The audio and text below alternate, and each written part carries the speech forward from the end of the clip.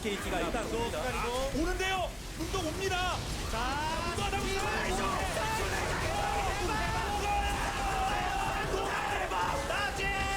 난리 났네요. 난리 났습니다, 이거. 세명전사. 이거는 버틸 힘이 네, 확 줄어들어. 정말 럼블 애니 자르반 다 대박이었어요. 네. 끝났단 얘기죠. 자, 먼저 달려. 네. 자, 이거 또 붙었죠. 애니는 범접고 달려듭니다. 와라. 지금 걸렸어요. 걸려서 지금 애니는 잘렸고요. 죽었고요. 말이 멀어요. 럼블이 멀어요. 이제 뽕이 오거든요. 페이커는요. 그리고 럼블 왔어요. 네, 더블캐. 컬라이저. 네. 콜라이저 그리고 불탑니다. 럼블이 자, 전면에 들어갔습니다. 그런데 애니 과감하게 라이브 그냥 때리나요? 들어갑니다. 타먹을 쳐요. 미사일 제라스 맞죠? 제라스 맞죠? 제라스 일단 조냐. 그리고 쓰레쉬 죽었고요. 제라스도 제라스 죽었습니다. 이게 상대조합이 뭐 어지간히 강해요. 그렇죠. 막아내지. 이거는 너무 막기가 가혹합니다. 이만큼 세야죠. 그렇죠. 네, 문도 해봤자 막 진짜 저만 걸고 계속 때리면 죽어요. SK 입장에서 지금 이 상황을 한타리 여기 아니 저는 지금 들어갔죠. 뱅기 전사. 하지만 완치를 잡아줘야죠. 맞죠? 오른쪽으로 빠졌고 일단 그러나 불타죠. 싸움을 봐야 됩니다. 자, 안쪽 문도 결국 들어가네요. 제드가 막타를 넣었습니다. 이거 정면 억지예요. 아무것도 없어. 랜턴 타고 갔는데 네. 트리스타가 안 상하네. 페이커를 위한 랜턴을 저 아직 안 끝났어요. 아직 안 끝났어요. 네, 바베큐쇼 안 끝납니다. 네. 야, 랜턴 타고 가니까 랜턴 타고 간 선수 끝까지 쫓아가서 잡았습니다. 게임이 공이에. 확실히 터졌습니다. 애들도 미치 났고 뭐 이거 럼블도 잘했고 자르만 뭐 21을 애니까지 무엇 하나 지금 어느 한 선수 하나 네. 네. 것을 보여줄 선수가 없어요. 챔프들의 레벨 트리스타나 없으면 네. 또 더 그냥 강하게 밀 것 같은데요? 네. 아니 뱅기 네. 누가 오늘 뱅기 터졌죠? 억제긴 해 네. 없습니다. 문도도 럼블 저렇게 나오면 그냥 감옥이더라고요. 네. 갑니다. 페이커 1대1로 붙 네. 네. 하지만 이퀄라이저 이퀄라이저 붙었어요. 그냥 막 싸웁니다. 이상하게 그래도 이길 것 같아요. 일단 페이커를 잡는다. 막 싸워도 이길 것 같아요. 일단 문도 살았어요. 혼자 문도가 이겨야죠. 그리고 일단 살고 봐야죠. 전원 쟁점. 뱅기. 네. 하지만 CT 끝까지. 다 도망가야 될 실패. 네. 스케일 활용 좋고요. 네. 저기서 두명 다 죽겠네요. 와, 27대 5 더블킥. 잡았어요. 애니 잡아줬어. 하나. 한 칸. 그 와중에도 포기하진 않았었어요. 네. 이거를 이제 세 명이 빠졌죠. 세 명이 빠졌죠. 없죠. 예. 페이커 전사 경기 마무리 짓겠는데요. 이러면요. 야, 넥서스 1.4 일반적인 경기입니다. 대단합니다. 1세트 제제 나즈.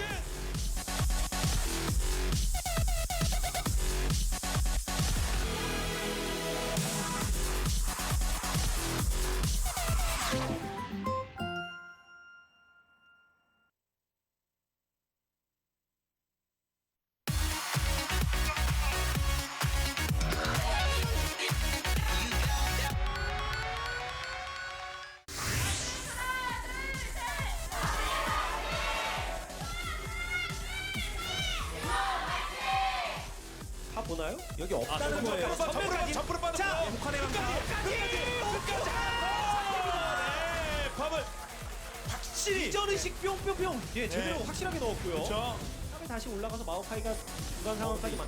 자 이거 보냈다. 집 보냈다는 거죠. 집 간다. 그죠? 그리고, 네. 그리고 상대 바텀까지 집을 갔었어요. 네. 딱 말씀하신 그 3일째 타이밍이었거든요. 네. 그러니까 타이밍을 그냥 완벽하게 딱 차단. 그렇죠. 포킹 두 방으로 만들어낸 것이나 거의 네. 다름이 없어요. 야. 네. 분명 집에 가니까 당연히 비누거든요. 맞습니다. 막을 수가 없습니다. 네. 아, 이 용 컨트롤이 상당히 좋습니다. 아직은요. 안정감의 대명사 이지훈이다 보니까 좀 쉽진 않습니다. 그리고 그렇습니다. 이들을 뒤로 봐주고 있고요. 네. 자, 마치 쪽으로 하나 들면서 그래도 발진으로 버티나요? 이전의 식은 안 가나요? 뿅뿅뿅뿅뿅.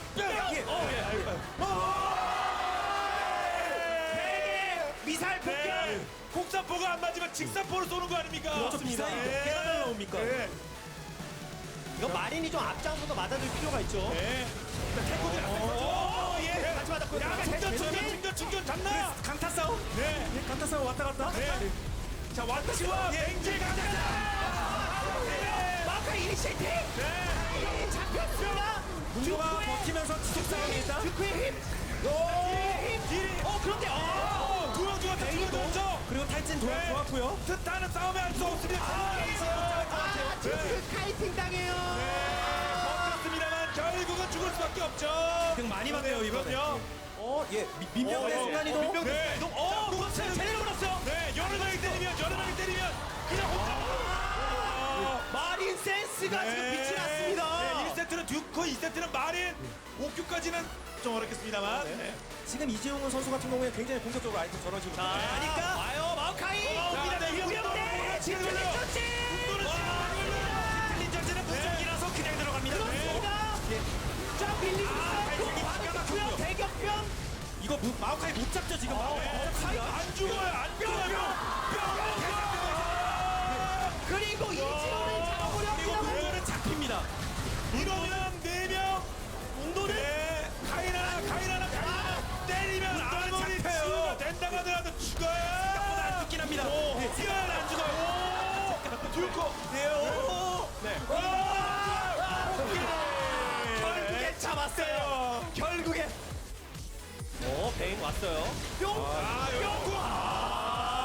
꽁이 제일 중요한데 꽁이. 수성이 안 돼요. 수성이. 네. 선수들도 똑같이 생각하지 않았겠습니까? 이러면 잡자. 고속도로죠. 네. 이렇게 되면. 자, 그나마 CS도 안 밀리고 그나마 어떻게 꾹 잡고요. 그러면 여기서 말씀하신 고속도로 넓게 미드까지 뚫립니다. 바텀에 이어서요. 무난한 타이밍에 바론까지. 네. 이거는 한번 가보고 싶긴 한데 참. 그렇죠. 야, 이러면 이제 공격 훨씬 더 좋아지고요. 순간 메이커가 이동이. 됐거든요. 오! 천치. 깜짝 놀랐어요. 메시지가 떠서 깜짝 놀랐어요. 리신을 잡았다는 얘기였어요. 예. 미니언이 일단 잘 안 죽어서 그래요. 잘 안 죽다 보니까 오랫동안 시간을 끌고 타워 깰 수 있고요. 달려들 수 있죠. 달려들죠. 우와, 이거를 하나 더 스나이퍼. 와, 이지호. 제제.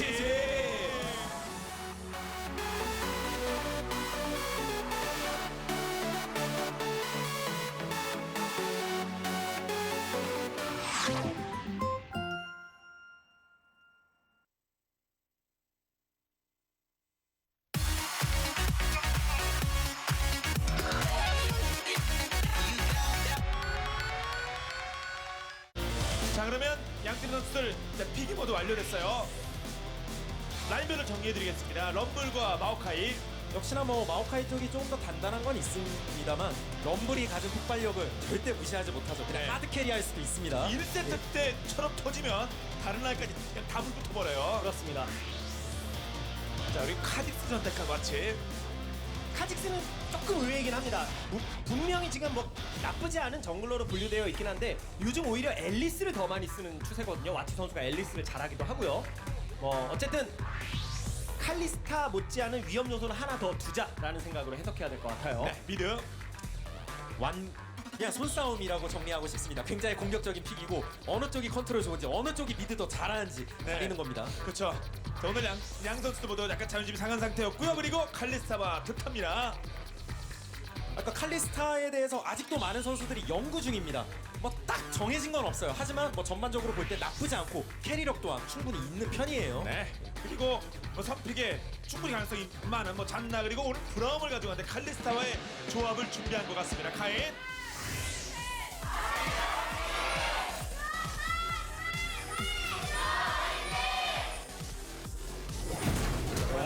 힐렘 로밍. 바로 정말 이게 뭔 일이야 싶을 정도의 네. 사고입니다. 사고. 자, 뱅기 거기 울프까지 3인이에요. 이번 3인이에요. 3인 전멸까지. 사실 박히고 네. 전면 없죠. 전멸 없어요. 죽었습니다. 죽어야죠. 네. 이명. 네. 예. 이거 진짜 완전 말리고 있어요. 완전 말리고 있어요. 네. 완전 로밍 타워를 완전 말리고 있어요. 해야 되는데 그러기가 쉽지가 않아요. 오늘 한기가 한 방. 예. 뱅기의 한 방. 네. 전사 조직은 안 됩니다. 아직. 이것도 간다 또 왔어. 점프.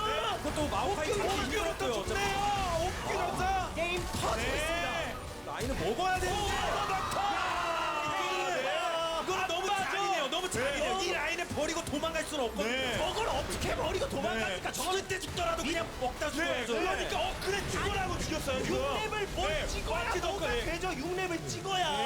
그러니까 우두루들 하잖아요. 원래요. 그리고 자, 또 바텀, 명령을 네. 띄웠고요. 이거 바텀 옵니다. 시간 끌리면 네, 난리 나요. 난리 납니다. 난리를 버텼어요. 난리 난리 났어요. 4명 왔어요. 4명. 살 사람이라도 살아야죠. 살 사람. 내가 죽고 살 사람이 없네요. 살 사람이 없네 말씀하신 대로. 돼도 되는 건데. 네. 자 이번에 네. 한번 자 카딕스까지 왔죠. 저는 어떻게든 카딕스까지. 아니 이거를 울프라도 한번 울프라 좀 봐야죠. 네. 이게 장점이거든요. 네. 그런데 순간이동 서로 나오고 서로 나오고요. 같이 오면 할만하고요. 같이 오면 할만한데. 하지만 네. 추가적으로 리신 르블랑 네. 카직스 자꾸 죽었으면 미신을 오히려 그쵸? 네. 아직 르블랑 싸움이 좋아요. 아직 르블랑 싸움이 좋아요. 체력 반피 르블랑 좋아요. 반피 살 사람 살아. 더 주고요. 칼리스타 전사. 이후에 발생하는 상황은 다 쏘내죠. 네.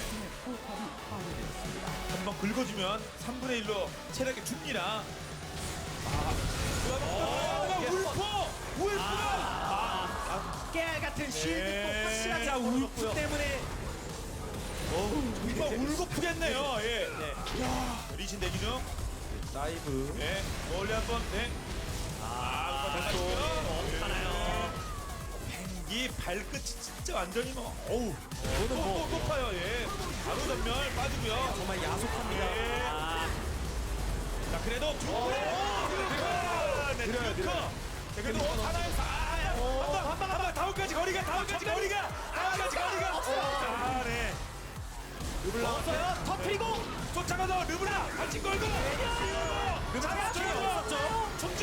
잡아야죠. 충전. 페이커를 좀 잡아줘야죠. 잡았습니다. 네. 페이커 그 와중에 또 페이크 넣는 거 보세요. 결국은 점화도 안 쓰고 원컴을 죽었어요. 네.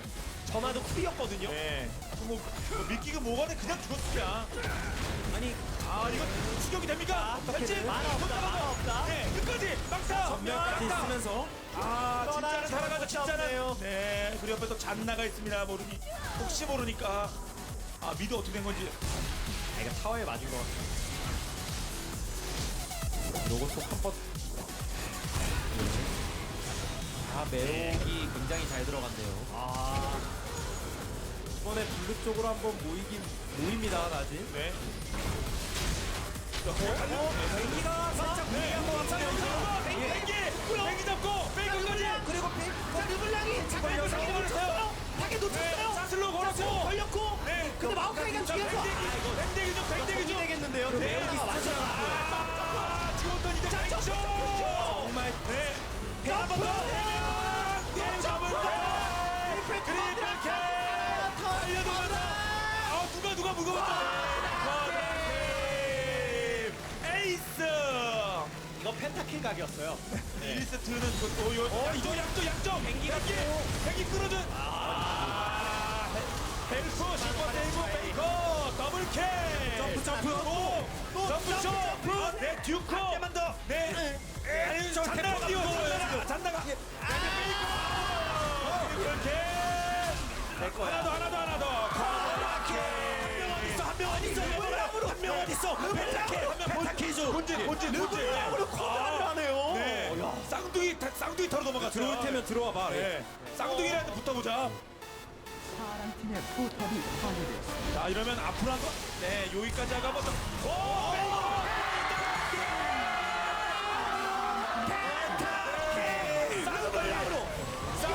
원딜도 아닌 펜타킬. 쌍둥이 타워 안쪽에 맞아. 첫날에 펜타킬이 나오네요. 두 번째로 원딜이 아닌 네. 포지션에도 펜타킬이 나옵니다. 엑서스 제제.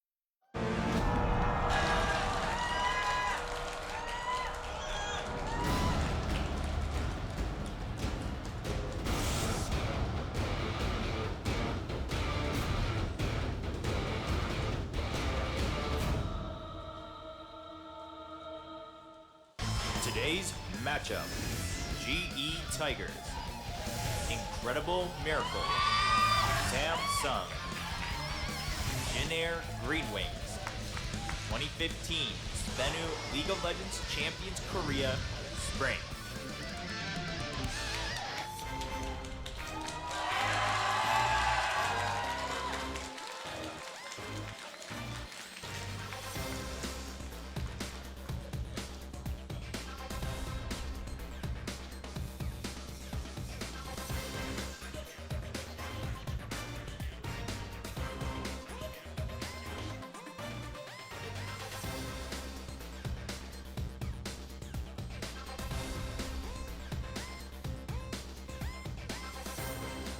Hey guys, welcome to OGN Champion Spring. I'm Doa, that's Monty Chris, and we are back for day 2 of our first week. We saw really awesome games in our first best of 3 on Wednesday. And now today, on these days, the Fridays and the Saturdays, we get 2 best of 3s. It's So awesome. many games, Yeah, Noah. many games. Many good games, too, That's right. hopefully. So, yeah, looking at tonight, got some interesting matchups. Of course, Yeah. GE Tigers still trying to find their footing, but probably looking like a kind of middle-of-the-pack team here in Korea. And Incredible Miracle coming in with a lot to prove after a very lackluster preseason. Yeah, I mean, a lot to prove is really a statement we can apply to a lot of teams below Najin and SKT at this point. And it really applies to our second match as well. You know, Samsung Galaxy versus Jin Air. Samsung Galaxy, a lot of natural talent with these guys, but not a lot of team synergy yet. And then you've got Jin Air that looked really good, but then really fell flat in the preseason. We know they've got potential to be good. They just haven't been lately. So can they finally do it again today? Yeah, I think Jin Air was the biggest surprise in the preseason. It really That was, They yeah. really underperformed based on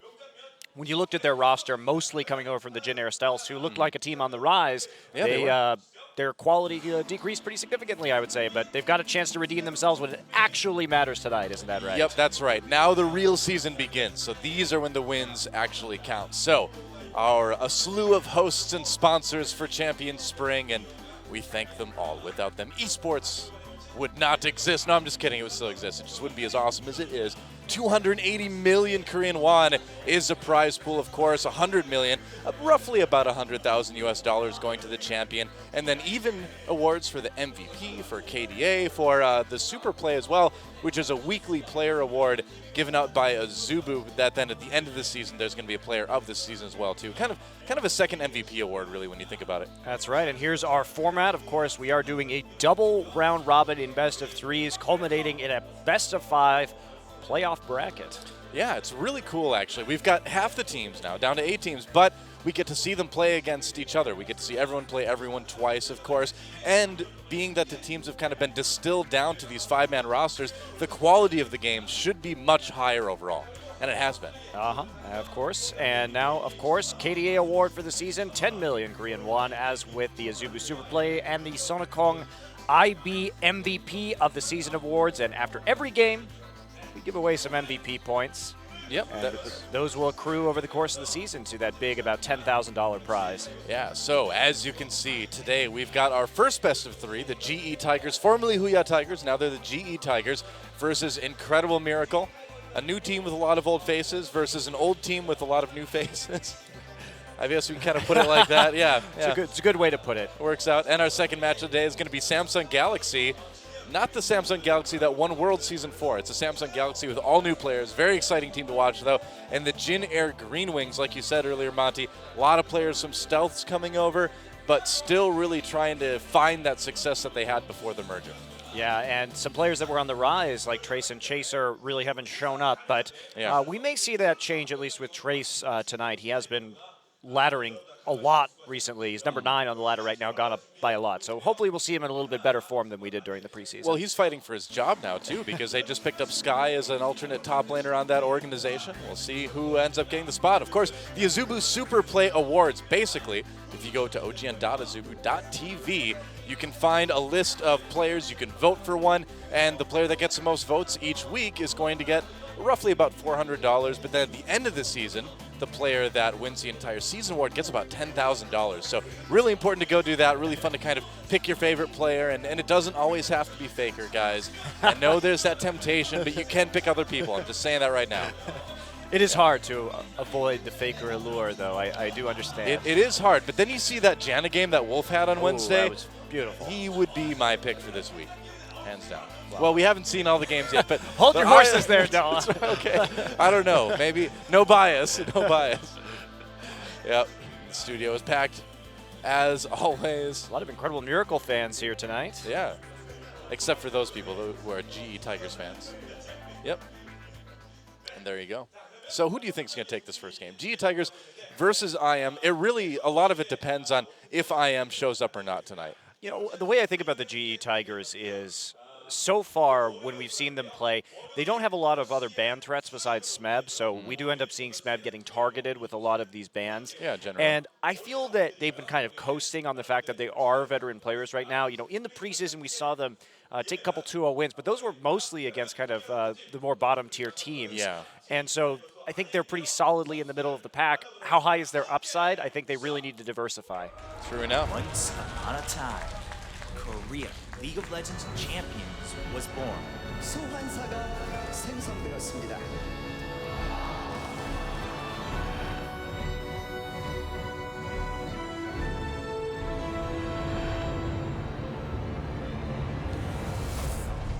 Many fierce battles took place on the battlegrounds. 오 이렇게 세나요? 왜 이렇게 나가나요? 정말 엄청난 경기력입니다. 돈에 땀을 쥐게 하는 매치가 이루어졌어요. 절대자는 항상 부족한 법이고 완전한 법이에요. 왕쟁을 하나거든요. And now, 2015 League of Legends Champions, a new war begins. And there you have it, guys. A new war begins. Well, it began on Wednesday, but a new war continues today. And let's take a look at our teams for our first match of the day. Over on that side of the stadium, it is the GE Tigers, or as we knew them, former Najin and Smeb. Yep. Smeb and the Najins, as we like Smeb to and call the them. Najins, that's right. They have their high school uniforms on today. They do. They're looking very, very school uniform-esque. See, Students of the game, Doa. oh, I see. I see. So Reach is like the, well, I guess not Reach, but Nofe is like the headmaster, huh? That's right. Principal Nofe. Principal Nofe right. here, and of course Smeb on the end, who has had he's had some breakout performances on some of these carry top laners. Unfortunately, it's rare that he gets his hands on them these days. He does absorb 2 to 3 bans typically. Yeah, we're going to see that Jace ban, I'm sure, among other things. So Smeb, Lee, Kuro, Prey, and Gorilla round out the roster for the GE Tigers. It's good to see Prey come back again. Has never quite been able to reach the heights that he used to get back on Najin's sword, but he's looking a bit better. But yeah, let's talk a little bit more about Smeb. Yeah, very surprising player. Great Jace play that we saw in the qualifiers and didn't see really in the preseason due to the number of bans and the priority. But yeah, coming in here, it's, we'll see if he actually gets his hands on any of those champions tonight. His tank play has not been quite so good. Now, speaking of play that can sometimes be not so good, Lee has kind of struggled from time to time. Overall, he seems like a player that's improved. He showed us a great game on Nunu when he brought that out. But can he consistently keep improving? That's the question at this point for him. Yeah, he's had a lot of time to develop too when he was on Najin Blacksword, and he still seems to be kind of growing into his position, and definitely a lot less veteran than most of his teammates, including Kuro, who of course playing a lot of these long-range mages, what Kuro is known for. Well, Kuro, I think, is kind of like the sleeper on this team. He's a really talented player that gets overlooked a lot in picks and bans, and teams can live to regret it. They can indeed. And of course, Prey making the big comeback. Yep. Had some solid games so far, but he looks really angry. He looks very angry. Wow. He's been a little inconsistent, and we're still kind of waiting for him to get back into that old Prey form, which had him as one of the Korean All-Star players way back in 2013. That's right. Wow, I'm just like intimidated by looking at that picture. Well, Gorilla, he's looking scary as well. This is a scary looking bot lane. A Gorilla, a scary looking support in general, play-wise and picture-wise. Apparently, this guy was part of that Najin Shield team that ended up going to Worlds and had that incredible run through the Worlds qualifiers in Korea. And still, yeah, easily one of the best support players out there right now. Would you go to GE Tigers High School, Doa? I think so, but only if it was like one of those anime high schools where they're like rival factions that would like fight with superpowers. See, I think this is something we should do in League of Legends. They're fighting in League of Legends, though, Doa. Yeah, well, that's cool, but we need to have like themes for team uniforms. Like one team can be like pirates, one team can be like punk rockers or something. I'll have like big mohawks or something. You know, it's kind of like the Warriors, only it's in League of Legends. Let's do that. Makusa can go coach the punk rockers, the That would be Mohawks. awesome, man. Or, you know, he would be like the gangster rappers. And on the other side of the arena, of course, is going to be Incredible Miracle, an organization that's been around for a very long time in Korean esports at this point, entering into their 5th year, actually, between games, but has never really found a huge amount of success in League of Legends. They've been the gatekeepers, right? They're in the tournaments every season, but they can never quite get to the playoffs. And they also always requalify. So Yeah. it's like you must be at least this good to be in Champions. And that That's true. line is set at Incredible Miracle. We'll see if they can do something more this season. Disappointing preseason from these guys, though. A lot of eyes on Frozen, their mid laner, who looks like a possible up-and-coming star, has had some breakout games, but still looking to consistently hit that top tier of play. Incredible Miracle is really the sticker on the sign that decides if you get on the roller coaster that is Champions Korea. That's really how it is. And Lilac getting a big cheer from the audience as well. He's had a lot of Scion bans against him early on, and just, you know, has always been one of the most knowledgeable players in League of Legends here in Korea. Yeah, you can see a pretty low KDA, but he primarily fills a tank role on this team. Doesn't play a lot of carry top laners, generally speaking. Yep. Wisdom coming out with a lot of that. Kha'Zix, definitely his preferred champion ever since he started jungling at the professional level. And, you know, we talked about earlier with all the, he tends to get his pick too. There's not a lot of bans focused on him. So he's had a pretty easy time picking up who he wants to play. And, of course, Frozen coming in.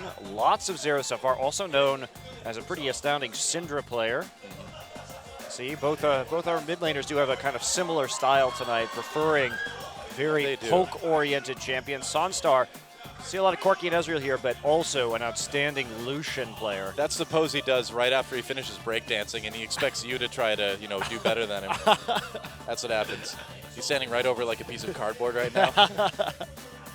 Yep, and Tucson, a solid support player. Again, you know, room for improvement there, but pretty much I would say just a good, solid support. Yeah, he looks quite confused in this He picture. does.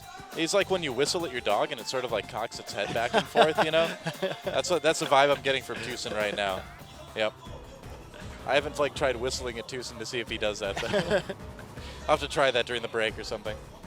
Oh, I love these cheerfuls. Happy New Year, Happy New Season. That's right. Of course, a very Incredible Miracle looking for a new beginning in this league, that's for sure, trying to break out and finally become an elite team here in Korea, but they've got a lot of contenders, including this squad full of old school veteran players that the GE Tigers have assembled. Well, especially, I mean, I keep going back to Prey, but this guy really has been around since the very beginning. Took a little break. A little bit of a break. A little break. Heard it was a little bit of a girlfriend break, but now he's back to playing again. Let's take a look at some stats here. Yeah, not a lot of stats, of course, going to be for the GE Tigers. Brand new team. 5-3 so far, so not a big sample size to tell us really what's going on with these guys yet, but we'll see how they do. A lot of games take place over the season, and Incredible Miracle, pretty darn low win rate right there. Yeah, I mean, I assume this is carrying over the legacy of Incredible Miracle 1. They tend to grab the better team statistically, it seems like. Although there's not a lot of, I mean, with all the changes that happened to Korea, it's kind of hard to draw accurate stats at this point. I think they're grabbing the older teams, pretty much. The teams with more yeah. legacy, like SHIELD and SKTK. Yep. And of course, looking at our Dragon and Baron statistics right here. And who will our key players be? It will be the Prey. Oh, yeah. Make a play, the Prey. Hasn't gotten to play Twitch a whole lot lately. Definitely a pick that's kind of fallen out of the meta, but you can never quite count it out for him. He brings it back every once in a while. Yeah, we may see it. Twitch has become less of a priority, but it still does pop up still here and there. And, you know, Sonstar, he actually draws a lot of Lucian bans, so that's something that you're not seeing in these statistics right now. Yeah. He has proved very strong. There we go, on that champion in particular. There you go. There's his pentakill on Lucian that he got during the qualifiers. And you can see, looking at that kills to deaths ratio, this guy really does work on Lucian. And Again, you're right. That's why we don't really see many stats from him, because he just doesn't get to play that champion. Tuzin's face is the best ever, by the way. And the coaches are entering the booth. There's Nofei. Nofei's really cold right now. That's right. He looks very warm in that coat, though. And it looks like the coaching staff from IM coming in. Coach Kong, of course, on the left, longtime manager in Korean esports. Yeah, cross games as well. Yep, that's right. Had a lot of success in StarCraft 2. He's tried so hard to build it in League of Legends, but it just hasn't worked for him quite yet. Well, he's always been there, though. Yeah, for sure. Always had his team in the upper level of play. So I've known him for a long time, too. This guy never misses one of his players' matches. He is at literally every game. Would you get Smeb, Della? Get Smeb? I don't know. I mean, if I was building a team and they would never ban Jace, yeah, sure. Why not? Telling somebody to get Smeb sounds like a really horrible insult. I know, it does. Get Smeb's like, what did you say to me? What did you say? I can't believe you said that to me. I thought we were friends. All right, Azir. Taken out immediately. That's going to be banned against all night. Frozen. I mean, both these players like to play it, so. You can't let Kuro or Frozen have that. Nara, a popular ban on red side as well, just getting that out of the way. Lissandra taken out, so they're really going to pigeonhole Lilac probably on a tank in the top lane right here. Now let's see what IM does in response. They have Jace and Rumble, and they're going to actually remove Jarvan. Interesting. Yeah, no kidding. I mean, it's been a champion that's been really useful lately. We've seen a lot of the Rumble Jarvan combinations coming back with the big team fighting style. So I guess if you want to maybe first pick a Rumble, or you are worried about them first picking a Rumble and you don't want to ban it, you can ban out part of the popular combo. And Janna ban coming in, of course. And there's Lee Sin. Okay. All right, but both Rumble and Jace available. Yeah. The popular picks for Smeb is so dangerous on Jace right here, so. I feel like Jace is the way to go. And they may just go ahead and take away the Lucian, not wanting Sunstar to get that. Yeah, true enough. Ah, okay, so picking the flex pick first. Now, we don't see too many Kassadin first picks anymore, but still a popular champion, both the mid lane and the top lane here in Korean League of Legends. Yeah, that's why it's safe, because you can't really pick against it because you don't know where it's going to go. Right, and because especially they're drafting from the blue side right now, they are going to see either top or mid unless IM picks a flex pick like this Jace. And so they're hoping to have some way to react to it. Unfortunately for them, they won't. Jace grabbed up right now, and probably IM's going to put that Jace wherever the Kassadin ends up, and they'll have a lot of flexibility with the last pick in order to do that. Yeah. Elise coming out, a little bit rarer these days, but they are going to take that probably because they want to put the Jace in the top lane, and Elise is just one of the tankier champions right now, and if you want to have a jungler as a main tank, Jarvan's gone, so Elise is always a good choice if you're going to run two carry solo lanes. Makes sense. And it looks like Rumble and Thresh grabbed by the GE Tigers. Get win. Okay. This summer, Najin's going to get prey. Okay. Well, Sivir, okay. Well, a lot of speed if they combine that Jace and that Sivir, but I'd be pretty surprised. Yeah. It would be useful for kiting if they wanted to take something like Xerath in the mid lane, but generally with Pope comp, Sivir is not going to be the most ideal AD carry that you can pick. Lucian's still out there as well, if Sunstar wants to grab that. Yeah, Lucian, good choice right now. And there's the Xerath, and we could see the Sivir just for the using your ultimate more for kiting than engaging typically. Yeah, I mean, that's a good pairing with Xerath too. He needs all the mobility he can get. Yeah, so it'll be difficult to lock this one down. GE needs some hard engage. There we go. that. Pantheon immediate lock-in. That's a fantastic choice against the team composition that IM is running. We don't really see a lot of Pantheon jungle in Korea, but this is a really, really good counterpick to the strategy that IM is using. Of course, you can immediately get into that back line and try and hold up the more immobile, especially Xerath. If Lee can get on top of Xerath, it's going to be really great for the Tigers. Well, yeah, I think that's going to be the plan right there, is just jump onto Xerath, and then, what do? Do you just leave Xerath to die while your entire team runs forward with the Sivir ult? Or, it forces IM to make a lot of difficult choices later in the game, I think. Yeah, it does. I really like that, actually. And combined with the Rumble as well, as long as Pantheon can stun somebody in the backline, the Rumble ult will drop shortly thereafter, and then Kassadin can get there and try and clean things up with the Force Pulse. So looks like we got a good composition for the GE Tigers against what IM is trying to do. They probably should get a little more peel, and there we go. Ooh, well, that certainly works. Leona locked in. Peel, and also decent roaming potential as well. Yeah, so this is actually good because IM, I think, is a last choice. Picking up that Leona really does help them deal with what the Tigers are doing because Leona will be able to just stand next to the back line, then use Q on Pantheon, and then try and zone him out with the ultimate from coming in on the front line. And so if Leona can stun whoever's in the back, they can collapse on them, kill them quickly, and then continue kiting. So this should actually be some really fun team fights to watch because we do have some very specific goals from each of these composition for IM. It's about popping that Sivir ult. It's about collapsing immediately on whoever gets in the back line and continuing to kite.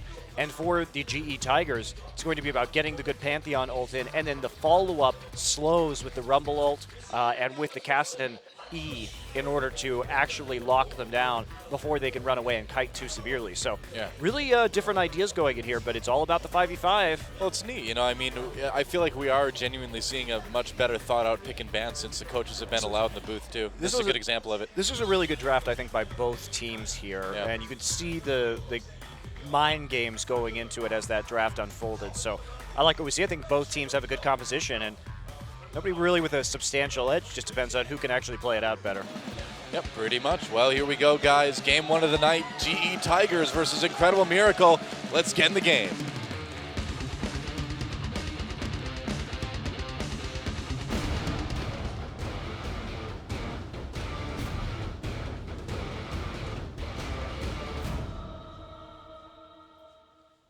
Another season, another 5 seconds of watch staring at you before every game.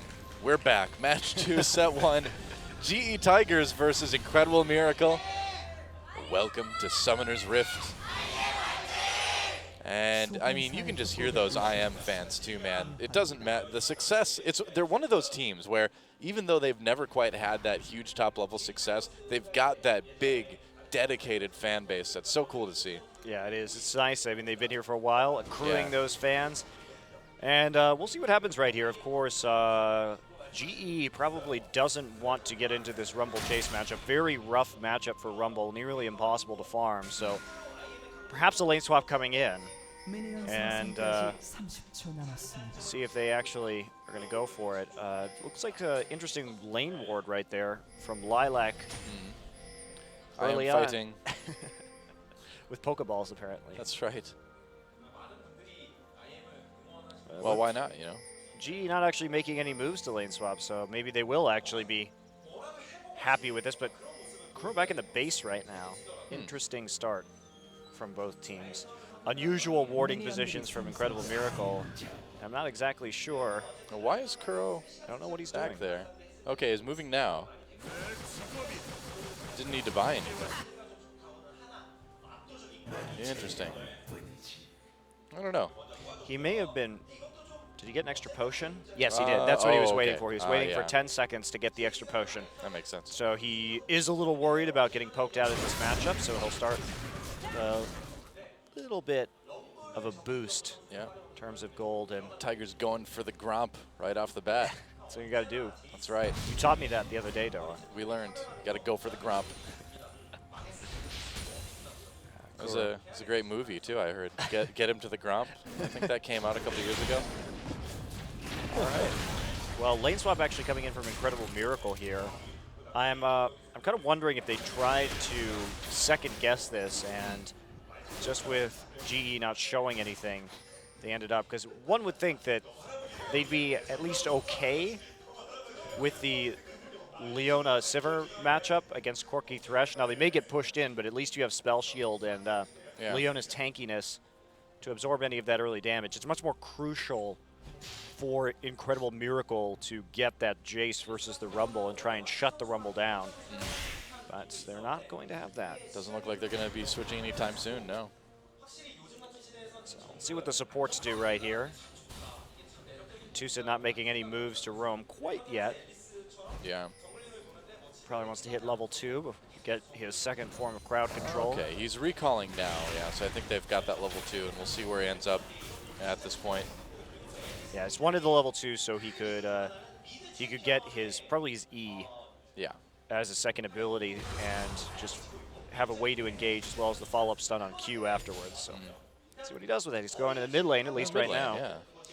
Now this is a pretty scary combination. The Leona Elise combo, especially for Kuro, who is going to be doing a lot of CSing at melee range. Yeah, you're not going to have a lot of mobility pre-6 as well, too, unless you burn that flash. Right, especially for Kassadin and Rumble, and Yeah. having two forms of hard CC in Leona and Elise makes them a pretty potent roaming combination. We'll see where he ends up going. I'm all for the roaming ganking supports. You know me.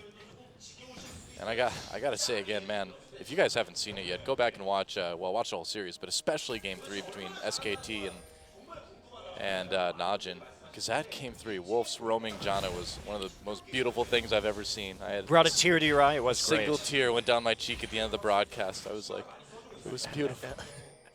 Wolf played it very nicely, 'tis true. Certainly did. All right, well, Gorilla moving up on Thresh right now. He's not going to get a whole lot of work done probably against this Sivir. Just getting Yeah, I don't a know. deep Just ward down, trying to figure out where this Elise is. Now, this may mean that they're going to try a dive at some point later on. I suppose you could. Lee puts that pink ward down in Tri-Brush, so wanting to make sure that they have a little bit more control over that ward-wise. And Prey on his own, but shouldn't be having too much trouble farming. Gorilla does have his death sentence. Yeah, are they going to go for this here? Soaking up a little bit of XP now, but Frozen wisely playing that a little bit farther back. Frozen's actually taken a lot of harass from Kassadin Q. It's a little bit surprising how much he's, when you look at these life bars, it's kind of supposed to be opposite in this matchup. That's a little bit weird, yeah. Well, Kuro does have a million pots, so that's going to help out as well. But 1 million okay. pots. Oh, here we go. Oh, there's a ward. Pantheon, well, they knew there was a ward Pantheon anyway. didn't show on that ward, though. Yeah. I don't think. But they haven't seen him in a while. They know something's up. Tucson and Lilac have got to be thinking they should be playing pretty safe at this point. Lee lurking, waiting to see if they can get that hook. Yep.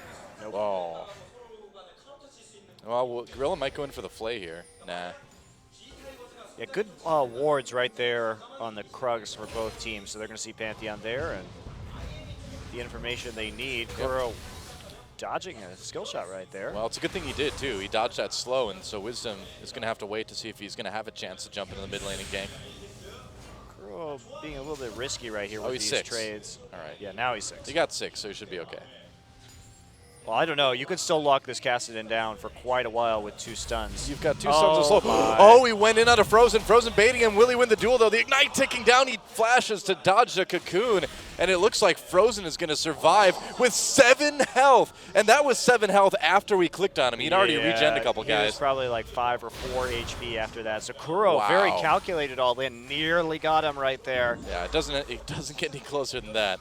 But Kuro way up in CS in a lane that he kind of has no business winning right here. So Yeah, Frozen playing a little bit too scared, if anything. I guess so.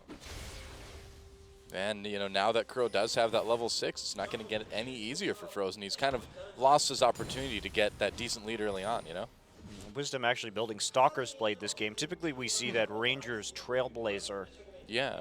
I mean, on if the you're... Elise. Just because she needs a little bit of extra help like with her clear. And so that can affect things a tad. And also, you already have a hard CC. You don't necessarily need that Chilling Smite necessarily. Yeah, and I mean, we've seen other players, the people that play Elise most, like Watch, generally build her as tank anyway. So you're going to be more farm-centric early on. Yeah, to go for the early Sightstone, though. So Yeah. definitely prioritizing the tankiness and the warding above all else. And Pantheon in the game and all the mobility that this Kassadin has as well. Definitely a little bit of a necessity right now. Lee trying to make potentially a play over the wall is going to pop a pink ward down there, not see anything, hand off the blue buff, and then maybe he'll try and make a play onto the Jace. IM finally has the Rumble Jace lane that they looked for earlier, but Rumble still ahead in CS. And Yeah, he's had plenty of time. And Rumble, again, he's always been one of those champions, too, that doesn't vitally need a ton of items. His ultimate is good enough anyway, does enough damage that even if you do get a little bit behind early on, you can still be a big part of those early dragon fights. And Gorilla using the recall opportunity to get a deep ward in, and actually they're going to be lane swapping again right here. Tucson and Wisdom. And they're not Oh going no, to Sivir's going back down to the bottom side, so it's just a little bit of a roam. This is very dangerous against a forward Rumble player, however. Oh man, Well, he's got to let this ward go. Yeah, you can't do Oh, this. he's so scared. Oh, he might be in trouble here too. Power Slam comes in, nice flash, knockback. Can they get him? It looks like Smeb's in trouble, and first blood goes to Wisdom. A successful gank from him and Tucson. You kind of And- expect to die right there, honestly. Yeah, if you're playing Rumble and you're against Elise and Leona in a lane swap, like they can get to you, especially with a nice roam. And Sivir, now they did cost some CS on the bottom side. Songstar did have to play very close to his turret during that entire engagement. And Smeb did have the right instinct. You'll notice he dropped the equalizer. He was trying to push because he thought there was some funny business, so he's trying to get out of lane. Yeah. And unfortunately picked the wrong time, and that actually caused his death right there. Well, you know, you saw he didn't even bother using his flash. He knew No, he was dead. He knew it was over the moment he saw those champions. I want to see some 2v2 fights. I want that. I don't think we're gonna see it though. Yeah. As far as how this game has gone, yes, Smeb just did give up the first blood, but for Smeb, at least he didn't get entirely shut out of CS and have 50% of the CS as his opponent right now. Wisdom ended up getting that kill. So I would say for a Rumble Jace matchup and just the way the lanes are shaking. Oh, Kuro stunned, slowed down, cocooned. Can he get away? He's low already. The teleport coming down. Wisdom takes a lot down forward. Back off in the ult. Frozen gets him with the third hit, and Wisdom manages to make it out off of the summoner heal from Frozen. Risky, but it worked out for IM again. Smeb should not have teleported with his ult down right there. There's not really a play that you could make. You wonder exactly, what he was going to do, yeah. Yeah, he needed to let that one go. Now, there will be a TP advantage for Lilac in just a little bit. Yep. So, yeah, not the best thought out teleport right there, but Surprisingly enough, it was a Frozen who could not let it go, that gank. wow, it's just terrible. hitting, look at that, beautiful chaining of CC onto Kuro. Not really a chance right there. Nearly got out with the dodging, though. Pretty impressive stuff, but Yeah. not enough follow-up with the Summoner heal available, and Frozen still left with his flash in that mid lane, so Not bad at all. bad. So I am definitely playing out this laning phase nicely, but you would expect this. Really, honestly, the Tigers should be further down than they are right now, just based off of the lanes that they have. Now that we've swapped back into the Rumble Jace and the Kassadin Xerath, pretty rough in theory for Tigers. They're hoping, though, that later on, once come the team fights, it's not going to matter a whole lot if they give up a couple kills early, as long as they can stay up in CS, and they are doing that. A little bit of action down the bot lane, possibly. No, not quite able to take out that ward. Wisdom will just throw down his own. And looks like they're trying to set it up for a dragon here. It's a little bit earlier than we normally see. There are wards there already from GE Tigers, so just kind of the preliminary steps at this point, it looks like. Oh, Smeb low again. He's having that hard time. Yeah, that's what you expect, though, and Yeah. Lilac's starting to really stack up that tier now. They really do look like they want to get this dragon if they can. Well, they have TP advantage, so they should Yeah. definitely try. Also, Smeb is very low, and just use his ult. Free dragon yep. right now. Go, go, go. Pretty much. Lilac not reporting it, though. They're not going in. Well, they want to push out the bottom lane first, but they did have a nice push on mid. Well, that ult's At the going to be same down for a time. little while, so it's not like they've completely lost their opportunity yet. Although it is giving time now for Kuro to get set, for Lee to be able to be there. Yeah, but see, they just provided an opportunity with Kuro backing Gorilla and Prey, making the most of that little window to get some wards down where they didn't have good vision before. So now they have to clear again. But they have deep wards in the enemy jungle. So we'll see if they can actually make something of it right here. We do see Kuro recalling. Finishes Rod of Ages and see what else he can do. But they've got to do something with this, trying to hand over the blue before it happens. Yep. And they should be able to do that without much trouble. Tucson, there we go. Spots that ward there.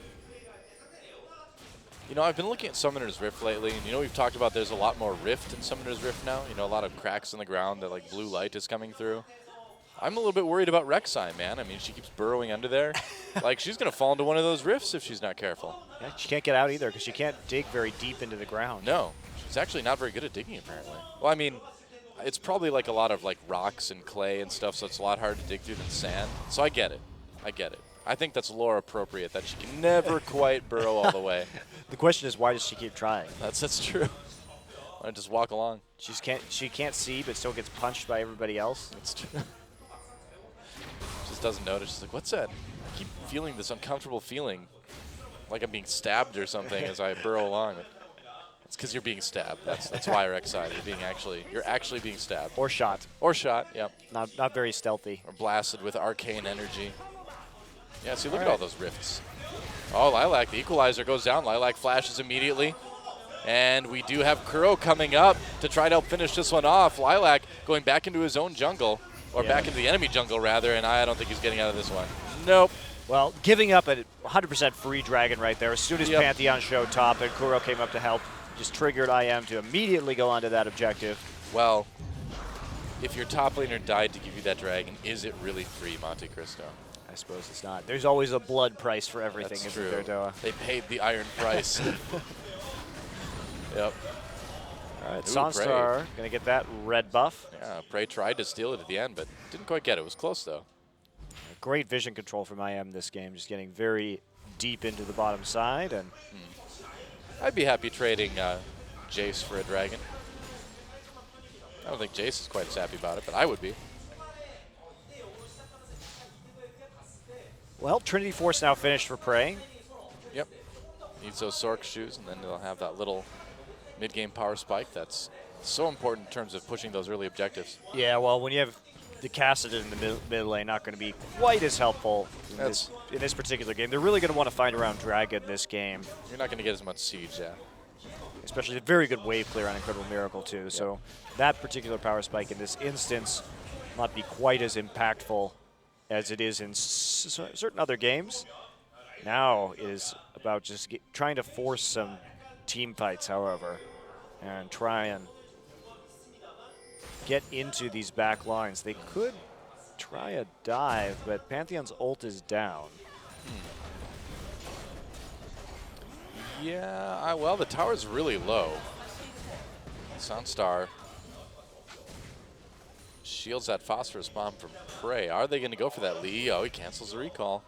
Nope, he doesn't. He's recalling again. Hot recall casting. He's waiting to see if they're actually just going to walk up right here. Yeah. I don't think that's going to happen. Nope, he recalls. Meanwhile, Wisdom getting a little bit more vision control in the upper river. All right, here we go. 5 seconds left on this man drop. And Kuro just continuing to do an outstanding job of farming in this mid lane. It's pretty... Oh, there we go. There we go. All right. Where's he going? He's going after Lilac. There's the ultimate slowing him down. Lee jumps in, gets a stun. Lilac, no flash right now. I don't think he's getting out of this one.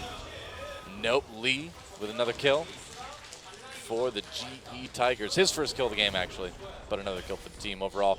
And that should be a top lane turret, too. I don't think Wisdom can save this, do you? Looks like they are going to have to just give this one up. Yeah. In fact, Wisdom needs to be careful here. Oh, boy, Wisdom, what are you doing, buddy? And they try to slow him down. Frozen comes in to help out, and he ults. Can he get two with the ult? No, just one. That's enough, though. Yeah, they lose that turret, but at least they get a kill out of it. Wisdom, very dangerous play right there. That was crazy, man. Yeah.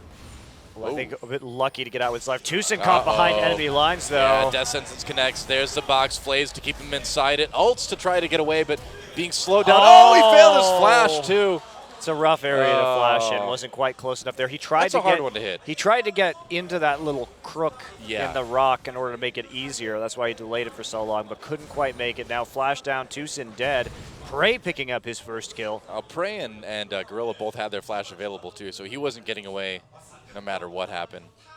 But unfortunately, that flash going to be out of commission for a while, and turret taken in the bot lane by GE Tigers. Tower's starting to fall pretty rapidly here right now. Let's check out what happens. Sonstar has to use his ult and flash just to get away. I'm not sure how Tucson ended up over there. That's what I'm really curious about. Yeah, if they tried to go for some sort of 2v2 and it just fell apart really fast. And that's a tough flash. That is. Kuro continuing to do some decent damage to Frozen. Kuro's been playing this lane far more aggressively than I thought he would, just relying on his magic damage shield from his Q in order to trade effectively. And I think Frozen, he's allowing himself to get pushed around a little bit right here.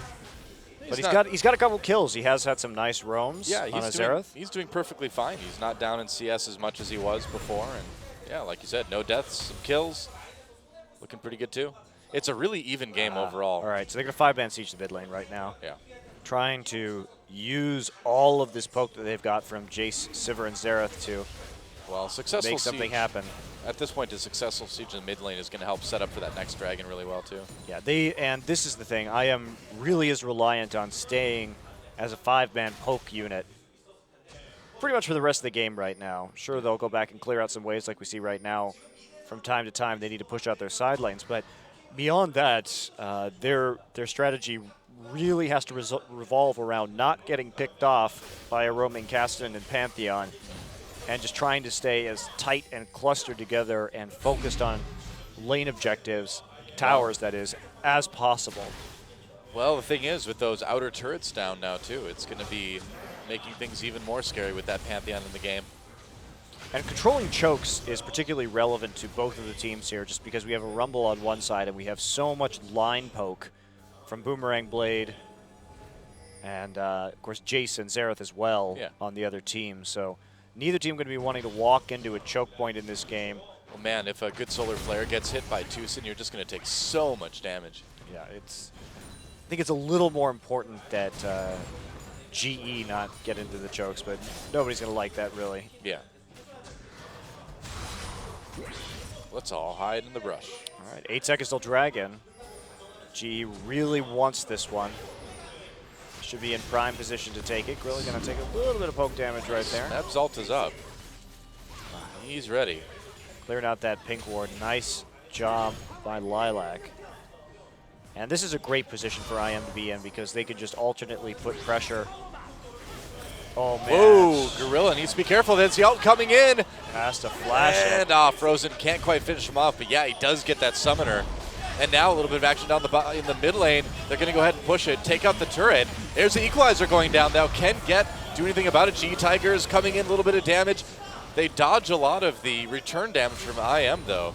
You really didn't want to drop the Rumble ult right there. You want to wait until the Pantheon ult is in channel in order for the Rumble ult to go down, because otherwise there's no follow-up on that, and you waste the Rumble ult.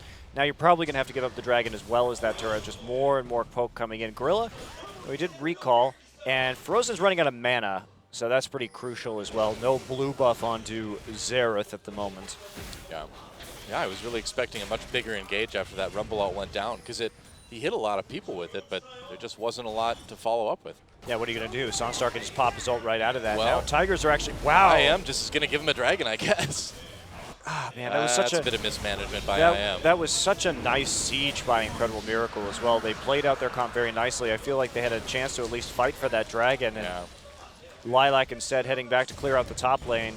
Well, not really a high priority disengage right there. I know Frozen was running low on mana, but they could have staggered some recalls, and Lilac did have his teleport up as well, so they could have made a more convincing, I think, Dragon contest out of that. Look at the warding, though, from the GE Tigers. Like, they were totally ready for that sort of move. They knew as soon as IM was moving back, they could go in and grab that Dragon. Yeah, it was a nice play, though. They did take advantage of that window, and they did maintain vision control over that entire period. Look at that. Our Observer gets it. All those wards.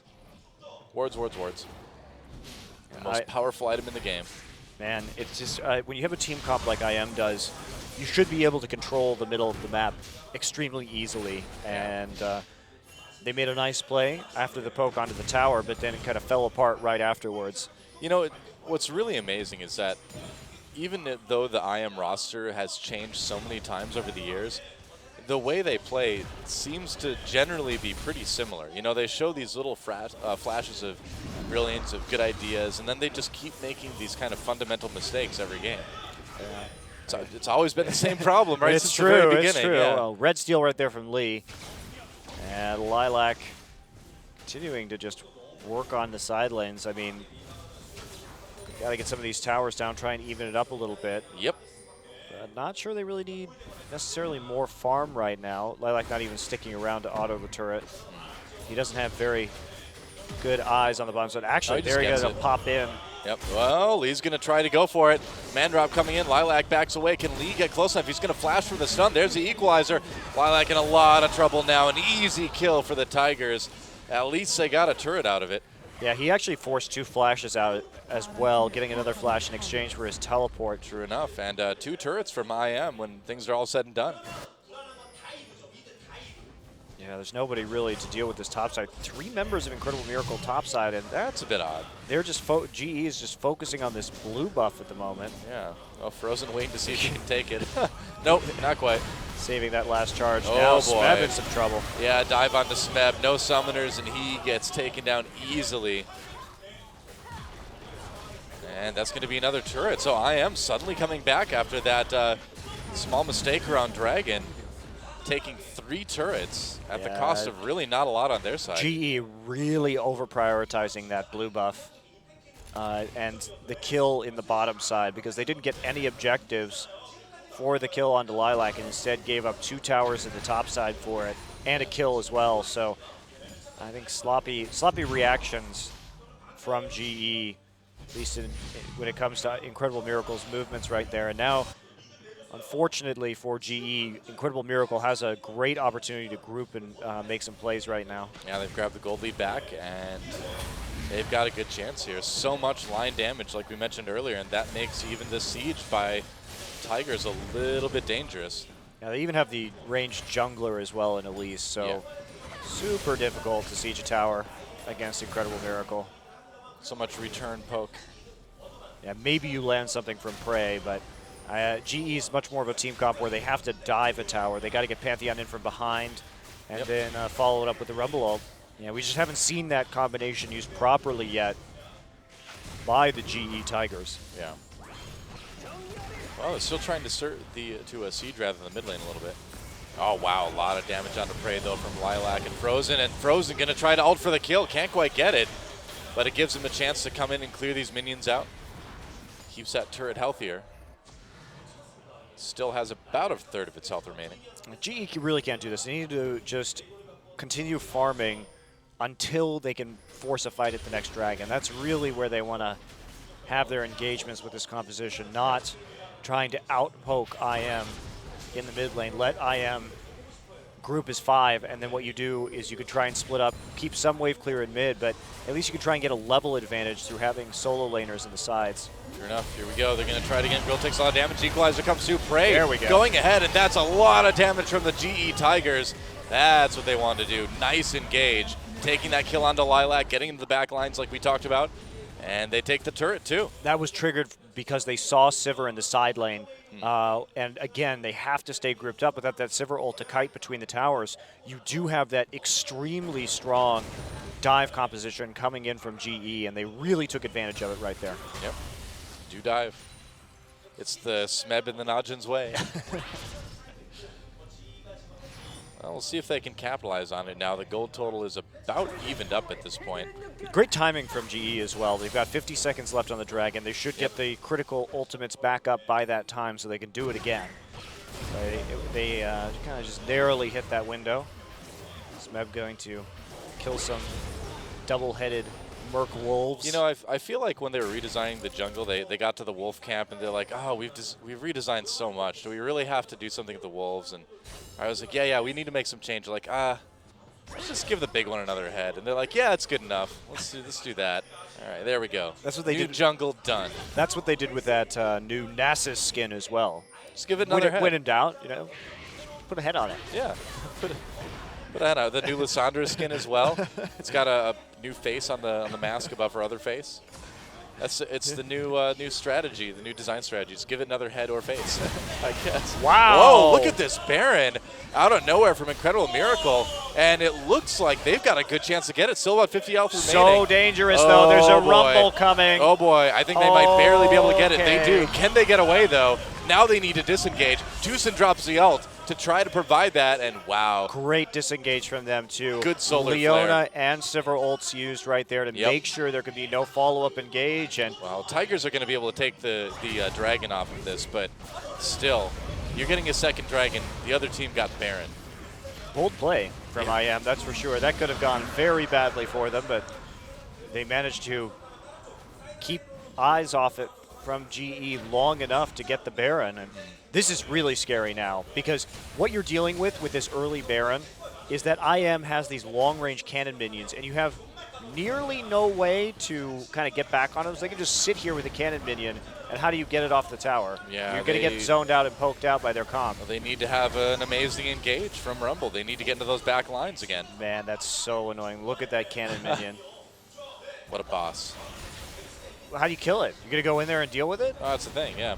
Well, I mean, that's what their comp is designed to do. It's just designed to do it against champions instead of cannon minions. Wow, this is absolutely devastating for IM to get this early of a Baron. You should never be able to get a Baron like this. Here we go. They're going to try to get into the back lines, and it looks like they may be able to. Nice Rumble out. They take down Frozen almost immediately, and now the Tigers trying to get farther into the back line. Smeb manages Zonias and stay alive. Lilac turns to try to take down Gorilla. Can't do it. Kuro, meanwhile, gets the double kill, and Tucson not going to survive this one. No summoner, a triple for Kuro, and that is how you answer an early Baron. You answer it with an ace.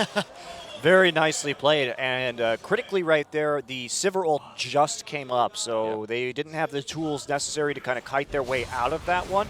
Great engage, though, and these really make for the most exciting games, though. When we have two team compositions that are like directly polar opposites of one another, and they have such distinctive goals, and that's where we get these seesaw back and forth games. So nice siege by IM, but wow, they were not ready for that hard engage.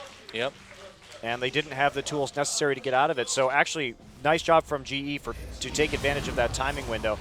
Look at that, Kuro, great engage. Frozen position too far forward. He also shouldn't have been near that wall where he could have gotten autoed by Corki like that. He needed to stay a little bit further back right there.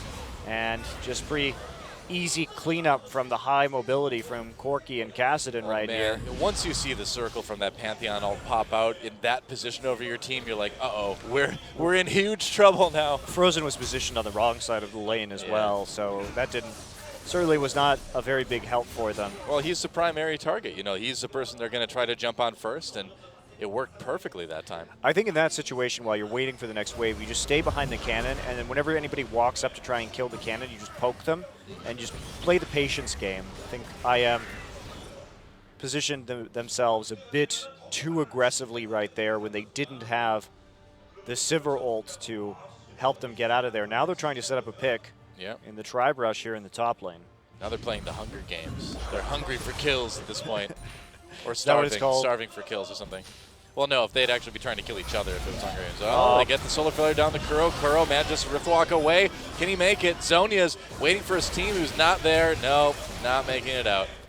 Nice attempt. But in the meantime, that inhibitor is looking pretty vulnerable. Uh-oh.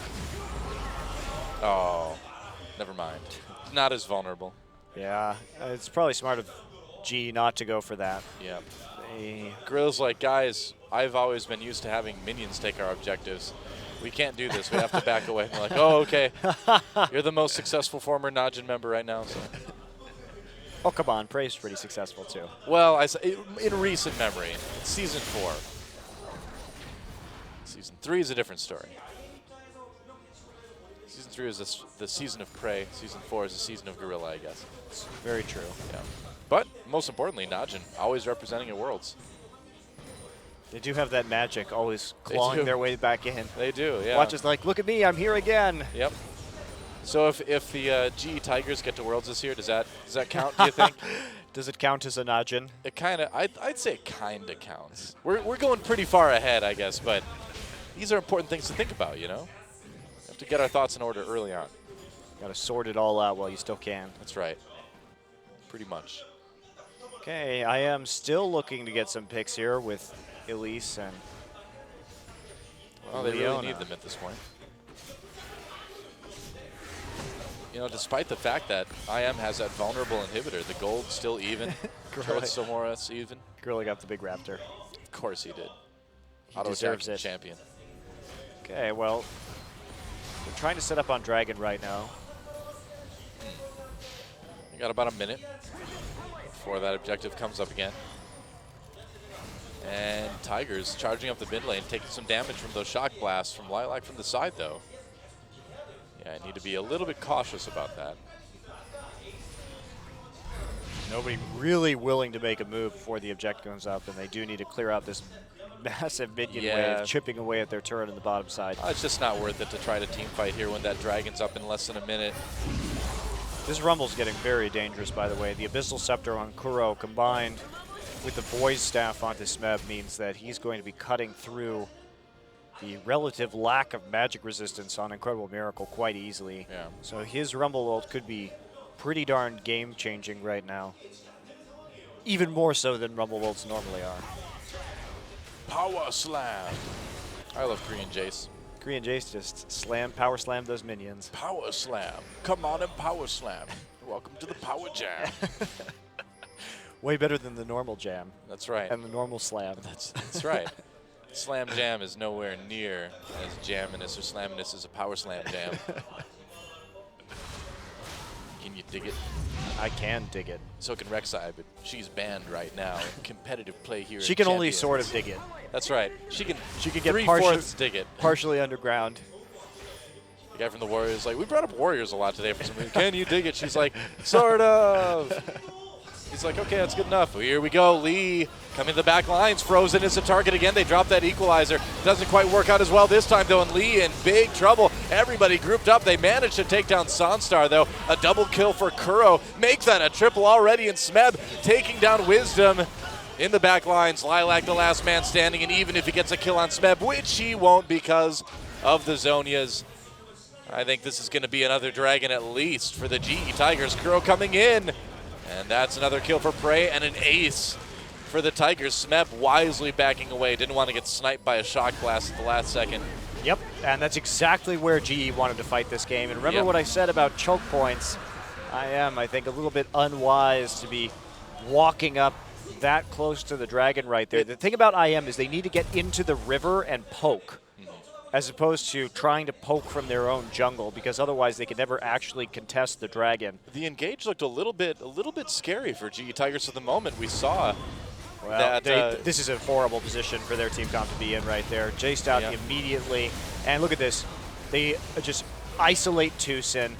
They've got control over the choke point, so nobody can get onto their back line, and it's pretty easy for the cleanup right here. Lilac split off from the rest of the team as well.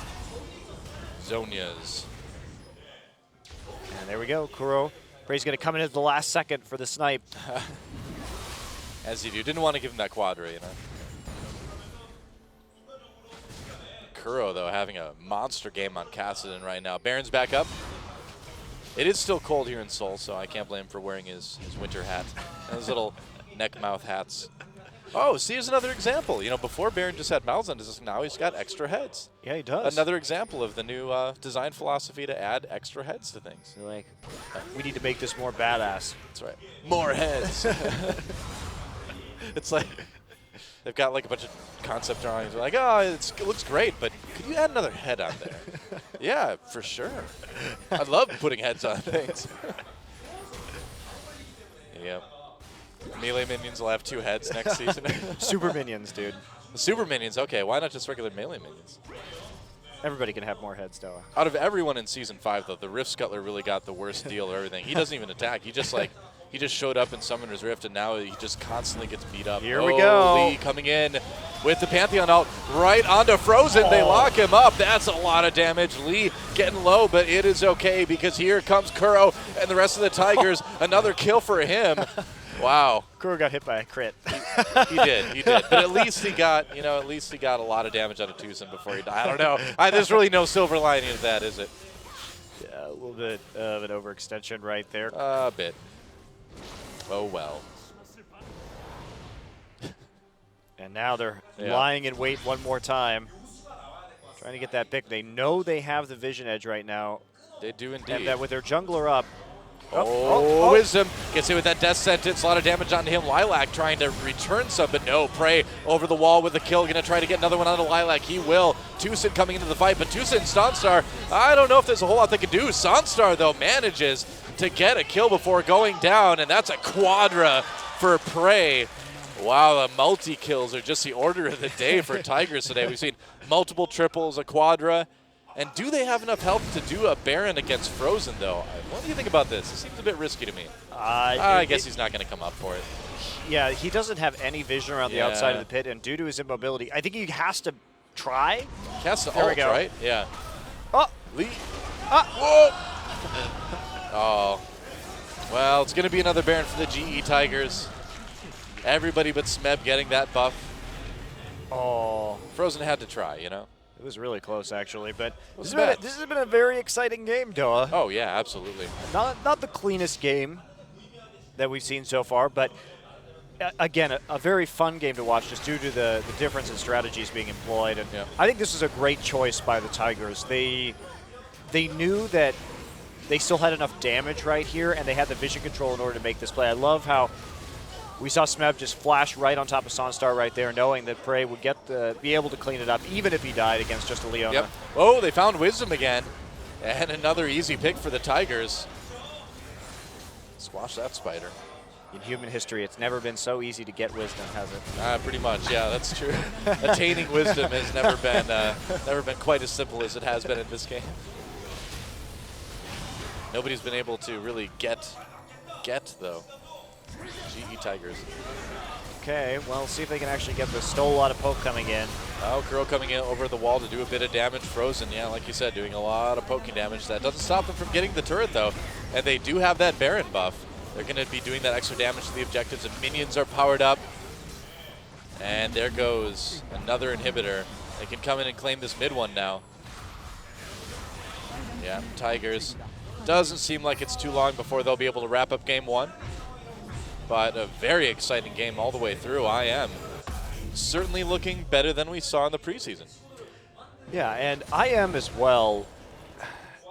We've seen, whenever we see a poke comp, you see both how strong they are and they're very polarizing. They are very strong, but they can also collapse almost immediately with one mistake. They don't have a lot of insurance value to them, and you really have to be careful with warding your flanks. You really have to be careful knowing which abilities are up. It's also extra important to know who has flash on the enemy team when you're playing a poke comp, just because you're very squishy. And so if you don't have a plan in mind about how you're not going to get engaged on, like we saw in the mid game when IM was making that very strong push, had a great Baron attempt early, just the fact that Several was down and a little bit of mispositioning by Frozen cost him quite a lot right there.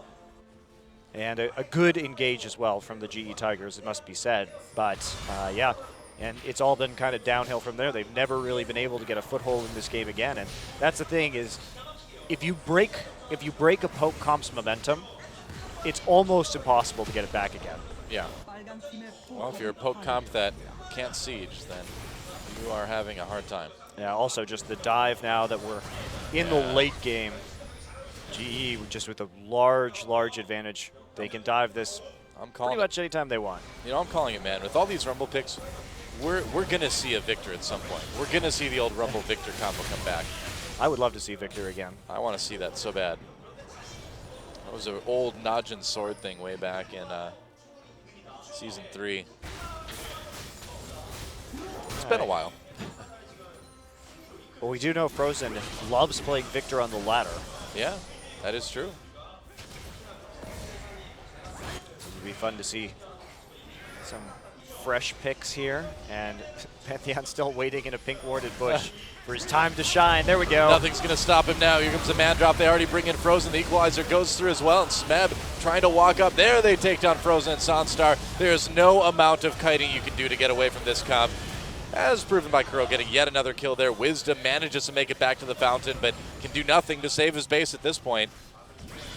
Yeah, methodical closure here as well. Yep.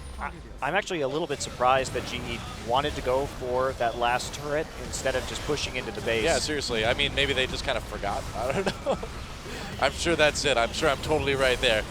There's the end of the game. They get the ace, and the Nexus goes down. GG for GET.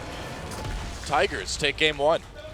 Very exciting back and forth game. A lot of shifts in momentum over the course of that one, and very interesting strategic diversity between these two teams. I hope we get to see another one with so much interesting stuff happening in the pick and ban phase and in the mid game. So the sort of schoolboy uniforms going on for GE Tigers. What grade would you give them for that game?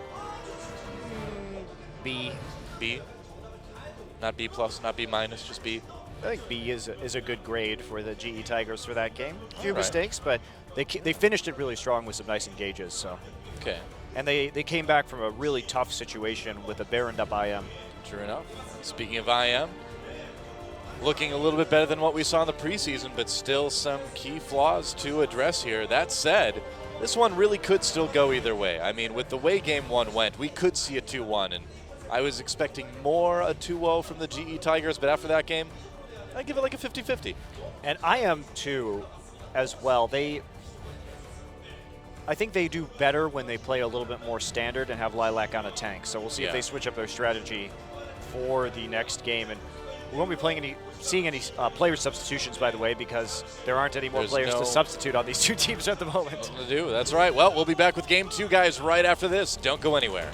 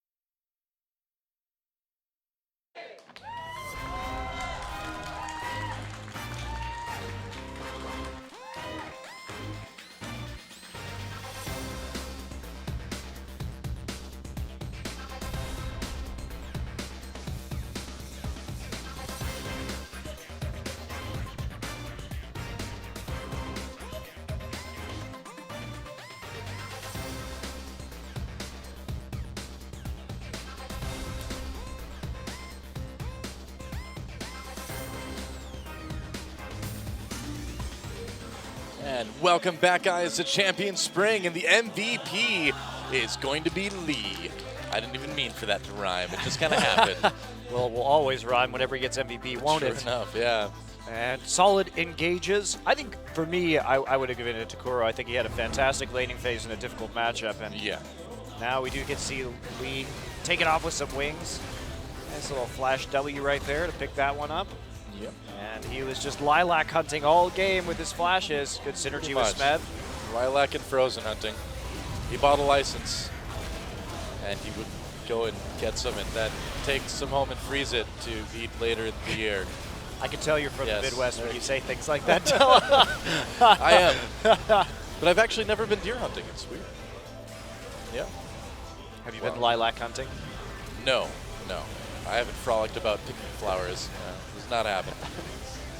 But man, Tiger just frolicked about picking off IM members. For me, these engages were just solid team-wide engages for the team. And Yeah. a good win in general and a nice little MVP award for Lee. Yep, that's right. Lee's taking it easy after the first game, unbuttoning his shirt, loosening up the old tie. You know, the Lilac loosened tie, is power meditating. you only have a few minutes, so you have to power meditate. It's more effective than a power nap. But see, the loosened tie thing doesn't really work if you've got a fake tie, though. You know? You loosen, you kind of like see the little like fake tie strings, like, oh, come on. You tell him, Noah. You know, I am the foremost expert on Formula Tire and tie. Out of the two of us, I think I know a lot more about it. I'm just saying. And the coaches are back in the booth for game number 2. It's going to be starting in just a second. Getting to picks and bans. And like we said, there's no fate. Like we said, I think they can pull it together. I think they have the ability to win game 2 and force a game 3. But at this point, I said 50-50 before the break. I'm going to actually change it and say 60-40 in favor of the Tigers. Well, they did actually manage to reverse the strategy of IM pretty effectively in the first game. And They did. Lilac, I think, left a lot to be desired with his Jace play. I'd love to see him on a more traditional tank in this next game. Let's see. Did get caught out in the middle of things quite frequently. And the bans are the Kassadin You know what's sad will no is longer be given to Kuro. we saw a lot of Scion bans against Lilac in the preseason, you know, and down in Busan as well. And then when people started actually getting Scion, he just wasn't very effective. But it was so funny to watch him like just run around and not hit things. I love watching Scion games now, but I don't think we're going to see a lot of it get picked. I think if you're confident that there's not going to be a Jarvan in the game for you to run into walls with, it's still a possibility. We did see a couple good Scion games, but yeah, for the most part, it wasn't the most impressive play. There is a Jarvan ban once again. All right. Targeted it at Lee, so not letting me have that champion. And Rengar actually taken out this time by the GE Tigers, so mixing it up a little bit. They may not ban Azir this time and try and get him in the first round of the draft on red side. I could definitely see that, yeah. Lee Sin hasn't been banned yet. Still waiting for the Gnar ban as well. And then there's always the question, do you ban that Janna? Oh, okay, so not going to allow Frozen to pick up that LeBlanc either. That's an interesting ban. Yeah, these are actually very interesting bans for the GE Tigers. I'm wondering, we'll see how their draft develops, but they must have a specific strategy in mind where they're changing their bans so significantly from game 1 to game 2. It seems like they're trying to set up a very safe mid lane for Kuro. Yeah, not a lot of pick potential right there, or all-in potential. Yeah. The Rengar ban, the LeBlanc ban, of course. There's a Janna ban coming in from IM. Not going to want Grill to have that. And after seeing what he's done with Janna in the past, I can't blame them. So do they ban this Gnar? Or do they ban something like Azir? This has put the Tigers in kind of a weird position for their final ban, hasn't it? I don't think you ban Azir here just because you are on red side. I would say go ahead and take out that Gnar, but Lissandra will be up as well in that case. Yeah. And they're going to ban the Elise. Wow, so a lot of good picks for IM. And this is going to give the Tigers as well something decent. They're going to grab the Gnar immediately for Smeb. Oops. I don't think you should first boy. pick Lee Sin in that situation. Oh, yeah. Gnar, Lissandra, huge lockdown. Oh, man. Coming in for the GE Tigers. So what do you do if you're IM right now? If I saw this coming very in, Noah, worried. what I do is I start thinking about trying to create a split push composition because with so much AoE CC, you're unlikely to win in a straight-up team fight almost no matter what composition you pick. So select some good wave clear and then try and get a split pusher that could deal with this. So we start talking Yeah. about champions like Zed here. Get some disengage for the support too. I think is really important, like a Nami or something like that, so you can back so away. get out of there. Yeah, I don't think Lux is the answer. Frozen has had has had a very good game on Lux. Remember Yeah. that when IM beat Samsung Blue, that was a bit of a surprise. He has, but again, the engage. Lux is not too good at getting away from It's things. true. Yeah. Hard CC is not very good for Lux. Corki's good at getting away. All right, you got some disengage from Thresh. That's a solid bot lane. Corki also, you get some decent wave clear. Yep. So now, I think you gotta take some solo lanes that will be able to apply pressure by themselves. Let's see. We still don't know what the jungler is going to be for the Tigers. Wow. Really? That'd be nice. Now, Lee did have a game on Nunu a while ago. It would be good here. It just adds more Would. zoning potential. And you can really, because of all the CC coming from Lissandra, if you can power up an AD carry, a Vayne pick with Nunu would be probably quite strong here. Yeah, Evelyn struggled a little bit with the early jungle. I don't know. Do you think we're quite ready for an Evelyn at this point? Provides more AoE CC. Yeah. That's what you want. Or Kog'Maw will work too. Something that you can use. You need a high damage AD carry in this situation. Yeah. They might grab that Nami. They will grab that Nami. Okay, so just They're more waiting CC. a long time to select their jungler here to round out their comp. I think they just want to know if they need more disengage and tankiness, or if they can actually get away with the Nunu pick right here. Yeah. And try and get the Blood Boil onto the Kog'Maw. Oh, Frozen will be able to play that Syndra. I don't like Syndra here, though. Now, here's the thing. Frozen will have... He's a great Syndra player. Whoa! Wow, Pantheon. Okay. Jeez. Well, the Tigers certainly. This is like it's like Najin Sword Reborn. You know, Season 3 Najin Sword Reborn. All about that team fight. All about that dive. And that is a ton of hard engage Yes, it from is. GE, and they've got great protection for Prey as well, so should be exciting to see how this one plays out. The Syndra will do well against Lissandra in lane, though, but again, Kuro had a bit of a challenging matchup in the last game and actually managed to win his lane, so eyes on him to see if he can repeat that performance against a big lane bully like Syndra. But if Frozen can get ahead and start roaming, he should be able to do pretty darn well. Issue is going to be getting onto, there's almost no way they can get onto Kog'Maw in the late game, though, unless Wisdom gets some really sick flanks or insects to get him out of there. And even then, the follow-up is not going to be that great. I'm very worried about IM right now. I think, honestly, if I was them, as crazy as this sounds, in the ideal Monte Cristo world, I may have even done something like pick Zed Tryndamere right there and just try for a very aggressive 1-3-1 split. Makes sense. Because I would be terrified of playing against what GE is doing. You have to do something to split up their team. You know, anything to keep them from being a 5-man unit that will wreck you every time. I agree. Well, we'll see if IM can handle it or if they're going to get 2-0 by the GE Tigers. Let's get in the game and see what happens.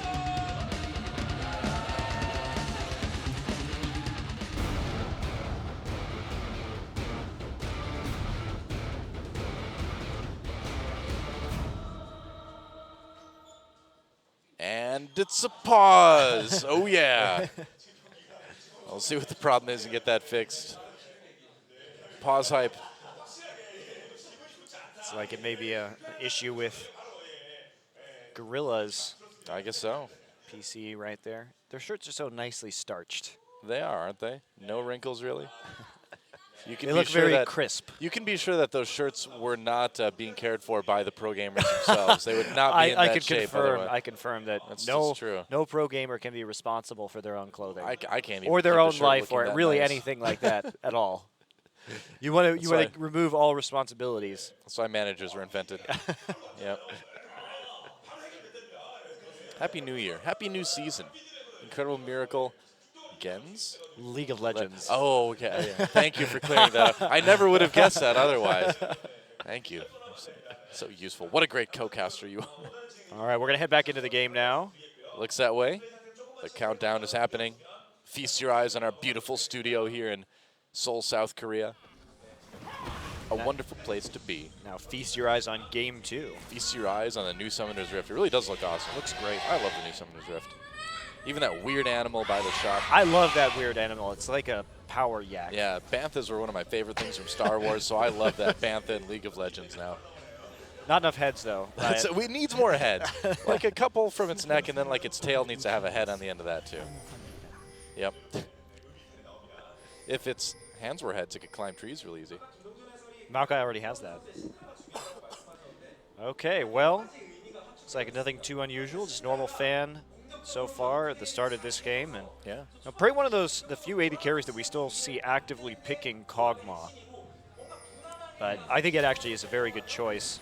Wow, we don't see that Kog'Maw skin very much, though. Kog'Maw has so many good skins. It's always hard to decide. Do you He go does. for the Deep Sea Kog'Maw? Do you go for the Monarch Butterfly Kog'Maw?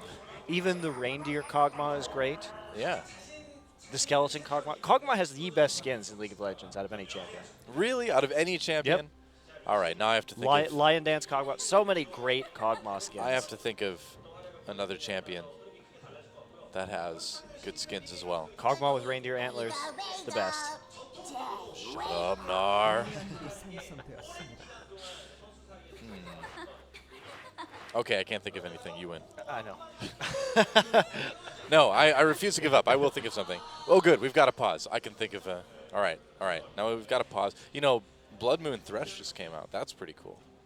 Yeah, I'm not into that. I don't care. I don't care what you're into. Too many Blood Moon skins. Need something new. I don't know. Why are they doing so many Blood Moon skins? Is it a lore thing? I have no idea. Are you asking me a question about lore? I know you Noah? love to read the League of Legends lore all the time.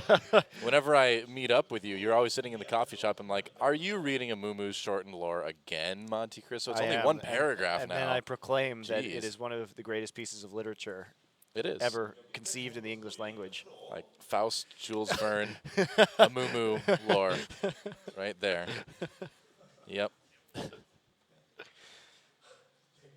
Well, part of that sign's being covered up. There's so. Prey with it doing Oh, his you're right. Ezreal taunt where he checks your power level. He's very famous for doing that little holding onto his lens when Yeah. he plays Ezreal from back in the day. And look at that gum just being worked. We always find the best camera shots here. That's true. That's right. It's almost like they read our minds and be like, what would you like to see in high definition, up close? I'm like, I want to see a pro gamer chewing gum. Yes. Well done. Now you can see it in HD for free. Thanks, Riot. That's right. Riot's gift to you. Happy New Year. Pro players chewing gum in HD. Yep, it's the best. Don't see that on NALCS. Not yet. Don't give me any ideas. We need to keep all this great stuff. Well, this bot lane is going to be... Well, we'll see how aggressive IM wants to play it. Yeah, So Praying Gorilla can kind of just sit back all day and farm. Lilac probably going to have a pretty tough time dealing with this Gnar, closing on him in order to actually trade effectively. You know the interesting thing about the Gnar versus Rumble top lane is that you've got the most technically advanced Yordle versus the least technically advanced Yordle. The Stone Age Yordle versus the Yeah. sci-fi future Yordle. Exactly. You know, you would think that Lilac really would, or not Lilac, but Rumble would really be able to deal with that pretty efficiently. He's got thousands of years of evolution. Yeah, but Gnar has a boomerang. And sometimes it gets big. It's not enough. We'll see. We'll see which is enough. We'll see what's going to win here. Technology or brute strength. You know, Rumble, it's actually pretty depressing that he can build this giant mecha suit that he'll still lose lane to a Yordle from thousands of years ago. That's true. That's a good point. I guess Rumble's really not a very good inventor, is he? Well, they made fun of him so much in school, I guess. Now, this is an interesting Gnar skin because when he becomes Mega Gnar, his costume becomes part of his skin. Is that weird or what? It's trippy. It's like he just grows and he can't take his pajamas off, so it just becomes part of his skin. It's kind of disturbing. It sounds like a nightmare I had once, I'm pretty sure. That's right. I became Optimus Prime. That was a nightmare for you? I thought... Oh, No. it's because you were in a Michael Bay movie, wasn't it? Yeah, that's right. Yep. That's right. I'm like, this is a nightmare. It's one of those Is dreams that where you're Shia like, LaBeouf? this is awesome. I'm Optimus Prime, and then you realize with a sinking feeling in your stomach that you're actually Michael Bay Optimus Prime. Yep. And that's when That's it right. turns into a horrible nightmare. And I'm like, Bumblebee, why can't you speak? This isn't supposed to be the way it is. What happened? What have they done to you? Yeah, that's pretty much what happened when I saw that movie the first time too. Yeah. No, Kuro's been really pressured quite a bit. I mean, we knew this was going to happen. It's a tough lane for Lissandra. It's all about those engages later in the game, but early on, Frozen's definitely going to have that CS lead. Liam really needs to make some plays early before Yeah, they do. GE gets rolling, because the combination of both Lissandra ult and the Zhonya's Hourglass is going to be very difficult for Incredible Miracle to get through. They almost have no tools to do that. So really, really tough situation. I think Incredible Miracle, they need to get a very large lead very early, or they're going to fall behind. There's just too much AoE CC on the GE Tigers. I mean, even if they miss one of their ults, they still have a couple more with Gnar, Lissandra, and Pantheon, and Nami as well. So Yeah. their composition is pretty forgiving in terms of missing skill shots. Well, all it takes is one Gnar ult, and your entire Yep. team is slammed against the wall, and then you just die. And then Lissandra follows up, and everybody's slowed as well, and then Yep. that's just lights out. There's no coming back from that, Noah. Well, the team fights from GE Tigers are once again going to be very fun to watch. Yeah, Prey, all he has to do if his teammates engage right is pretty much just right-click of Doom everybody. I don't even think he's going to be able to, or even have to dodge skill shots with all the CC. Nobody's even going to be able to fire them. He So doesn't even need that lure on his face. Nobody's going to come close to him all game. It's true. He picked the wrong skin. yeah, Kog'Maw, you would think that he wouldn't want people close to him with that lure. I mean, they're going to try to get on him either way, you know. You know what He basically is a lure. He is the worm It's wriggling true. on the end of the hook. Does he Pretty really? much. Does he really need to have like a fake lure on top of that? I don't know, double the lures, double the effectiveness. That's what my father always said. Right. Well, guys, it's a very passive early part of the game. This tends to happen. It does tend to happen. Well, Wisdom doing a good job of getting deep wards in here, so Frozen can continue to play aggressively in this mid lane. Got great eyes on Lee, Get to the grump. so he'll be able to counter gank effectively around the mid lane, but it really has been the junglers playing around this mid lane the entire game, and Wisdom not really interested in ganking if he doesn't have to, just trying to keep Frozen safe and on his own so he can continue to increase the gulf in terms of CS. Smeb also expectedly a little bit ahead in this lane. Wow, I guess to be careful about being so far up, but at least he's got a ward to cover his behind in the river. Until Pretty right much. now, as I say it. What do you think about that longsword start? Fine, he wants to go to the Hex Drinker. Yeah. So just he knows he's not going to be harassed very much. He can pretty much safely stand behind the minion line and avoid the harpoons, and he's never going to be in Flame Spitter range unless he's ulting. So you might as well just get that little bit of extra damage so you can harass efficiently. Will actually coming into the mid lane right now. Yeah, he's trying to get some vision down just so there's not any shenanigans. So brief detour, but using that recall timing from the bottom lane to help out. Yeah, up to good you. control of the river right there. That's Oh, just boy. nice warding, and that's something that as we see I am Tucson coming in. Smeb's got his flash. He's going to go ahead and hop. Oh, gets flayed back after trying to hop up. Tucson has to flash. He's still in trouble, though. Getting low, and that is first blood going to Lilac. That could not have worked out better for IM. Crucial turnaround right there. Great gank Yeah. coming in from Tucson and Wisdom. They really needed that to turn around because they've got to get this snowball rolling.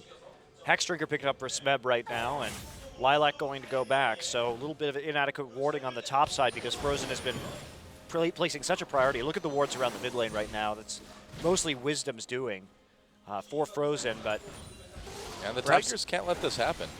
well, I don't think they expected the Thresh roam into the top side because it was the Flay that stopped that Gnar hop from really working right there. Yeah. So had Thresh not been there, they likely would not have been able to close out that gank. They needed that extra bit of CC and it's going to work out. We see both supports doing some interesting stuff right here, and this is something that you can definitely take as a support player into solo queue, because you notice the way that whenever there's a recall, the support, while their AD carry is walking back into lane, they'll walk into a different lane. Yeah. Their AD carry can play back for just a few creeps, but they'll be able to make a play or to get some good wards down to help out their team, instead of just going back straight back into lane and standing there and doing nothing. That's so true. You know, where you see a lot of supports in solo queue as well, just kind of stay in lane while their carry goes back. They're like, well, I've got health and mana. I don't need to go back. It's such an important time to, like you said, put down those wards.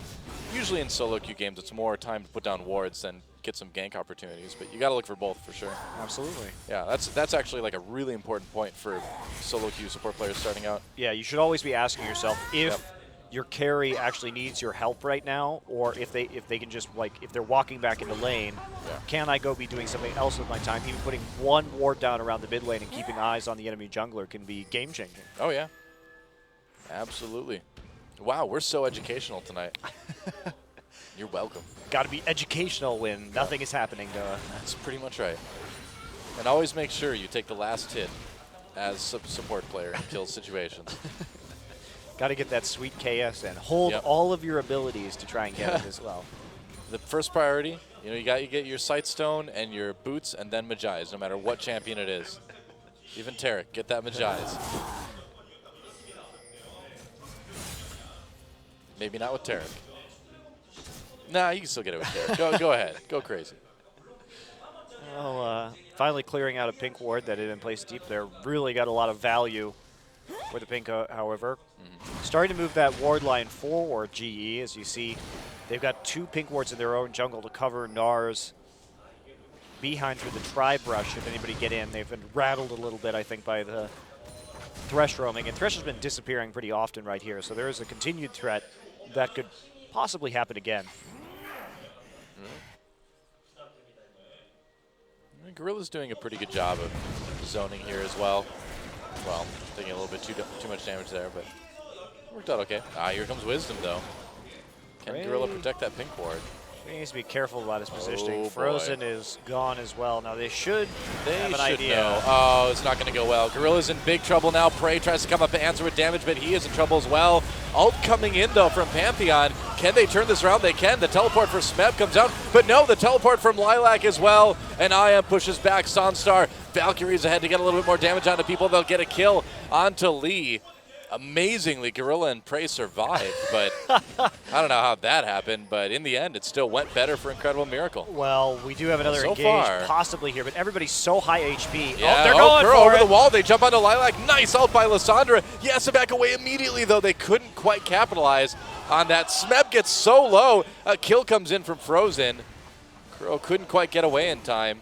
Now, they tried to make something happen. It wasn't necessarily the wrong decision, but it just seemed like the Tigers weren't all on the same page when Kuro came in there. I don't think Kuro should have engaged right there. You don't think Everybody so? else was too high HP. Kuro was the only one with HP really on his team, and he kind of died. Now, they did save the tower, but I think that Lissandra could have possibly been able to wave clear enough to save it anyway.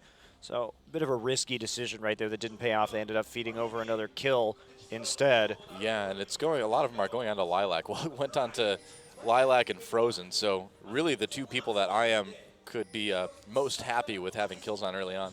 Yeah, that bot lane fight was great too. Both top laners coming in at a moment's notice, just hair trigger on those teleports to make it a 5v4 very quickly. Kuro was also late on the roam right there. He should have started moving down earlier than he did. It all began a bit. Well, Lilac taking some damage. Can they chase him down here? He doesn't have his flash. They might be able to. Smeb hopping over him, and yeah, you're right. He does have that red buff. Easy kill for Smeb. So the Tigers answering right back there. But just to talk about that bot lane fight a little bit more, it all began, you know, when Prey and Gorilla were fighting maybe a little bit too far up, not aware of so many people missing on the IM side. Look at that. Great wards in from Tucson. He knows that Gorilla's on the other side of the map, so he has freedom to go into the enemy jungle right there and actually start getting some very good vision down. IM has actually had good wards throughout the series so far tonight. Okay. Oh, they tried. Oops, that was just a misclick. It's not like you can't see where Lissandra's going. Yeah. I don't know. Well, at least he got some nice wards down. Let's talk about that. Let's focus on the positive. You No, I call the regular minions now, you know, melee and the caster minions. I call them little Obi-Wans now because when they die, they just kind of turn into these robes and sort of flutter to the ground with nothing inside them. So to me, They're just all Jedis. yep, they're just little Obi-Wans. They'll become more powerful than we could ever imagine someday. Once you knock down their inhibitors. That's right. All right, it looks like another gank attempt here. Lee's got the red buff. Smeb lurking. He doesn't have Fury right now, though. Yep, Very patient. indeed. Can they make something happen? No summoner. I guess not. Or just popped right in that brush. yeah. Lilac wise to their tricks, and this is also going to cause Tucson Prey. to get aggressive. Tucson Nice. misses another hook right there. A good dodge by Prey, but he didn't really need to dodge a whole lot. Tucson seemingly struggling a little bit with those death sentences in the last minute or two. And they're trying to get into on the blue buff right here. They have all those wards. Kuro with nearly no mana as well. Aqua Prison from Gorilla doesn't quite connect to Wisdom. That blue buff, regen a bunch of health. I don't know if Kuro's going to be able to do it with such a small amount of mana. He's going to need I Pantheon's help. don't He's think coming so. in right now. There we go. Trying to tag it. Not quite able to get the Sonic Wave into the brush. Yeah, he wouldn't have been able to solo that safely, but he does manage to get it with the help of Lee. That's good at least. Nobody really in a position to take Dragon at this point either. That Korean Lissandra.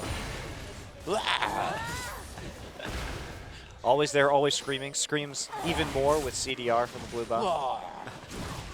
Why? What is she so upset about? Did she eat something that doesn't agree with her? Is she just angry? She actually just like vomits up those ice shards. Just spits them out. It's like, "Blah." That can't be comfortable. Oh, man. I mean, she's partially ice herself. You think she has a lot more problems than That's true. spitting ice shards. That is true. Oh, well, Nara's going for the record, too. So I actually heard Uh-huh. Super Galaxy Rumble in English. Oh, for really? for the first time. the I've other never day. heard that, yeah. What do you sound like? Awful. Easily Oh. the most annoying skin in League of Legends. Really? Yes. More than Korean Lissandra? Yes. More than Nami singing when she recalls with that one. Turn on, tight collar. change your client into English, Okay. and listen to Super Galaxy Rumble and all the crap he yells throughout the game. Oh, boy. But see, I was a big fan of Gurren Lagann. You know, the anime that the skin seems to be based on. So maybe it wouldn't be as bad for me. I think it would be. Does he talk about his drill piercing the heavens? No, he just yells like nonsense names about his rockets and lasers and junk.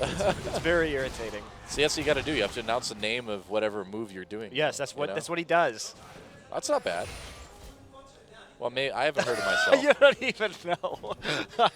I come from the Dragon Ball Z school of fighting, so I'm like, if I'm ever in a fight, I'm going to be like, here comes the weak punch, or run away.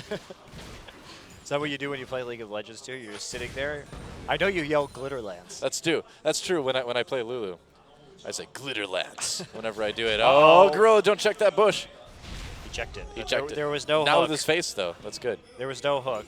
Again, right. I think Tucson missing a bit of an opportunity there for. He does look a little bit off on the thresh tonight, doesn't he? I think certainly his skill shots have been as on point. Oh, nice trading from Gorilla and Prey there. A little bit of damage onto Sonstar. Meanwhile, Wisdom just punches a ward to submission. You got it. Good job. You think when those little dragons like get older, they grow a second head, or if they're just two different types of wolves? I said dragons at first, but I meant to say wolves. I was trying to figure out the context of that. I meant wolves the entire time. So different species or Yeah. age? Maybe both. That's the question. You never know. Why are they hanging out together? Is it like a Big Brother program for wolves? Maybe they're just two wolves sewn together. Maybe. It's like some sort of Dr. Frankenstein experiment. That's true. Island of Dr. Moreau's Rift. We do have Rengar, I guess. And Nami. All right, I'm seeing it. Oh, Lee pops that ultimate. Gonna try to come in. And there's a tidal wave coming through. Great engage. Lee gets a lot of damage onto Frozen. Smeb is there to finish him off, and now Tucson is in trouble as well. And an Aqua Prison from Gorilla locks it up. The rest of IM has to back off. Good play right there. Really Great nice. teleport from Smeb. Good timing for his ultimate as well. Just got that transformation off at exactly the right time to Yep. set up the stun and get that kill. They'll get a tower off it. They're going to get a dragon off it more than likely as well. Seems that way. Fantastic job by GE on the engages. They've really been on point with their engages tonight. It amazes me too just how good these Rumble players are at timing their ults right when we see them, you know? That is not an easy thing. They're going to back away. All I'm right. very impressed with GE. They look like they've really grown as a team. Oh, Can't he quite tried to steal it. get it. Has to flash over the wall instead. Yeah, but he got out. They've really shown today that they've developed more synergy than the preseason. Just the speed at which they are engaging is very impressive. Yeah, I'll say it again. It really reminds me a lot of the old Najin sword from way back when. Just like so ready and so capable of jumping into these aggressive team fights at any notice. You know? Yeah. I mean, Yeah, you know what I mean? They really look comfortable with each other and following up Yeah. immediately with one another's engages. Not a lot of second guessing going on, just a lot of faith and trust. So it's good to see this. GE definitely looking strong when it comes to these big time engage comps that they've been running in the last couple of games. Now, whether they have more diversity than that, we'll have to wait in the season to see. But It is still just the first match, and they are playing against, you know, arguably one of the weakest teams in the league right now. But it was a good game one. It looks like so far a pretty decent game two. But there's still a lot of game left as well. Could bring it back. I think it's going to be hard at this point, just because of their composition. Tiger's only going to get stronger from here on out, and I think the window for Incredible Miracle to do a whole lot in this game is closed. Unless they get some kind of miraculous picks right now, there's just going to be too much engaged, no way to get away. What if Kog'Maw ults and Rek'Sai is just like burrowing by and suddenly like a bunch of like acid just drips down through a hole onto her? That wouldn't be fun. Wouldn't be fun at all. No. More fun than those Krugs are having. Goodbye, Krugs. Poor Krug, we hardly knew ye. There's no glory in the Krug life, is there? Not really, no. There's not even glory in Krug death. There's really just not a lot. They just kind of collapse into a pile of rubble. Yeah. They didn't choose the Krug life, though. The Krug life chose them. They had nothing to do with it. Poor Krugs. Well, Lee looking for an opportunity here, maybe after the sword goes down, but I think he's going to need to wait a little bit more. Lissandra, please.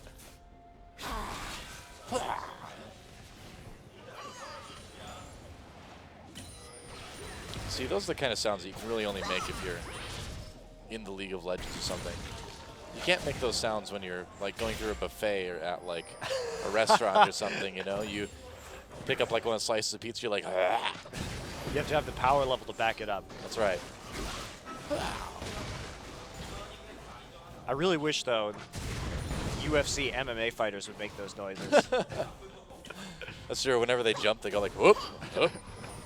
That's what I would do. Need more like Diablo 2 sound effects. There we go. Smeb. He's big. All right.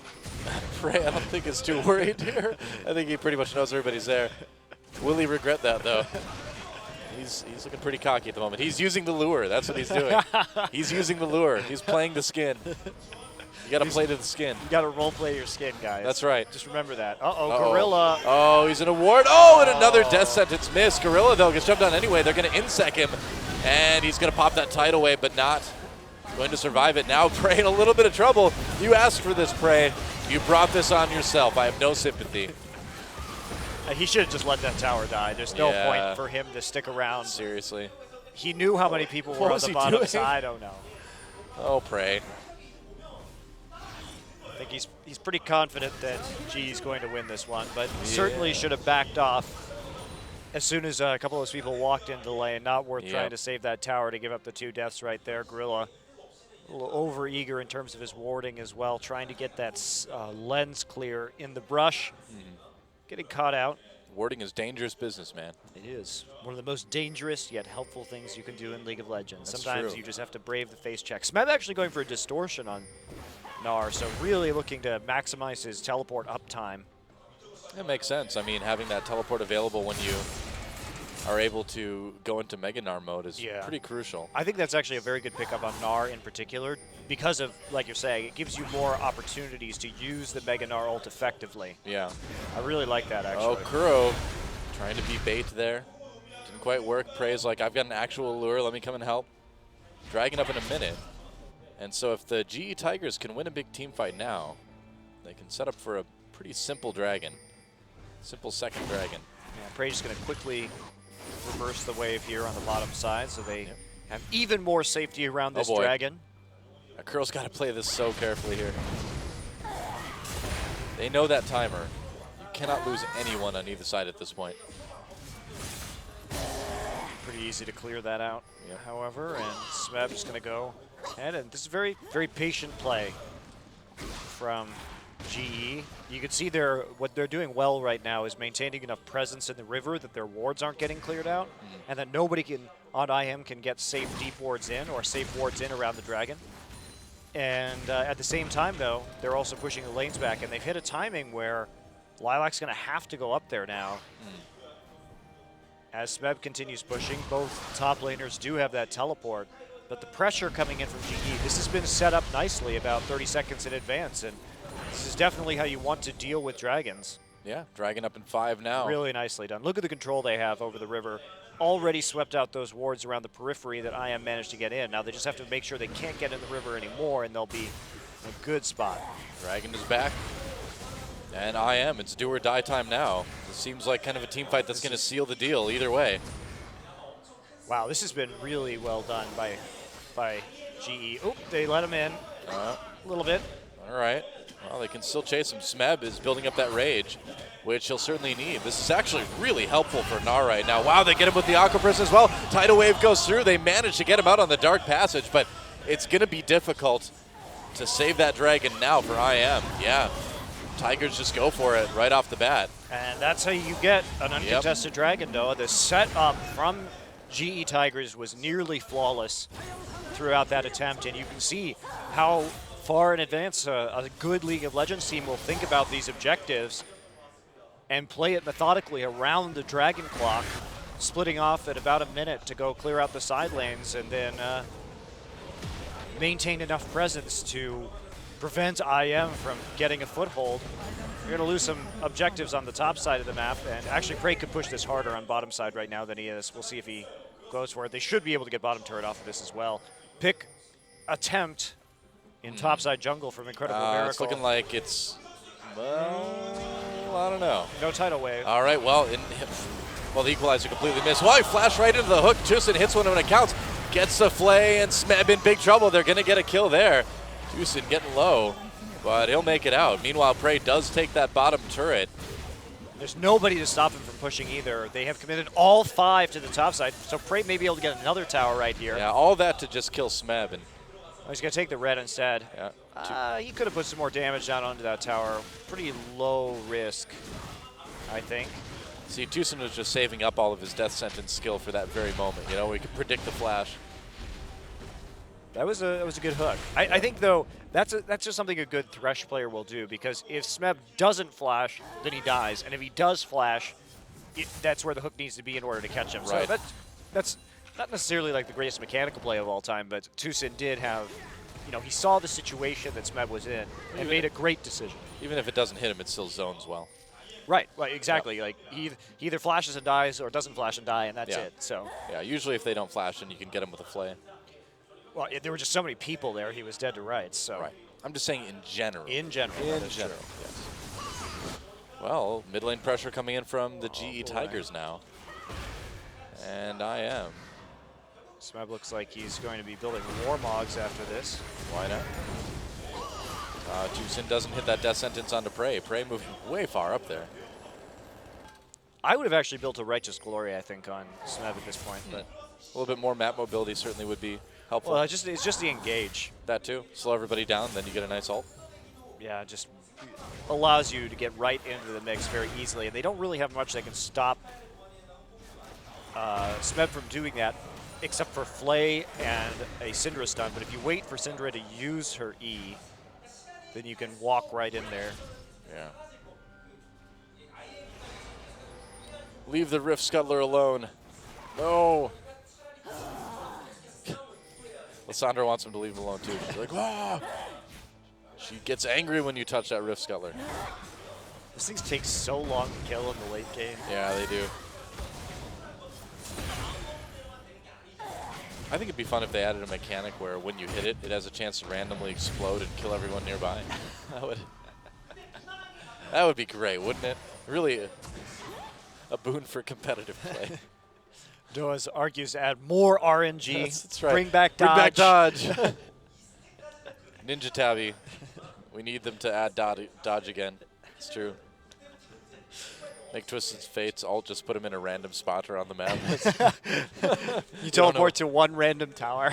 Yeah, you don't know where you're going to end up. Like teleport to a Nexus turret on the other team. You're like, oh, man. Thanks a lot, Rito. Yeah, maybe we have good skin ideas, but maybe game design, not really my forte at least. Well, back to farm mode, I guess, for the immediate future. That's right.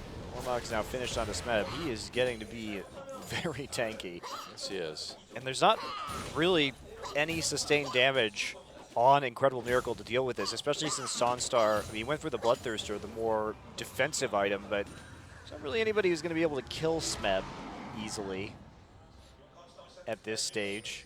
With all of this HP, he can survive a round of cooldowns from Lilac and Frozen and still be okay. And this is, I think, where it really starts to get out of hand for Incredible Miracle. There's just no way to use your champions to get enough damage down, especially now that Kuro also has that Zhonya's Hourglass. What are you going to do? I mean, who are you going to target here? You can't get back to prey. Syndra tries to ult Lissandra. Lissandra will ult herself for Zhonya's. Smeb doesn't care if you ult him. You can't really split push to compensate for it. Nope. Oh, we talked about this back in Picks and Bans. You know, I mean, this is the slow death of IM right now. Yeah, well, we talked about this exact thing happening if they weren't able to put any split pushing pressure on, and what do you know? It happened. Just fight around Dragon forever. Yep. 45 seconds now. And IM, you know, they just look scared. There's not really a good engage for them at the moment. Well, they don't have great engage options either. They have Rumble, and I mean, really, the only thing they can do right now is somehow get Lee Sin onto Kog'Maw. Yeah, they need a good, they need a good equalizer, and they need a good insect kick. Yeah, they need a kick. But I don't think they're going to get it, Doa. I don't think so either.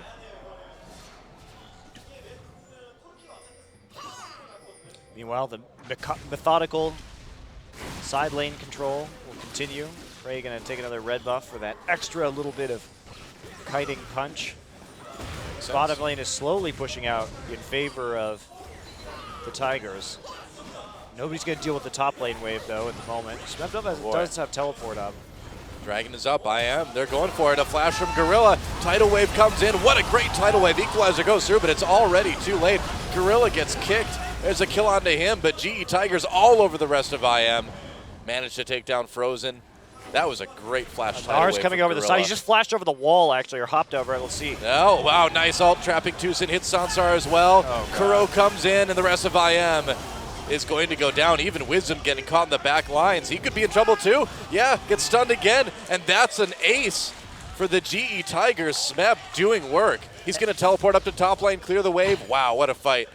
Wow. Great Gnar play from Smeb right there. No kidding. Very impressive. Going to get the Dragon out of that as well. And I mean, what can you do at this point? Honestly, if you don't go for that Dragon, you're going to lose the game. Maybe if you get the Dragon, you might be able to get back into it. So you can't really, I suppose you can't really blame them for trying. They were in a really rough position. You do have to take those risks at this point. Let's watch this team fight again. Look at this play from Gorilla, though. This Tidal Wave. The flash Tidal Wave engage. Yeah. Look how well it lines up. Now, they do get a decent equalizer down, but Smeb's about to transform into Mega Gnar. Lee gets into the back line, starts shredding people. Now, watch Smeb right here coming around, because look at how well this team the teamwork. Oh, man, that was my favorite part. He flashed over the wall, and he got that nice ult onto Sansar and Tucson. It's true. Really good cleanup. Yep. And positioning on the map from Smeb to chase down 3 runners and get them all, really. Yeah. Quite impressive. And a lot of this goes back to that first pick, Lee Sin, for Incredible Miracle. And, you know, allowing the Tigers to get Gnar and Lissandra in the first rotation, it really, you know, big issues in picks and bans for IM. I think after 2 jungle bans, I am panicked a bit about jungle pickups for Wisdom, and then decided that that was going to be the priority. But Lee showing in the first game he's very comfortable on Pantheon, so there were enough picks left up for him. Yep. Let's play that Pantheon again if you have to. They want to make a play, possibly on the Baron here, but I don't think there's any reason to, you know? Well, I think the only way they're going to be able to close this game, because the thing about it is GE's comp can dive well, but they're not great at sieging, so they need to continue to force fights around these objectives where IM will have to engage. So going for a Baron right now is a good way to close the game when you will have a tough time actually just knocking down the towers via siege. Yeah. I'm really surprised Gorilla flash tsunami'd in that. Dude, in it that was last fight, you was a great rarely move. see professional Nami players. It was a great move. Professional Nami players. You rarely see professional Nami players use a flash wave on Nami as a primary form of Oh, here engagement. comes Smeb and another tidal wave coming through. They do manage to grab Lilac with that. Doesn't look like the Up from Rumble's going to do a whole lot here. Lee comes in, takes a lot of damage though, and Smeb getting forced away from the back lines. And actually, I am getting the better of this fight. A nice death sentence on the end, but there's Meganar. Can he turn it around? Frozen still in the Zonias. Misses that ult. Smeb in a bit of trouble. They managed to take down Frozen, but here comes Prey, and all that damage. Got the double kill already. They're going to turn on him and get the kill. Might be able to finish off Sansar, though. Smeb still fighting Wisdom. The triple kill is taken by Prey, and there's the ace at the very end. Smeb and Gorilla, a messy fight, but the Tigers come out on top. They're going to get this turret and maybe more. Kuro didn't use his ult or his Zhonya's during that fight, so insane. that would have been a lot cleaner had the Tigers actually used the abilities at their disposal. But Kuro, watch him I think right here. So he's going to come in. I think Gorilla maybe pulled the trigger on that one a bit early. And, well, like, Kuro gets stunned, then kicked, and then just dies. So actually, it was some nice lockdown onto the Lissandra right there, but it did look like he had a small window to use his ult or Zhonya's. Also, Smeb messed up his ult right there, miscalculating the time of the Zhonya's. Yeah. But nice turnaround from IM. I mean, and a great kick from Wisdom onto Lissandra there in order to set that all up, in spite of the deficit. Coming out with that one, look at Kog'Maw using the passive there, the Cathian surprise to get the kill. I'm really surprised Sanstar stuck around there too. It allowed Smeb to get in and get the kill. Well, nobody's gonna like I said, nobody's gonna kill this Gnar right now. Now he has Thornmail as well. He's actually hit 6 items. All he needs is a Malmortius to max out at the moment. Pretty much. Yeah. This is a very strong Gnar. It's probably the strongest Gnar we've seen yet. Yeah, it's looking pretty grim. Yes, it is. Well, looks like it's going to be a 2-0 for our first series of the night. But we get to have 2 best-of-3s now. We do. It's great. More And a little bit of damage. quality Korean League of Legends. That's right. Samsung versus Jin Air after this. It's going to be a good one, too. Really looking forward to the next series as well. I do think Jin Air is going to do better, although Me too. perhaps, I'd like to think perhaps that. naively, I am thinking Jin Air will do better than they did in the preseason. Jin Air is one of those teams where it's like you always think they're going to do better, and sometimes they do just to get your hopes up, but then they fall back down again. So I hope so too. We'll see. And the Tigers, going after this Baron, they're killing it very quickly, and it's a fight they're certainly happy to take if IM decides to show up. IM coming up to the river right now, and the Baron getting low. They will get it. Now they can turn. Smeb about to ult. Gets knocked back, gets stunned by Syndra though. Lilac coming in, and here comes Pantheon. They drop the equalizer. Lee does get flayed. Tigers coming in. Sansar has to run. He has to try to kite, but there's just nothing they can do. Smeb just absolutely wrecking people. A kill for Frozen though. And look at that ult from Smeb. Double kill though for Prey on the follow-up with the damage and Wisdom trapped in the Raptor pit. A triple kill for Prey, and now Tucson, the last man standing, and it will be a near perfect ace. Only Gorilla going down. They've got the Baron buff. Yeah, this is about it. Wisdom has actually been having great kicks in these last couple of team fights. Unfortunately, his team is just so far behind that they can't capitalize on them. I mean, I just love that team fight because I was just watching Smeb the entire time slowly lumber onto the Getting carries. closer, I was getting like, closer. oh God. Yep. It's like a monster movie. It really And was. in this one, Godzilla wins. GG. And the GE Tigers get the 2-0 over Incredible Miracle in their first match of Champion Spring. It really was like watching Godzilla emerge from the ocean and lumber Seriously. slowly towards Tokyo. Like, Yeah, well, like you've got like Corky. He's like the plane shooting missiles, and it doesn't seem to be doing anything. You know, it's, yep. No Jaegers on the side of Incredible Miracle. So that kaiju is going to stomp all over him. great game from Smeb. Yeah, absolutely. And that's why you banned Nar. There you go. Or first pick it. I mean, to be fair, Incredible Miracle did have every opportunity to first pick the Nar instead of the Lee Sin in that situation. Yeah. And GE Tigers dress like students, but they're the ones taking people to school today.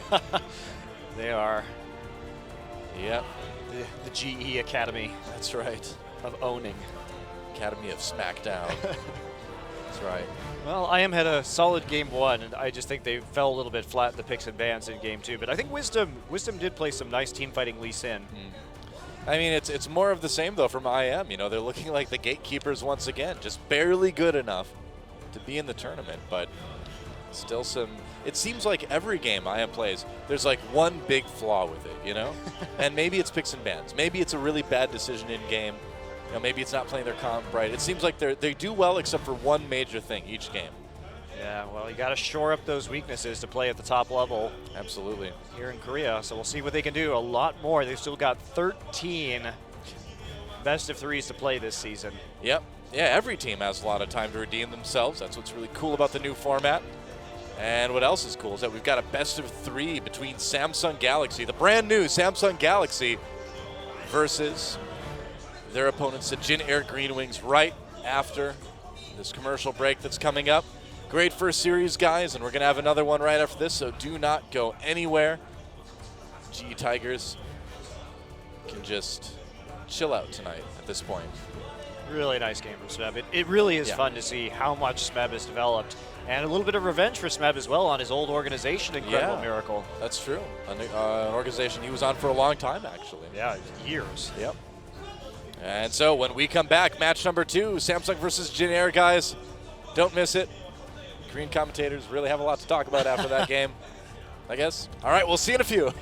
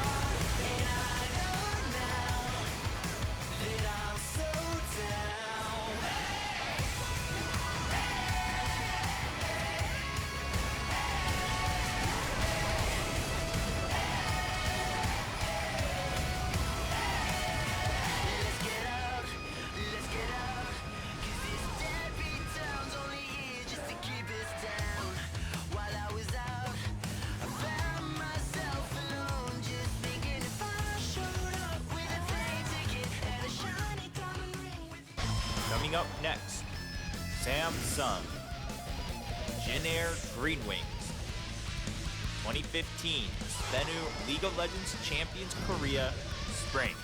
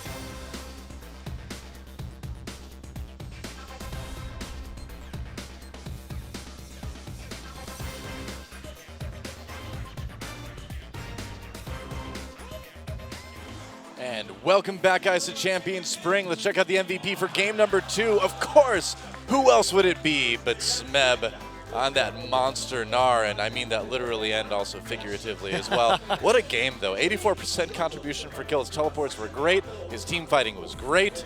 There we this go. was great. This is the play I wanted to see again. Just great corralling right there. Gets a stun onto both Sonstar and Tucson. Allows that big cleanup. And then again, switching his target at exactly the right time to pick up the last runner on a highly mobile Lee Sin. Here he is again, coming in with a big crunch.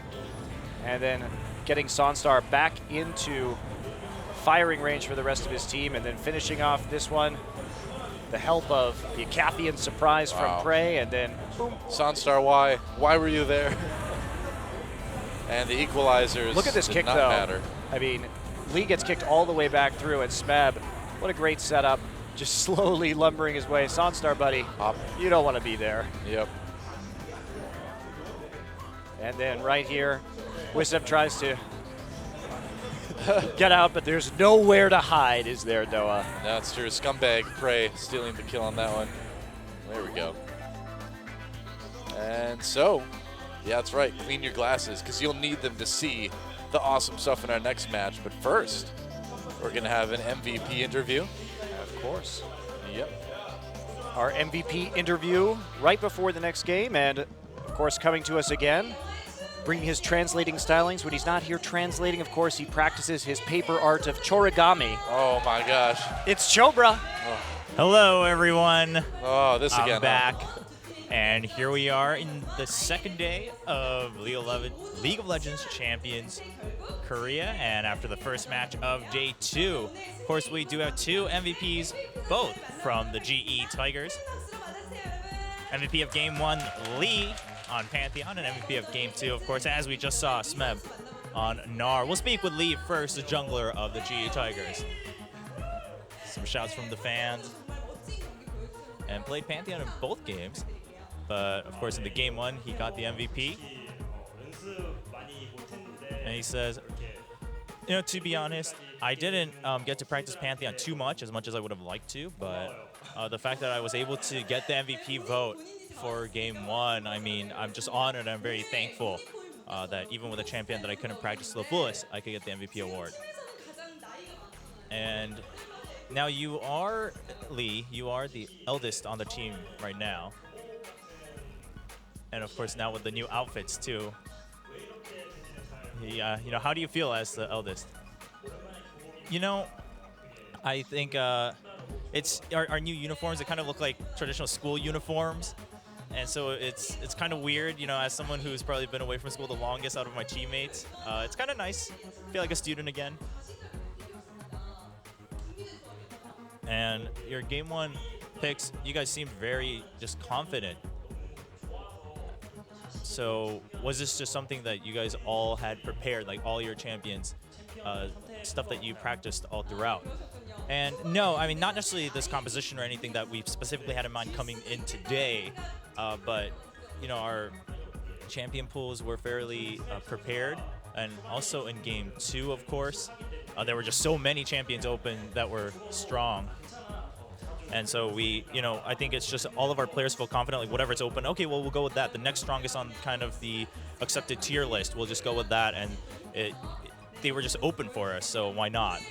And also Smeb has just been very encouraging. You know, even if he dies, he's just like, well, it's okay if I die, like we can still win. And so that helps us during team fights. Easy to say that when you play Gnar and never die. And as Pantheon, my ults are 100% my own work. No one tells me when to go in. Just all my own decision making to jump in. And, you know, I'll take a little bit of credit there, but of course the follow-up comes from my teammates. Even if I jump in, rounding out the team fight is my teammates, not myself. And before I kind of talk about the future of GE Tigers, I do want to give a thanks and a shout out to my teammates because I was very sick this week, so I couldn't actually practice that much. And my teammates actually just decided to help, you know, even if they couldn't focus on their practice as much, always checking in on my health, making sure that I was recovering in time for the match. And so I'm really thankful that I have these teammates to work with this season. And of course, the MVP for Game 2, Smeb, the top lane monster Gnar. Now, of course, after the preseason, now going into the official season of 2015, our opening match of 2015, it feels really good to get a clean win, 2-0. I feel like it's a very good start for us this year.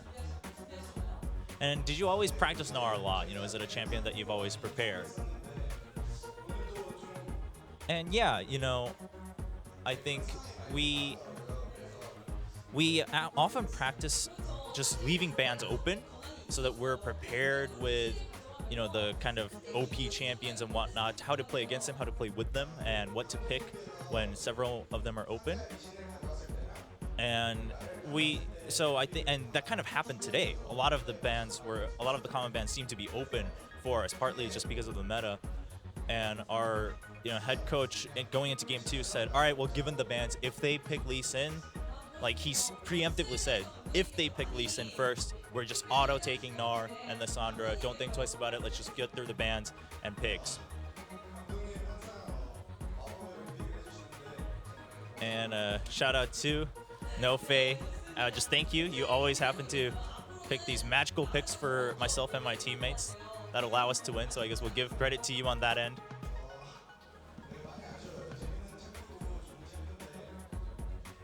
Now, Gnar, it's a little unfortunate that we don't get to see Gnar more often. Like, he's just been perma-banned non-stop since his release, and he's so fun to play, he's so fun to watch. And so I was happy to play him today, but I wish I could play him and show him to the fans more often. I'm not so sure we'll see that anymore, though, after his performance today. It's a little hopeful, it seems. I don't think he's going to get a chance to play that one again. Now, going up against Lilac, of course, I used to be teammates with him. And back then we were both top laners, and Lilac moved back into the top lane. And we practiced together a lot. There were some tips I gave him because he was returning to the top lane after a little while. But of course, as someone who was much more experienced, he gave me some tips. And I know he had a hard time in the top lane when he first transitioned. And I have to say, I think he's improved a lot as a top laner, now facing against him as an opposing team. And now, just a shout out to the fans. Thank you so much for supporting us. We will continue to improve and show you the best of our abilities in 2015. And that's it for the MVP interviews. From match 1, we had Lee, the jungler, and Smeb, the top laner from the GE Tigers, with a nice start to the new season, 2-0. I'll be back after the second match between Samsung and Jin Air. All right. Thanks, Chobra. Looking great as always. And good translating, too. So, now, Monte Cristo, are you ready for Samsung Galaxy versus Jin Air? Green I am Wings? super ready for this one. Oh, yeah? And yeah, because we just saw GE, and we saw how much synergy they've gained over the past few weeks since their preseason performance. They look very confident, very strong, very coordinated on their engages in that last match, and generally a better-looking team than we've seen before.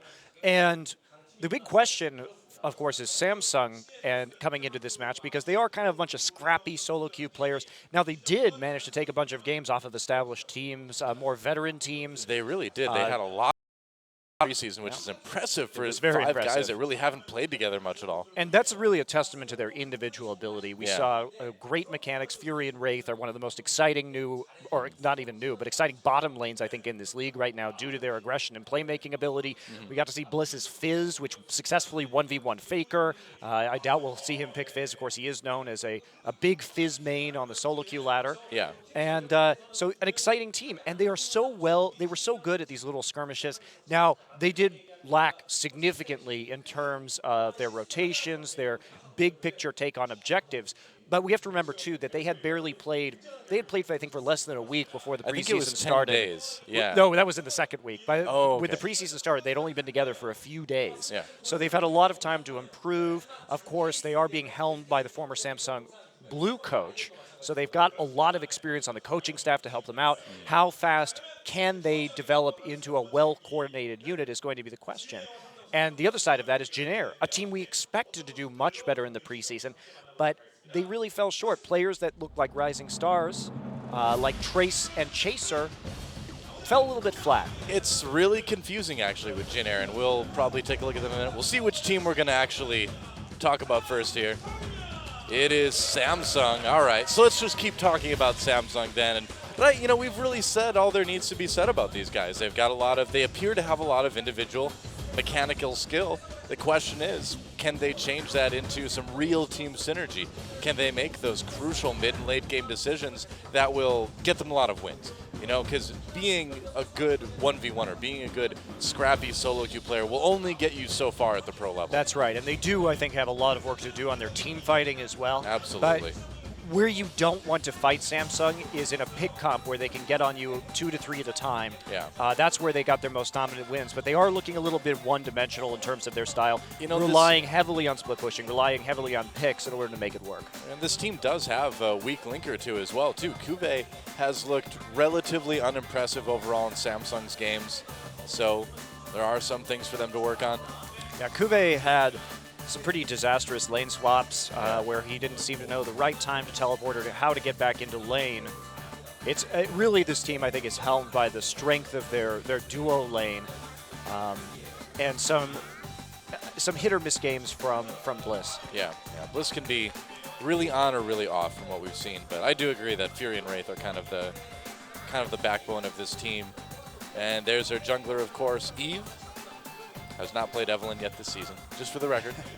Yeah, and Bliss, of course, that one game on Fizz. Now, they did lose that game to SK Telecom, but he did actually manage to pick up that 1v1 kill onto Faker. Also, notably playing several games of Mid Morgana and doing quite well. Well, I don't know what it is about Samsung, but they love to pick up these star Fizz players, apparently. It's like Quan 2.0, possibly. And there's Fury, of course, as an AD carry. Really great KDA for the preseason. Well, so fun to watch this guy play because he has no qualms about aggressively valking in on Corki, aggressively dashing in on Lucian in order to pick up kills. You'll find him often in the middle of a team fight. Now, this guy, in my opinion, is the star of the team right here. Wraith used to be known as Casper, filled in very nicely for Mandu on SK Telecom K back then when Mandu was taking a bit of a break. Now he's Wraith. He's become an angrier Ghost, apparently, and you can see it. Yeah, Fury Wraith as well, very strong in a 2v2 scenario. I think the best way to beat Samsung right now is just to lane swap on them because they don't have that experience in some of the more unique aspects of map play at the professional level. Anything that takes them out of your typical quote-unquote solo queue situations hurts Samsung pretty badly right now. Yeah, and Wraith and Fury very aggressive in lane as well, difficult to deal with. Well, on the other side of the arena are their opponents, the Jin-Air Green Wings. And like you said, this team largely made up of former Jin-Air Stealths players, a team that looked to be on the upswing last year, but when we saw them again in the preseason, they had fallen flat, you know, and it wasn't so much as a team, it was really on an individual level. And you brought up Trace and Chaser, those two especially looked like they were getting better and then played so poorly in the preseason. It really raises a lot of questions about where this team is going, and I just saw Gank by Mom is wearing his signature bow tie today. It's back, I love it. Well, also, Pilot will be playing today instead of Captain Jack, or at least in this first match. Remember, teams can make substitutions in between games. And GBM, he looked better and better with each passing game in the preseason, and he actually was, when Captain Jack wasn't playing, he was kind of the linchpin that was holding the team together. And Trace, since the preseason ended, has been laddering like a fiend, and is actually now number 9 on the Korean ladder. So you can see a pretty poor KDA. Yeah, wasn't good in the preseason, and just wasn't that same big tank presence that we've come to know and love from this guy. But he seems like he's been very dedicated to getting back into form. We'll see if all that solo queue that he's been rocking will pay off tonight. And of course, that Morgana top lane, he's the only guy who does that. And he does blatant solo queue. I was looking at his games today, has been continuing to play teleport top lane Morgana, and he did have a very good game, a win on that teleport top lane Morgana as well. So I hope we see that. He's got some interesting picks. Yeah, it's going to definitely shake up the pregame phase, I'm sure. In the middle, Gank by Mom, of course, a player that I don't know many other players that were simultaneously so loved and hated by the community. I mean, this guy's got style. He's really good on Orianna, but he kept failing on a lot of other champions. Now, in the preseason, like you said, he seemed to be finally on a steady track to improvement, which is something that we've never really seen from him before. So that's exciting coming into the season. Yeah, I'm excited to see him playing more meta picks as well, not going into some weirdness with like Heimerdinger like he used to. And he looks strong. Pilot, of course, having pretty solid KDA in the preseason, and they pretty much 50-50 split Pilot and Captain Jack. Yeah, and 4 different champions, which is always good to see out of a player that we haven't seen many games of. Got that diversity, and of course Che down at the bottom used to be one of the bigger Zyra players in Korea way back when. Never really found a ton of success at that point, but again, another of those players that seemed to be on the upswing until the preseason. Yeah, that's right, and they're using him over XD. GBM has a tie on his shirt and then a real tie. That's like some new meta fashion right there. Can you do like a bow tie over a fake tie on your shirt? I don't know. I've never seen anybody do it before. GBM, he is the fashion trendsetter here in Korean League of Legends. You thought it was you, but it's actually GBM. He's gone way too deep for me into the fashion, though. It's tieception. Let's take a look at some stats here for these guys. Samsung apparently gets all their stats reset now that they have 5 new players. I guess so. Makes sense. Makes sense.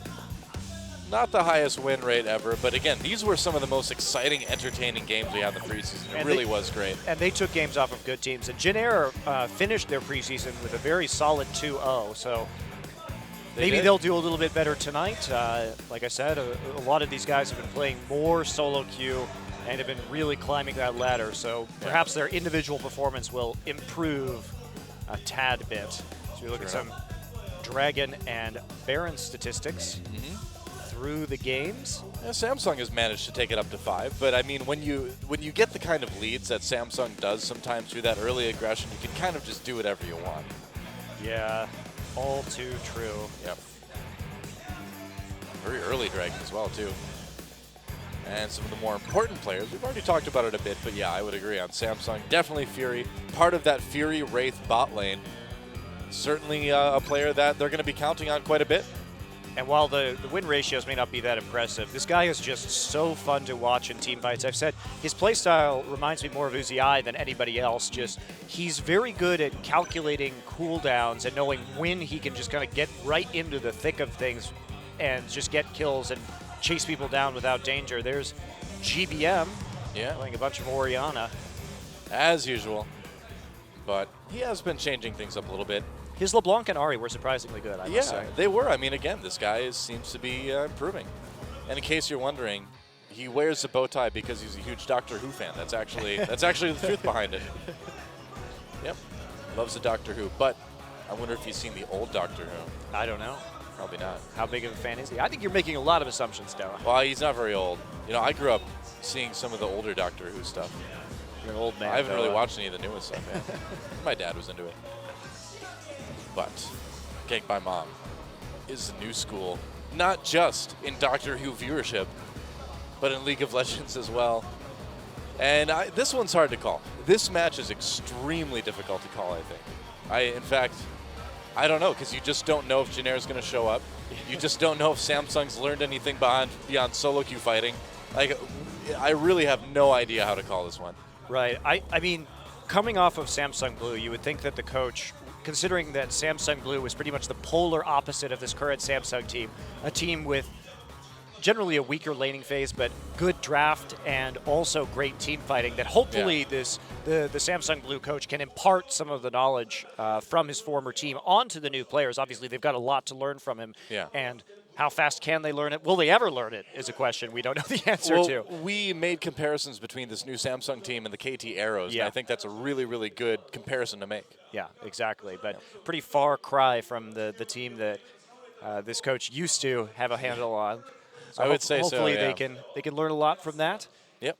And take it into this next match. And Jin Air, again, just one of these teams that looked really on the up and up in the last season in summer, and then something happened. They kind of fell apart. Of course, Fly, their mid laner heading over to China, who looked like a very promising new player. Didn't help them a whole lot. But GBM, I think, has really stepped up, and I'm excited to see his play tonight. So this, for me, out of this 2 series we're going to see tonight, this was going to be the most interesting because for sure. there are a lot of question marks surrounding these teams, and now that we're in the real season, we'll actually start to get answers out of those. Whereas I figured that GE versus IM was kind of a known quantity.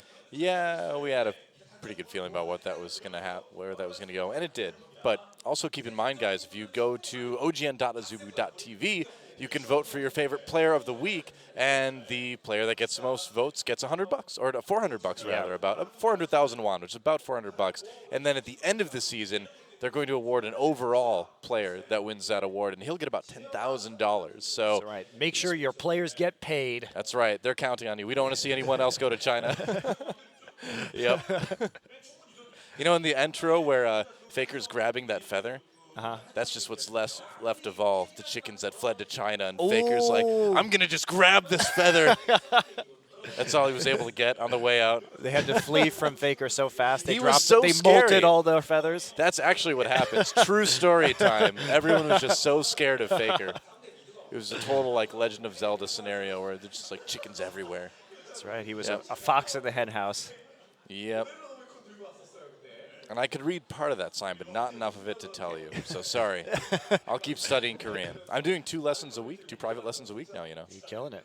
Well, I'm doing 2 private lessons a week anyway. I don't know if I'd say I'm killing it, but we'll see how it goes. Maybe we won't need Shober by the end of the season. I would never You'll do be that there. to Shober. He's so good.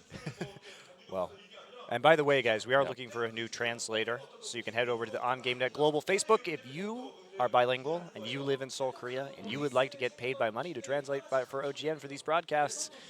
Pretty important that we get some people in here fast so that Chober can Shober's days are numbered either way. Don't worry return about to his casting duties That's as opposed to right. his translating duties. So if you guys are interested in that, just go over to that Facebook page and it. Make sure you have a name that we can make puns about, though. We need to put that as a requirement. So. Oh, that's an interesting. Gank That's my way- mom looking really happy. That's way too much for me to read. He's like, oh, are they showing that again? Slouch down in your chair. What do you think about his bow tie? Doesn't really fit the uniform terribly well. Well, you have to get him a new matching bow tie for his uniform. Maybe. If he plays well today, I'll think about it. Get him a sky blue bow tie to match his printed on regular tie. It has to blend in with the regular one. Yeah. See, now next week it's going to be the printed on tie. It's going to be another fake tie over top that he's going to steal from the GE Tigers players. And then he's going to have a bow tie over that. Triple gonna be tie, bold. incredible. A bold fashion decision. He's going to go like 1970s rock star and have a tie around his head as well. That's going to be the plan. Tie around his leg. Go with Jimi Hendrix there as well. I miss GBM's blonde hair, I have to say. Oh, yeah, it was, wasn't it? That would have matched his tie. That's all right. I don't know. I'm not Wolf. I don't pay attention to player haircuts as much. That's how it is. Yeah. Well, you know what? What? Don't give me that look. Where are you going with this? I don't Noah? know. We're going to go into picks and bans before too long here, I would imagine. Yeah, it looks like the player's Yeah. still loading into this game, having a bit of computer issues. When you have to spend the extra time tying a bow tie like GBM on your screen right there, it takes longer for you to get your game settings done. He hasn't even put in the second half of his headphones. Yep. He really is a funny guy, though. If you get to talk to him in real life, he's a pretty amusing fellow. Yeah, don't be shy if you come to the studio. Yep. Say hi to him. He is quite hilarious. That's true. Yeah, especially after the matches, you have a pretty good chance to meet players if you want to. It's true. You do have to wade through a sea of fangirls, however, in order to accomplish that goal. That's right, but they're pretty weak. You can push them out of the way. That's okay. Actually, I wouldn't want to get between a fangirl and Yeah, watch. That would dangerous. be. That's really scary, man. Yeah, I'd be pretty terrified. Our crowd. And it really is a great studio, too. So if you're in Seoul, South Korea, and you like League of Legends, then if you don't come and watch a match here, then I just don't think we can be friends anymore. I'm sorry. Can't be friends It's with over. Noah. It's one of the true tragedies in life. That's what I've been told. Pretty much. Yep.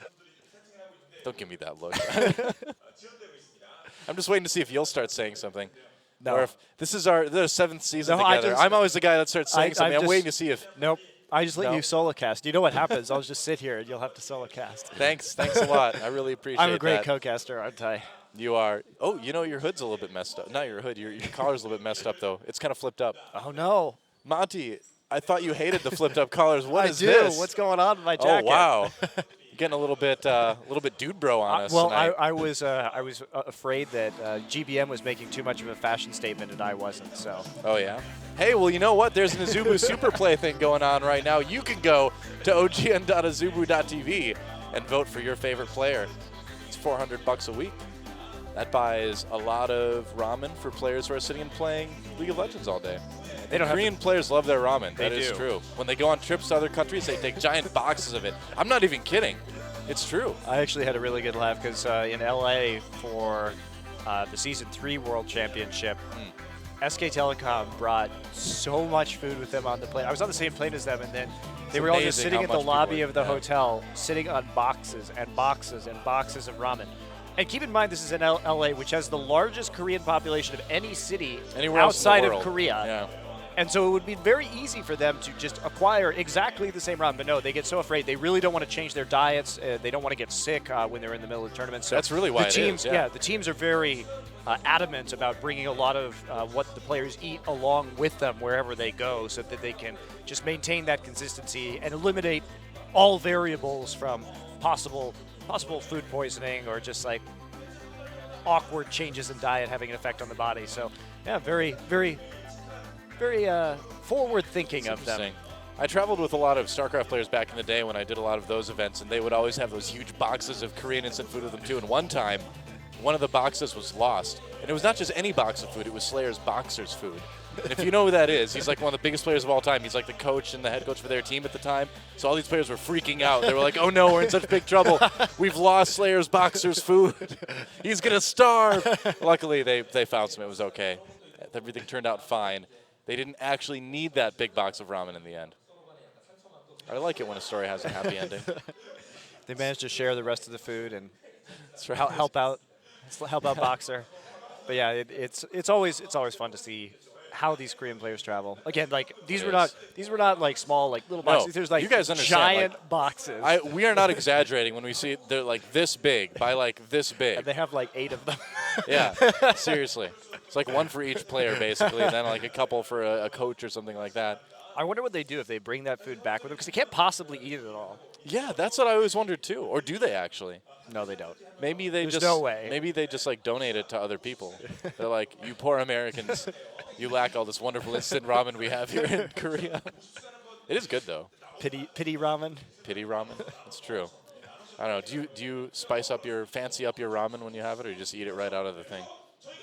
I don't really fancy it up. I do. Maybe put some dumplings in there. I put some kimchi in there, man. Some Dang. cheese, a couple eggs. You just crack them in there and let them cook with the ramen. It's so good. I gotta level up my ramen game, guys. You Apparently. do. You do. You're lagging behind, man. You were on an upward trajectory, and then the preseason you just fell off. And I was like, apparently. Monty, this ramen is so subpar. But now the regular season's begun. This is where it matters. So, All right, I'll work on that, coach. all right, thanks, ramen coach. I'll take whatever I can get at this point, guys. That's it. Yep. All right. Well, we're still having a computer problem apparently. Looks like we're actually almost in this game, though. We're only missing Yeah. Who are we Wraith missing? at the moment. He's hard to find.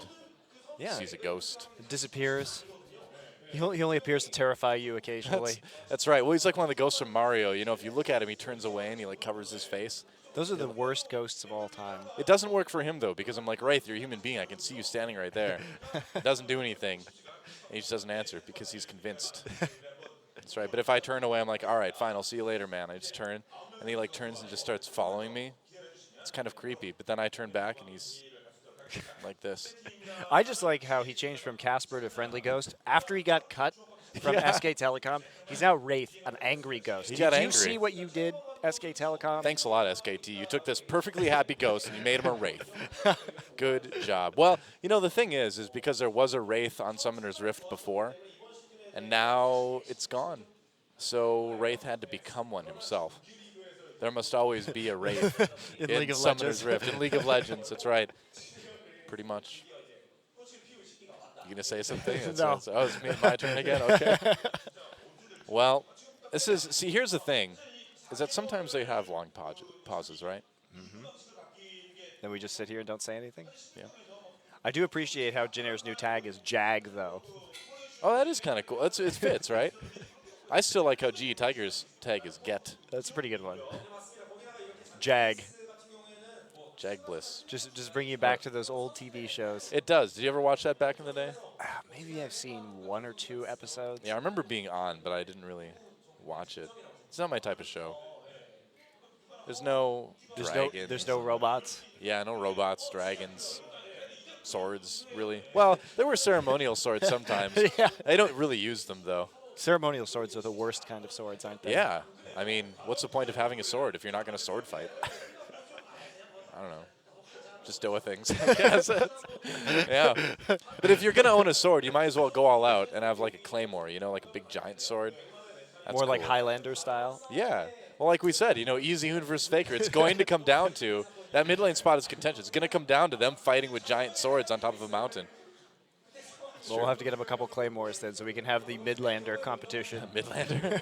That's true. There can only be one. I think Faker would win that because he's really good at 1v1s. That's true. Yeah, But if Dade was here, it's true. Dade did 1v1 Faker or Pawn. If you gave Pawn a trident, then he'd be in good shape. He doesn't need a sword. He plays Fizz, so give him a trident, right? Yeah. Every time. I like how I make you laugh by looking at you. I just have to. I'm just waiting. I'm like, is he going to say something this time? Hey, check it out. You're about to enter the buff zone. And if you come here enough times, see our buff girl, who's the one who amps up the audience. Yep. She'll stamp your. She'll stamp your little something. ticket. Your card. Yeah, a little card. And then you It's get windy in the buff zone, I guess. then you get fat loot if you get enough stamps. That's true. Come to Korea, watch some League of Legends, meet the buff girl, get fat loot. Thug life. That's how we roll here. That's right. You can't get That's how fat we roll. loot in League of Legends because it's not an MMO, but you can get fat loot in real life by coming to League of Legends matches. It's true. You know what I'm wondering is what the Korean fans in the audience think of us in these things, because we're like describing things and like I'm going like this. Like what are they thinking is exactly going on right now? They're not looking at me. Nope, not a single one. Nope. And Wraith, what's the deal, man? Yeah, Jin Air. They should be talking about their strat right now. You need to Can they? keep that planning up. Sure. I'm sure they can, yeah. It's not a pause in the game. You're allowed to pre-plan. Got to use every minute, Doa. So that is something about Gank by Mom, but I didn't know the first part. So there you go. That was a sign about Gank by Mom. That's all you're getting from me. More insightful Korean sign reading from Doa. That's right. I'm the expert. Yep. This is one of our longest pauses yet, isn't it? That's not so bad. Remember that one game? Okay. We've been told it's okay. a headset problem. All right. Okay. So it looks like Wraith. Another minute or two yet, guys. Don't worry. Samsung got new headsets. Did you notice that? I didn't notice that. They but now used I'm to seeing wear it. those headphones, and then they had that mic around their neck. Oh, yeah, that's right. That was weird. That was a little bit strange, wasn't it? Yeah. What do you think of these? They look okay. We have to wait till we get to a Samsung player. Are you more of a headset guy or Oh an no, earbud guy? they still have those. Yeah. I lied. Don't fall asleep. All right. I'm trying to read it. It's way too much. I was like, well, this is gonna go poorly. Yeah. All right. Yeah, I got nothing. Oh, Sorry. Wraith is a different one, so. Oh, Interesting. okay. That is fascinating, Gotta isn't it? gotta mix up those headsets. New Sick- Samsung headsets, apparently. Sick headset analysis from Monte Cristo. No wonder you're on the desk at Worlds. I can see why now. I'm the best headset analyst there is, though. That's right. You guys don't really wear headsets at the desk, though, so you're kind of out of your element there, aren't you? Yeah, we do. We wear headsets. Oh, well, I thought you were wearing just earbuds, maybe. No. I'm not very observant when it comes to headsets or hair, really. Much of anything. Anything around the face, you're just not gonna notice. It's just a big blank. Pretty much. After, like, I stopped watching cartoons in the 90s, that didn't really become observant about anything else at that point. It's okay. You can still cling on to that, right? I can. That was not a cartoon in the 90s, though. Was that supposed to be like a Star Trek pun or something? Okay, I was just wondering. I heard Klingon. I don't know. I heard Klingon. The best way to mess with Doa is just to throw random fantasy and sci-fi references into your conversation, because it's like a cat with a laser pointer. He just gets distracted and really, really excited. Yeah, it's true. And he can't focus on anything else. I can't deny this. It is true. It's the finer things in life, you know? Yeah, I know. What's wrong with that? It's like Monty, you just dangle a tie from 50 years ago in front of him, and he just goes crazy. I start batting at it. That's right. Starts like, trying to rub his neck on it. Yes, we need headphones. That's what we need. What? He's like, we'll put them on your head, man. Oh, and there's the coach on the other side, Coach Hez. We've let them into the booth. That's right. Now it's valuable strategy planning time. That's right. Not a second to waste here. Yeah. He's dressed for the weather. Well, Wraith is in the game now, so we're moving forward one step at a time, everybody. One small step for a man, one giant leap for getting into this game at some point. See, we had a 2-0 in our first series, so we got to stretch things out, right? That's the plan. Hey, it's time. Finally, guys. Let's do it. Picks and bans for Samsung Galaxy versus Jin Air Green Wings. We survived, Monty. We made it. We did it together. I feel like people learned a lot about both of us. That's valuable. Azir band. Yeah, Janna coming in from Jin Air. Against GBM, and Well, he has played some Azir in the past. I think banning that Janna against Wraith is very smart. Also, Xerath, wow, GBM getting a lot of bans so far. Well, he is kind of the biggest threat on the team at the moment, to be fair. Trace and Chaser, like we mentioned earlier, have yet to kind of show up in the games we've seen out of them in the preseason. Yeah, Trace especially has been struggling with his teleport play. Yeah. Now, like we mentioned, Jin Air is coming off of a 2-0. I believe it was against CJ, which may say more about CJ than it does about Jin Air. Yeah, but fair enough. it is a 2-0. And the Lissandra ban. So, yeah, really targeting GBM. It is a flex pick, but Gangpie Mom had a very good Lissandra game in the preseason. I don't know if GBM has ever had 3 bans against him before. No, I mean, you can argue the last one is a flex ban too, but...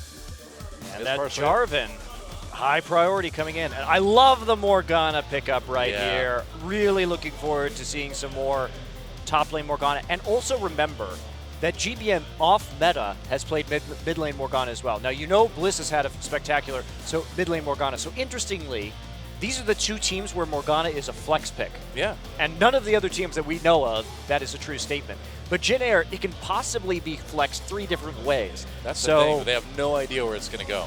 Like I said, we have seen GBM play mid-morg in the past, in previous seasons of Champions on the Jin Air Falcons. So whether he's been practicing it recently or not, I don't know the answer. But also a good answer to this Thresh pick. And Samsung, in a way, they may want to take the Thresh here just so that they can force the Morgana into the support position. That's what I'm thinking too, is that, yeah, you grab that Thresh, you reduce a bit of the flex. Now, do you take a Rumble here as well, too? Oh, no, they might just go ahead and go with the Lucian. Fury has been outstanding on Lucian so far. It wouldn't surprise me at all. Yeah, it would make sense. And they will go ahead and lock that in. All right. We haven't seen Rumble fall this far down on the big ban for a while.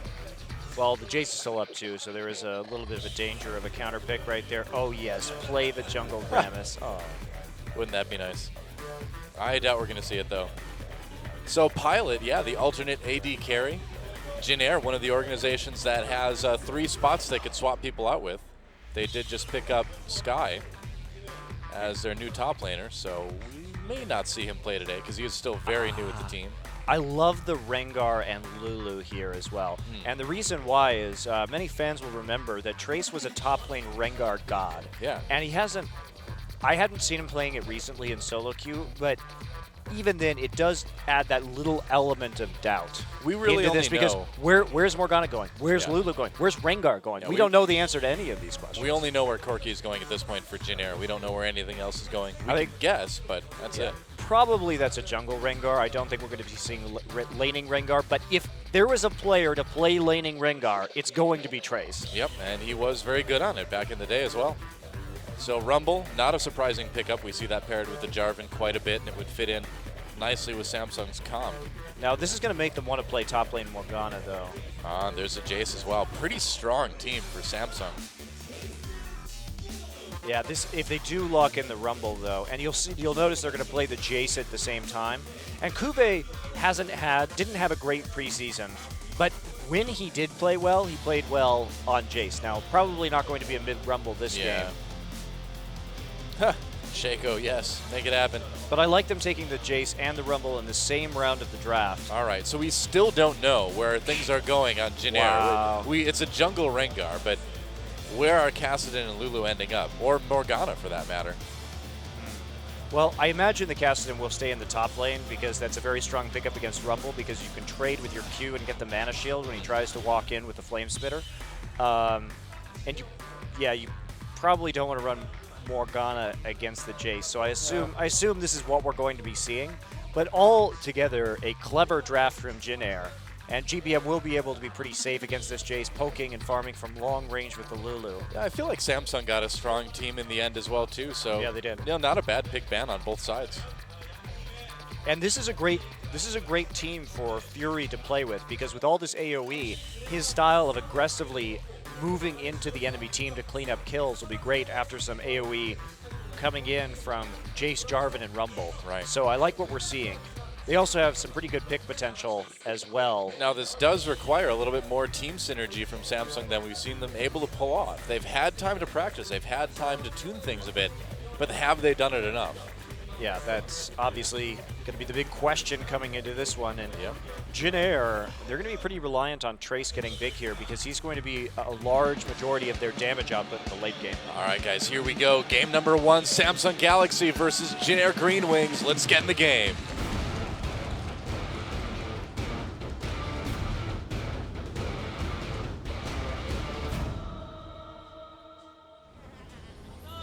And welcome to Summoner's Rift. Match 3, set 1, Samsung versus Jin Air.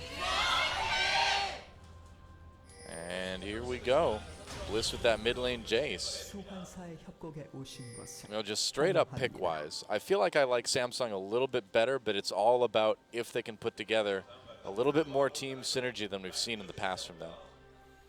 Yeah, Jin Air, they should have some good mid-game siege, but again, they are going to be pretty reliant on a very large Kassadin in the late game because otherwise with Lulu and Corki's damage falling off as the game progresses, it's going to be on Trace to really make it work. But they have a strong ability to pick with Trace and Chaser together. Yeah. A lot of single target damage. Well, this is the opportunity for Trace and Chaser to come back and kind of be the players that they were earlier in 2014. You know that skill is in there. It's puzzling, too, because Chaser had a rather meteoric rise. He was a pretty subpar professional jungler under his ID, Real Foxy, and then in the summer, really rapidly climbed the ranks of solo queue into the upper echelons of Challenger and started to look quite good, and then just hasn't had that same impact since the summer season ended. So he does need a little bit of redemption. Oh, boy, a little bit of good old-fashioned cheese from Jin Air Green Wings. Are they going to do it? Yeah, Foster's Bomb comes in, focusing that damage onto Fury a little bit. Che, Pilot gets grabbed by the Death Sentence a little bit, but look at all that damage onto Fury. I don't think they can quite force a Summoner. Maybe they can. Look at that. They're still going at it. Nobody around. Che finally takes enough damage to back off. And this lane already pretty aggressive, but they know that Fury and Wraith are going to be wanting to fight in this bot lane, so why not get a little bit of a jump on them early on? And look at that. Che, too, he actually goes for the Tormented Soil first. He held his ground, did not go for the bind. I feel like most players would have just selected the bind right there. But by winning the trade and taking the Tormented Soil, he basically guarantees they're going to hit 2 first. So as long as you can hold the trigger on that, that's a very good decision. I'm really impressed. I think most players would have kind of panicked and gone for the Dark Binding. But well, they had their plan, and they followed through, and it ended up working out pretty well so far. Yeah, see, now they hit 2 first because he had the Tormented Soil. That was very clever. Yep. Oh, whoops, gets hit with that Death Sentence, so it's a lot of damage on a Che. Fury, though, still low enough that they can't really pursue that too much. No Summoners used on either side just yet. Yeah, Wraith just walking forward with a little auto attack right there. So, wow, a lot of interesting action early on in the bottom lane in this game. Che and Pilot need to be careful, though. Wraith is such a good mechanical player, as is Fury. Like, I feel like in a straight-up 2v2 in this lane, Fury and Wraith should be winning it pretty much every time. Well, it's also Lucian. That's the other thing as well, too, yeah. Versus Corki early, so they have kind of a natural lane advantage, which is why it's impressive that Jin Air managed to neutralize that edge early on. So now it's going to be a lot more of a even laning phase. Hiding in the brush, pretty strong stuff. All right, So The oldest strategy in League of Legends. it's an oldie but a goodie. That's right. I think we're going to see that one till the end of time. Or until they eliminate bushes altogether. Oh, I don't think they're going to do that. I Well, doubt it. a little bit early ward coming in from Eve. Went back and picked that one up, looking for an angle onto this relatively immobile Kassadin. Trace is pretty far up with no vision in this top lane. Eve is coming in with double buffs. Cuvée comes in as well. Trace may have to burn a summoner here. He'll flash to get out of that flag and drag. And doesn't get knocked up, but that's a summoner burnt already. And he's going to be really vulnerable now, pre-5. Chaser's going to need to really protect that lane. Yeah, and they should know that he's coming back, though. And the thing about Rengar is he's one of the best counter gankers in the game. So, you know, if they can bait out a gank right here and Rengar can show up, they can probably win the 2v2. Yeah. And that's what he's going to do. Trace unafraid, and you know, being this far up right after his flash is gone should be a pretty big signal to Cuvée that Chase is pretty nearby. Meanwhile, fighting the bottom lane, more aggressive trading from both sides. Pilot has that shield on him, taking less damage. Fury still low, and look at all the damage done by Jay as well. That's nice and bloodthirsty. Fury gets ignited, but they're not able to quite finish him off. Ignite's used on both sides. That's about it, though. But man, you need to be so careful if you're Fury right now. He still has heal and flash, so he's going to be okay. Pilot has no heal right now. That's why he was a little bit reluctant to go in for some more auto attacks while Che was getting death sentence right there. I do think he could have gotten a couple more in.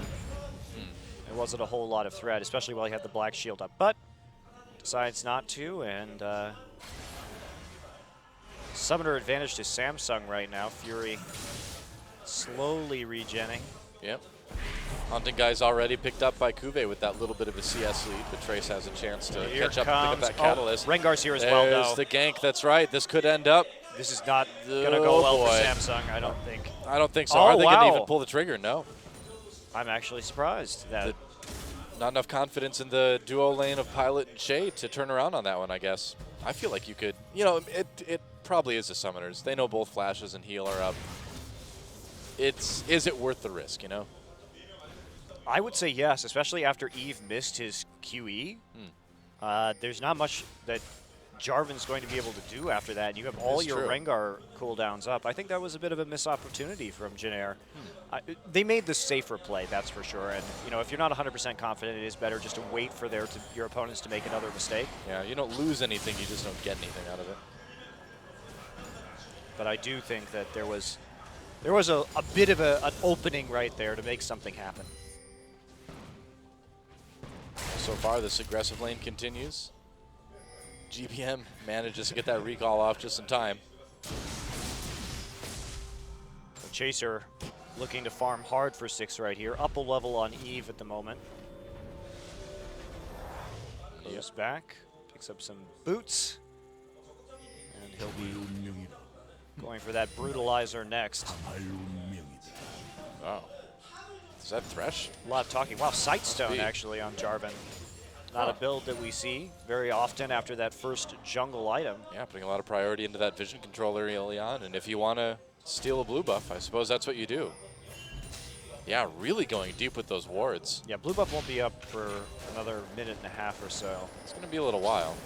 But I mean, those wards will still be there. Yeah, those wards will still be there when the blue buff goes up. But mostly they just don't want, they want to play aggressively on the bottom side of the map, and they don't want a Rengar showing up.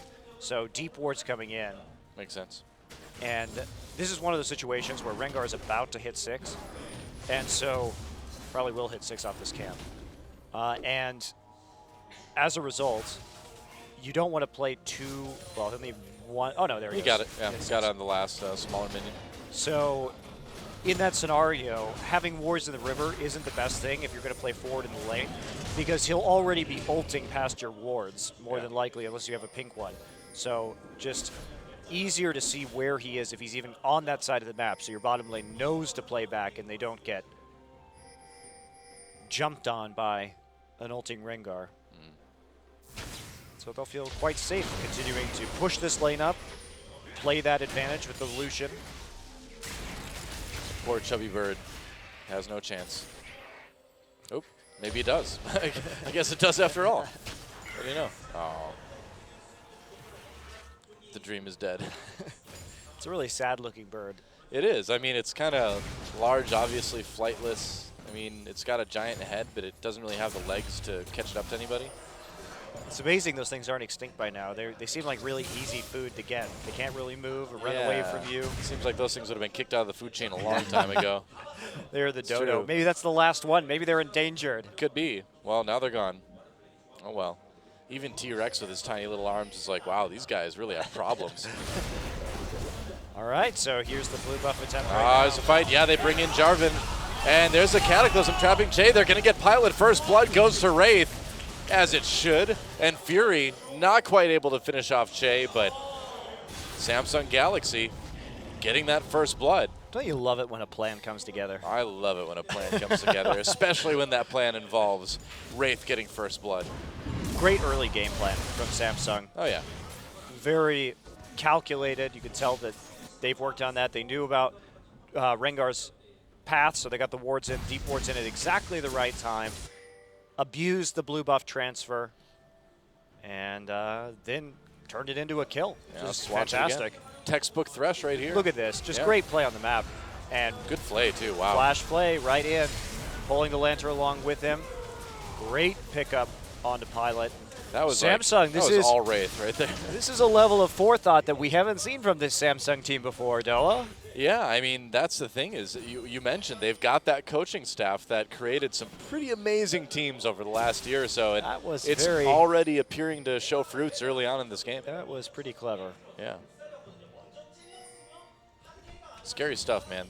And that's really the huge thing about the infrastructure here in Korea is that you can just take 5 guys that have talent off a solo queue and turn them into something like this so fast.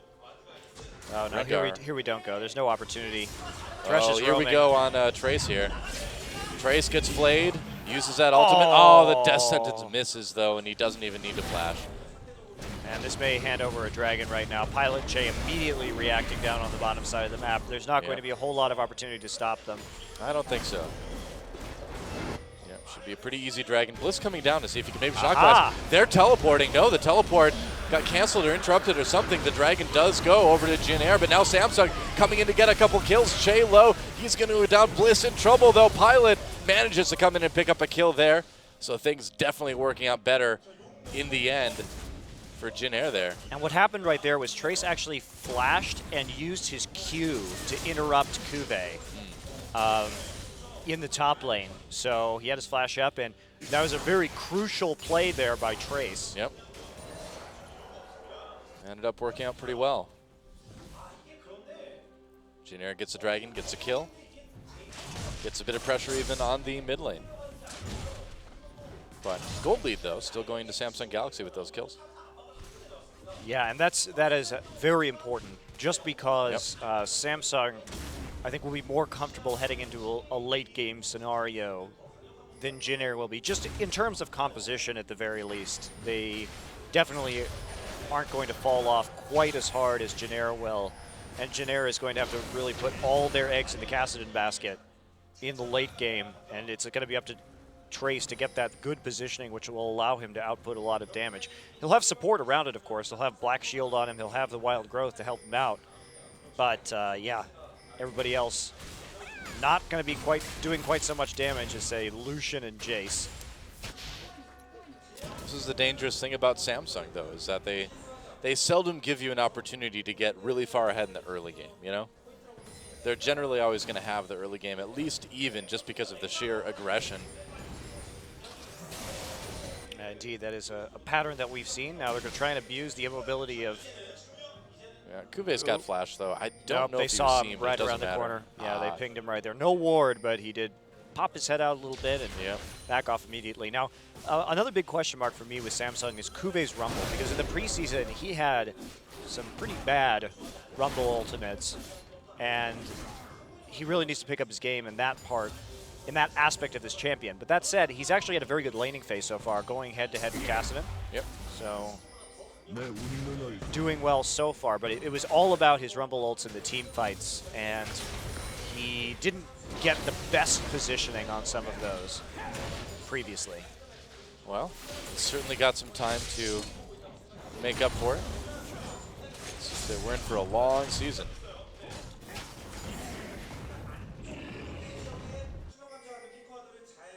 Well, lots of wards down from Samsung. Yeah, that's Really good coverage. They have 4 pink wards on the map right now at Well, 13 minutes into this game. If you want to talk about things that would remind you of the old Samsung squads, really good vision control all game long is definitely going to be one of the top ones. Oops. A little bit of action in the mid lane. Bliss knocks Chaser away. Here comes GBM. Eve there to try to save him. A little bit too late, though. And that's going to be a kill for gank by Mom. Now Eve, wow, nice dodging. Gets around that Dark Binding. That could have easily been 2 kills for Janair. Yeah, handing a big kill over to GBM as well. Chaser playing that very aggressively with his first ult of the game. So making that one count, picking up the kill where he needed to. And GBM just picking up that Morellonomicon for that early damage boost. And putting it to good use there, even against a Hex Drinker of Bliss. And this next dragon is going to be interesting just because of how well Samsung is already set up in this area. You know, they spend so much time killing the blue golem buff guy, but really all you would need to do is just hop over the wall and pull it off of his back. It's kind of in plain view. Like anyone can just like grab that buff if they sneak up behind him. Now, he probably can't move very fast either. Yeah. Be a pretty simple. He's like facing away from the wall, so I would just like climb up that wall around the pit, and I would just like reach over and grab it, like pluck it right out of his back. Well, you're a lot smarter than a lot of these champions here in League of Legends. They go through the trouble of killing that monster. So unnecessary, you know? He'll just grow another blue buff anyway. Will he? Is that something that golems can regrow? Seems that way. I mean, they can regrow their entire body, essentially. How do you know it's not another golem? True, it may be just one looking for where the other one went.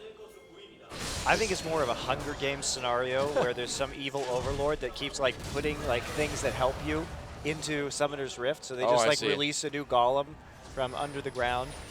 Like here, have this. The fans of the mid laners are like, oh, we want to see them use more abilities. Here, give them mana and cooldown reduction. Tributes. Yep, that's right. Really I think that's what's going on. Oh boy, is there going to be action? Bliss. Yeah, Eve gets Dark Binding. Dark Bound? Dark Binding. We're really on a Hunger Games kick tonight. And why not? And why not? Why not? All right, so Rift Scuttler, 40 seconds till his drag again. Maybe vision overkill here from Samsung. I'm not sure you really need to invest this. Do you need 2 wards right there? Really, do you? They have like 3 wards where they could probably just use 1. But anyway. It's better to overward than underward. That's important. Unless you spend all your money on wards and don't get any items, Doa. Hey, you're never going to learn where to put those wards if you don't put them in the wrong places first, Monte Cristo. Is that your philosophy on warding? That's right. More wards is always better. Here we go. Jumping in on the Bliss. Bliss gets away on the Lantern, hits with the Dark Binding anyway. Now Wraith in a bit of trouble. Fury powering in with that ultimate does a lot of damage to Chaser. There's a Cataclysm. They managed to pick up the kill on Chase, or Che rather, but the Jin-Air Green Wings are not done yet. Oh, they're going to go back onto GBM. That's brave. Wow, Wild Growth onto him. A lot of damage as well, but Kuve coming down. He's kind of on his own now as he goes after GBM. Meanwhile, Chaser manages to pick up the kill onto Fury somewhere, and this crazy fight continues. Jin-Air, they win the chasing award. Chaser really living up to his name there. That was such weird. A funny Rengar ult. He was whimsied with Black Shield onto him, onto the Jace, but Jin-Air not hesitant at all to just all in, pull that trigger. Very fun play to watch. Yeah, they get the dragon too. Barely couldn't kill Bliss. The guy lives with sub 50 HP. Yeah. He is a lucky Jace. Certainly is. And they managed to get that kill onto Che. And I mean, Chaser, I'm not even sure where Fury died there. I was just about to say, I want to see a replay of how the heck he was able to kill Fury. I think we're going to get to now, but disengage. Double Absolutely shielded, hilarious. I love how Rengar. Pilot Valk's in for that as well. Yeah. But Wraith really saves him, pulling him back and then getting the box up right there. Eve trapping himself in, but allowing Fury to get a kill. Now, Fury, where are you going, buddy? He's Rengar hunting, I think. He wanted to come over the wall, maybe? Now he's just kind of like, uh-oh, I've made a terrible decision. I've made a horrible mistake. Oh, he just gets found by Trace. There's going to be... Okay, yeah, just turn around. Finish him off. Getting that last stack onto Rengar, so he gets a little bit of heal as an insurance from his W. Yep. Wow. Well, we knew these games would be pretty exciting. Definitely going to see some fights we wouldn't normally see. And Samsung thinking about a dive here possibly in this top lane. Why that, not? That Rengar ult was ridiculously entertaining. Yeah. All we needed I didn't there even was see it coming at all. All we needed was a Zillion there to make that complete, you know? I bet Bliss was really, really surprised by it. I don't think anyone was expecting that. Yeah. Double shield, super powered, fast, invisible Rengar. It was. I mean, it's good though, because the thing about it is that when you have that black shield up, the way that Jace can get you off is with the knockback, but he can't knock you Yeah. back when you have the black shield. Can't get flayed away. And he's doing physical damage too, so there's no way for him to even pop that shield. So Whoa. it's actually quite creative. Oh, Pilot, what were you doing, buddy? Oh boy, he's trying to get some damage in onto Fury. He does. Che coming down. Can he lock him up enough for Chaser to come in? Chaser does jump, and there we go. The ult from Che locks on just enough. Chaser turns now into Wraith, and there's not a lot that a Thresh can do in this case. So Jin Air gives up their AD carry, but turns around for a total bot lane kill on Samsung. Meanwhile, it looks like there's some action in the mid lane. That's going to end, though. Yeah, Trace starting to get pretty scary at this point. Nice and farmed up. Kube will be able to push down this top lane tower. Meanwhile, Chaser dealing what damage he can onto the bot lane. Will they trade 1-for-1? Looks like they will. Looks like yeah. they will. So first are taken almost identical times for Jin Air and Samsung. Interesting. You know what Samsung actually means? What? It means 3-star. Ah. Sam, 3, Yep. Sung, star. Yeah. Nice. There you go. A little bit of a Korean lesson for you there. It's a brand we all see all the time. Because it's huge. They really should just have stars in their logo then. Now I'm disappointed. Yeah, I don't know. I don't get it. Maybe they did at one point. They probably did way back when or something. Who knows? Now they just have stars on the fields of justice. They have stars in China. Now they just have stars in China. It's good to diversify, though. It's good. It's good. They're expanding their market share, you know, or looking into other markets, businessy terms, you know. Merger, stock options. Where'd you get your MBA from, Doa? Well, there was this internet website. You see it. Oh said boy. MBA. 3 hours. $5 of your money back. Business expert and 3 easy payments of $19.99. That actually sounds like some MBA got the better end of you. I think it's the NBA most esports people go for these days. So I'm pretty sure. Need to work on that one. Yep. Well, a little bit of a lull in the action as both teams try to figure out what ways they can create elaborate ganks on the other team at this point. Elaborate ganks are the best ganks, though. They are, you know. Especially elaborate Rengar ganks. Anything with invisibility. You know what I miss? What? What do you miss? Zillion Rengar combo where That really was the best, wasn't you it? speed him up and he has bombs on his head. That was the funniest. Yeah. You know, it's a giant invisible exploding cat person coming at me 1,000 miles an hour. It's truly one of the most terrifying things you can encounter. A lot of pressure on this mid lane turret from Samsung. Trace is going to recall, I guess. Yep, so has that teleport available in case he needs it. And going for that Seeker's Arm Guard rather than finishing that Rod of Ages. What do you think about that? Did you Oh, finish no, his he did rod? finish it. Never mind. Yeah, well, I think it's good to go into Zhonya's next with all the physical damage coming in. And the fact that they have some pretty squishy engage right now. Yeah. Not really a great big tank. They do have the Lulu to help out with additional tankiness. Well, I think that's the plan. You know, Wild Growth can give them that additional survivability that they lack from having a quote-unquote tank up in the top lane. Samsung just continuing to siege down with this Jace and Lucian, and Trace is... he needs to split push for the moment. He's Yeah. not strong enough yet to really engage on this, and he needs the Zhonya's and able to do so. Well, Dragon is up in less than a minute now as well, too. So Samsung, if they can create some pressure, they do take that mid lane turret. They've already got the wards. So setting up for possibly a Dragon opportunity here. Jin Air has both of them so far. Oh, there's an ult. They're going to jump onto Eve. Eve gets away with the flag toss and the lantern. Will they keep chasing? Of course they will. Equalizer coming through, though. Hits a lot of people, but now Trace comes over the top. Wild Growth doesn't work because he ulted away right when it was going off. Actually, that was a flash. Either way, they didn't get the knockup from it. They can rotate back around a Dragon here. Trace waiting for his ult. You can get into the Dragon Pit anytime now. I don't think Jin Air can take this one. Pilot, yeah, they're recalling. He's really low. No, that's just a wash, trading one for Yeah. one. Pretty much. So a lot of crucial ultimates used from both teams. Critically, though, there is the Cataclysm still available for Samsung, so they may be able to fight this again. Yeah. Although Che has his ult as well. Well, so. things like the Rumble ult, though, come up again so quickly that Yep. you have to imagine that'll be about up by the time they want to go for Dragon again. Well, that's the thing. Even if there's a wash at one of these Dragon fights, if you have a Rumble on your team, you just want to keep running in there and just meat grinding it out until, because eventually you're going to have your ult up and they're not. If you just keep fighting at Dragon over and over and over again. Meat grinding it out, huh? It's how they do it, man. Waiting for the T-shirt that just says "meat grinded out." I'm surprised you haven't seen like a hat in Korea that says that yet. And the Dragon, Jin Air going for it. Will they get the third one of the game? It's getting low. It's going to be Smite Wars. Dragon pounding back. They get it though. Pilot manages to pick it up, and Eve gets blown up after trying to come in. That was a close call.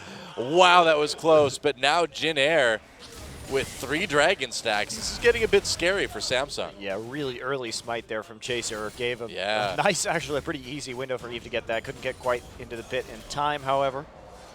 They got in, and they were ready for him, too. They locked him up quite nicely.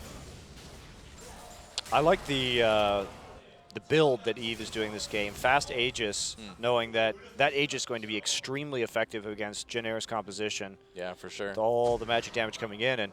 And Chaser going tanky this game on Rengar.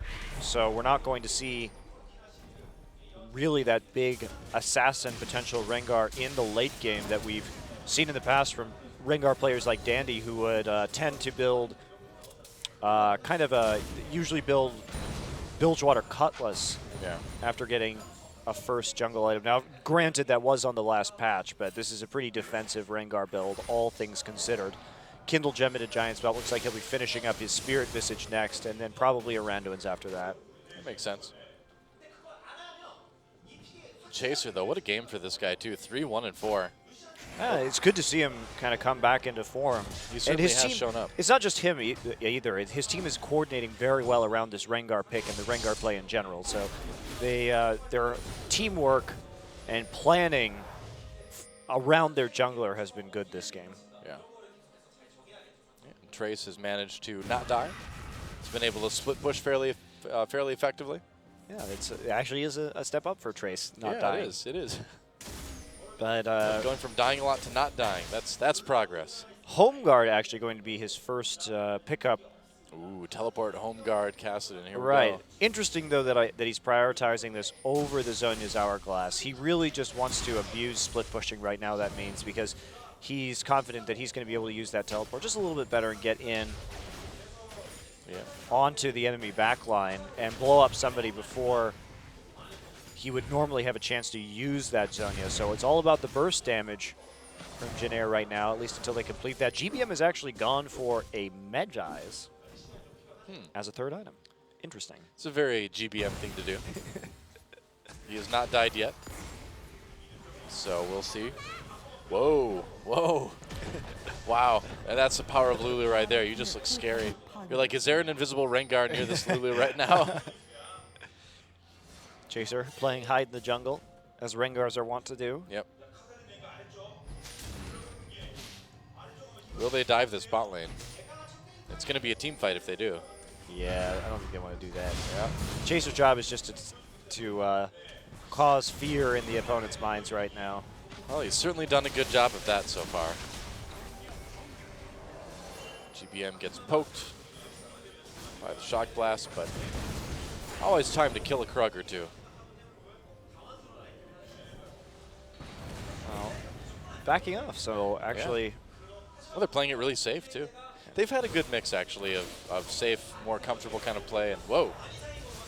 Whoa, Rift Scuttler. What are you doing? Getting Glitter Lance. I guess. And Help Pixed. Help Pixed.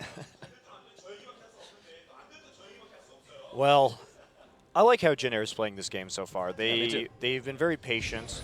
They know exactly what kind of engage they want. They're planning around their engages with Rengar has been solid. Well, the play has been just surprisingly well balanced. You know, Yes. going in at good opportunities and not going in when they didn't need to. Yeah, I think that perhaps they could have played a little bit more aggressive, especially in the early game. But by waiting, I think they're confident in their veteran status against this team of mostly new players. Yeah. And so why take risks and get mechanically outplayed, if you're confident that in the late game you have more experience, you have better team synergy, and a better idea of how to play this game, League of Legends, at the professional level. Yeah, pretty much. Just play it safe and wait until they make a rookie mistake, which Samsung has shown that they will do, given enough time. Yeah. And to be expected, too. Well, they're still such a new team. Yeah, of course they're going to be making those mistakes. The thing is, they're looking surprisingly good for such a new team, but they still will make those mistakes if you give them the opportunities. It's kind of a guaranteed thing right now. So I think that any team going up against Samsung, you want to maximize your chance of a win. You just kind of play with vision, tool them around the map, go for the sure thing every time, take no risks. True enough. And now Dragon up in less than a minute, so Samsung's going to try to set up for something, and they really need this one. This is getting to be the point where, obviously, if Jin Air gets it, they're one stack away from 5. That's kind of game over if you get that. Pretty disastrous. Samsung has also had very good wards around Dragon throughout this game, but they haven't actually been able to make that Dragon work. Now, they were, I think, surprised by the first Chaser engage, and who can blame them, really? If I was Bliss, I wouldn't have thought that was coming right at my face. Wow, look at this Kassadin going right up to the inhibitor turret. And again, I love what Jin Air is doing. Force the hard decisions on the new team where they're not exactly sure in a split push or a base race scenario who's going to win. These are very specific things at the professional level that you have to deal with that you just don't get as much experience, or any really experience with in solo queue. It's a pretty brutal strategy by Jin Air, actually. And here we go. Jin Air trying to take that ward. Chaser coming in. Double shield again, and Wraith gets blown up. Has to back away, use that box early on. Ooh, they lock up Eve, and Trace gets jumped on now, pops at Zhonya's. Nice ultimate there from Cuvée, though. Can they follow it up? Not quite. And now that Samsung's used all their ultimates, you know, is there, I mean, GBM hasn't used Wild Growth yet. It looks like Jin Air might be able to take this. I think they've got the edge in the team fight. Trace coming in. There's a Wild Growth on him. They pop the Zhonya's on Cuvée. Eve has to back off immediately. Jin Air grouped up. Oh, Che has to back away. Cuvée does get the kill onto GBM. Everyone at such low health, but the kills are coming in. It's even so far, and it is all on Fury. He gets 1, he gets 2. Can he get more? No, he finally goes down after a double kill from Pilot as well. So many kills across the board, and now Samsung is going to try to get this Dragon down with 2 low health members. They'll be able to get it, but man, that was a crazy fight. Knocking Wraith out of that fight was really not a big deal in the end for Samsung, and I think that Chaser picked the wrong target right there. I think that trying to burst down Wraith wasn't the best decision. If we look at this, we're not going to look at the actual engage again. We're just going to look at this team fight. So Trace goes in, gets the Wild Growth, but can't really do a whole lot with it. And I don't think they counted on the Cataclysm still being up, but that really corralled everybody very nicely for Fury, for him just to start dashing forward and picking up a bunch of kills. Pilot does a good job of taking him out and preventing further damage, but in the end, they get their first Dragon. So a win for Samsung in that team fight. Yeah, still a big edge for the Jin Air Green Wings, and you think at this point, the longer the game goes, the more it goes into Jin Air's favor, veteran status-wise. Team status-wise, it's going to go more for Samsung, but it's not over by a long shot for Jin Air yet. They've still got the lead. I also like the decision by GBM to get the Magi Soul Stealer. Oh, okay, here we go. Oh, they're going in. Cuvée in a lot of trouble. Drops that equalizer. Zhonya's, he's going to go down. Oh, gets out on the Lantern, but no, Trace is right there. Wraith in trouble now as well. 2 easy kills for Jin Air. Wraith has done such a good job of nullifying that engage throughout this entire game. You really have to hand it to him. He's been there with the Lantern every time that Rengar comes in. Finally, Trace gets wise to what's going on and just cuts off the other end of the Lantern, because too many people have gotten out that way over the course of this game so far. Trace is going to clear out this top lane, get a bunch of farm for that one. And again, I like this this Magi's, because that really helps your damage in the late game as long as you can keep stacking it up. And because GBM has done a good job of staying free and clear and not dying this game, will have a good opportunity to do that. And as the game drags on, that item will become more and more gold efficient. It is nice to see Gank by Mom playing better too as well. I mean, this is a champion Yeah. that we've seen him try to play not very well in the past, and GBM really has improved. He has. That's indisputable at this point. I have to say, when Fly left the team and they announced that GBM had come back, I was kind of disappointed, I guess, and I was also confused as to why they would get him back onto the roster, even though here we go. Chaser coming in again, jumping onto Bliss, a little bit of damage, locks him up, and he's getting so low. He did it again. That is so fun to watch and so brutally effective. And with Jace out of the way, That is ridiculous. they can do whatever they want in that enemy ridiculously entertaining to watch. jungle. Yeah, They execute it perfectly every time, too. they really do. It's clearly something they've got a lot of practice doing. Yeah, waiting for that minion wave. They've got it now. But Fury pushing that back with the culling. Still got the edge as long as Bliss is down. So right now they can just kind of focus on taking that jungle. Oh, they locked up Kube. A little bit of damage. Can they actually finish him off? No, not quite. Had the lantern there. But Jin Air had time to put some wards down, get a bit of control. Oh, one more hit. There we go. So as I was saying about GBM, I questioned this when Jin Air first got him back because Yeah, we all did. he was a player that really had struggled. He struggled in Frost when he was first picked up into the professional scene. He really struggled on the Jin Air Falcons, but they obviously saw this level of improvement in him, and it's fun to see. I'm glad that he's doing so well. Well, they built up a pretty sizable gold lead, but at this point in the game, that's getting to matter less and less. It's more about these engages that Jin Air has been able to keep pulling off, and the fact that they've got that map advantage as well. They've got that turret lead. Ooh, Trace hiding out in the enemy jungle, behind enemy lines. Going for the Gromp. No, or not. Going for the ward clear. Yep. I like how everybody on Jin Air has just been sneaking around the jungle, hiding in bushes this whole game, too. It's pretty entertaining. I like this new Jin Air. Preseason Jin Air, not so much.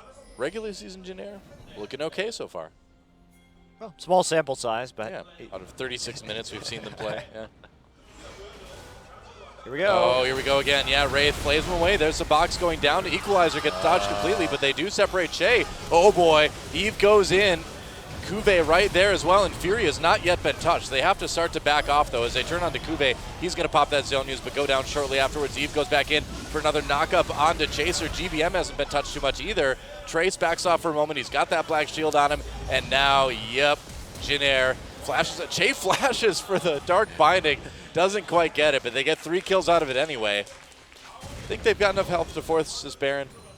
Yeah, I think it's they looking pretty they good, should. yeah. Especially because Chaser went back to base and he's zipping all the way down with home guards right now. So that's another example of Kuve's Rumble just not really being up to snuff right there. Pretty bad Rumble ult to start off that fight, hitting nobody. Oh boy, Bliss, what are you doing?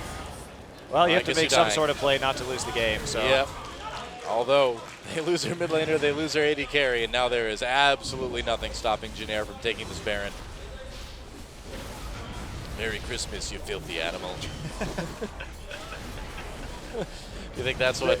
Baron just was in the festive spirit. He's like, maybe if I wear this Santa hat, they won't murder me in cold blood. I was just no. sitting. He's not even doing anything. He's not rampaging, killing innocents. He's literally just trying to chill out in his home, and everybody Yeah. just comes in there and kills him. It's terrible. He's like a hobbit. But He was people like, come I and kill just the wanted hobbit to all the time." celebrate Christmas at home. I was having a festive time with my hat, and then you murdered me. Just a quiet evening with my neck mouths. We're having a great conversation. That's right. We agree on everything. It's great. Great until the champions show up. Oh well. And at this point, it's kind of hard to think about Samsung winning this game. Yeah, that I big tried, lead. it doesn't work. Big lead is there for Jin Air, and they're more than likely going to close. Yeah, they've been This able to one make out. pretty substantial picks all game long. Yeah, GBM 13 stacks now as well. He has 930 AP. Wow. Oh, yeah, that's What? he had 930 AP. Wow. That E is now his biggest execute. It's awesome. I miss it before it was nerfed. Then you really could like take half of someone's health off late game with that E. It's great. Yeah, 930. That is a lot of AP. It's a good amount of AP. If I had to pick an amount of AP to have on my AP champion, 930 would be definitely a number I'd be happy with. Here he comes again. Oh, no. Oh, next way, though. Ray's still in trouble. Trace comes over the wall, and that turret's going to go down. Oh, man. That's never going to get old. We need a Sonic the Hedgehog skin now for Rengar, I guess. Got to go fast. Oh, they lock up Eve as well. He backs off, but he's out of the fight. Too low health to really participate at this point. No minions. Jin Air, though, nothing is going to stop them at this point. Now they've got that cannon minion. Outranging the turrets now. A lonely cannon minion. Oh, he's got a friend now for extra siege. Extra good sieging. I like how GBM didn't even go for the Lich Bane this game. He's just all about maximizing AP for long-range nukes. Yep, I like it. And Rengar speed. That is true, yeah. It ups your speed for Yes, Whimsy, it yeah. does. It's important. Look how fast Pilot is. Wow. That's actually terrifying. Can he withstand the G-forces? That's what I'm wondering. That plane, another successful siege going for Jin Air. They've already got that turret nearly dead. And again, those cannon minions, so hard to deal with once you've got that Baron buff. It's ridiculous. Oh, Pilot. Ah, nice wild growth. Manages to Valkyrie away. They managed to take him down anyway, but Chaser comes into the back lines. Eve goes down. Everyone in trouble. Jin Air has to be careful here as 2 kills come in for Samsung. Chaser did absolutely nothing right there. He should not have gone in at all once that hook came down on the Pilot. Just let him die. Don't sacrifice anything else. You can continue that siege or at least pull back. See, if it was Najin, they would have just been sitting in their base after taking that inhibitor down there. Like, all right, it's all on the super minions now. Oh, my. Oh, there's the Lich Bane. Oh, okay. Oh, boy. Now he's going to be doing a ton of damage on his auto attacks, too. Yeah. 6-item AP Lulu. Wow. Oh, his Baron buff ran out, so now he only has 907 AP. Only. Only 907 AP. What a weakling. Wow. I think his blue pot ran out, too. That could be. Either way, he's terrifying. Wow. All right, just wants to take out the turret. Why not? Yeah, another auto will do it. Huge shield. Doesn't care about the laser at all. Split push Lulu, new meta. The inhibitor is slowly coming back, as it does. But the pressure continues to mount for the Samsung team. How much can they stand? Not much more, I would say. This Lulu is so terrifying. Everybody going to get some buffs. I guess Chaser needs to clear out some of his jungle camps. And they'll head back in to deliver the death blow, no doubt. Yep. Or will they wait for another dragon? It's always nice to have those 5 dragon stacks, you know. Maybe GBM just wants to achieve 20 Magi stacks before he actually deals the coup de grace. At this point, Lulu's like the DJ in Club Jin Air, and everyone in the club getting whimsy. Everybody in the club getting whimsy. I can see GBM DJing. Yeah, me too, man. He's Quite got his, like, bow tie on. Yeah, I can definitely see that. If you ask me which Champions players would look best in the DJ booth, I'd say GBM would be way at the top of that list. Yeah, who would be the other people on your list? I think Trace would be pretty good too. Surprisingly enough, I was going to say Space. DJ Space. Come on, he's got a name already for it. This inhibitor is not going to last too long unless Samsung goes in like right now. Like right now. No suspense. Oh, they get the inhibitor. And Samsung has to back away, just too scared. Yes, 5 dragons do it, Jin Air. Yep. They certainly could. It's like that's the plan. The ultra safe closure. Makes sense. Chaser has an Iron Elixir. Wow, he's huge. He's so majestic when he's big and runs. Yeah, he doesn't really run at that point. He kind of like lopes. Lopes, yeah, we're on the same page there. How about that for vocabulary? Pull out the word lopes. The Rengar lope. I agree. It's not really a prance. He's not you know, it's not a pretty sort of walk. It's not a prance. It's definitely more of a lope. It's not a mince. Yep, that's right. It's not a dance. Yep. Samsung. And oh boy, last ditch effort. But there's wards, and them there are bushes. And all they have to do is wait too for these super minions to push in through the bomb site, or they Yeah. can teleport in. Yeah, why not? Oh boy, gonna jump right in there. Chaser is all over Bliss. Bliss in big trouble. Equalizer goes down. Doesn't really matter too much. Fury gets a nice culling off of though. Cuvee again trapped in the middle of everything. Pile over the wall to finish off of Wraith rather. The kill start to come in for Jinair, and now it's just Fury and Bliss left. Somehow Fury and Bliss lived through that. I don't know how. There's that 5th dragon now. Oh boy, it is over. And you know what, Doa? I always wondered what an Iron Elixir Wild Growth Rengar would look like. Now and we just know. found out. Now we know. Giant Rengar. I thought Cho'Gath was huge. Oh, GBM is 1 stack away. He only has 1,082 AP Oh. from the 20. This is so disappointing. Oh, Come on, maybe GBM. get a kill. Can you do it? Oh, you Yes, can't quite do he it. got it. Oh, he got it. All right. He got the assist. Fully stacked. There we go. No, click on Lulu. Yes. 1,095 AP for Gank by Mom at the end. GG. And Jinair takes game 1. Wow. You know you're doing well, and your Lulu has over 1,000 AP at the end. Also, GBM was contributed to 22 out of 25 kills. Great game for both GBM and Chaser. And really a much more positive game across the board for Jinair. Certainly the best we've seen them play in a long time. Yeah, methodical, tight play from them, that's for sure. Well thought out, very much. Samsung managed to have that cute play early, but you can see where they're developing. They wouldn't have done that that play around the blue buff in the preseason, but they still seem a little bit scripted in the early game, and once the script goes away, once things kind of get crazy in the mid and late game, they don't have quite so much of a clue about how to play it out. Yeah, and it is only one game. You know, there's still a lot of mystery about these teams. I feel like this is still a series that could go either way. And we'll see how they play in the second match. But yep. Well, will we have 2 2-0s on our first double best of 3 night here on Champions?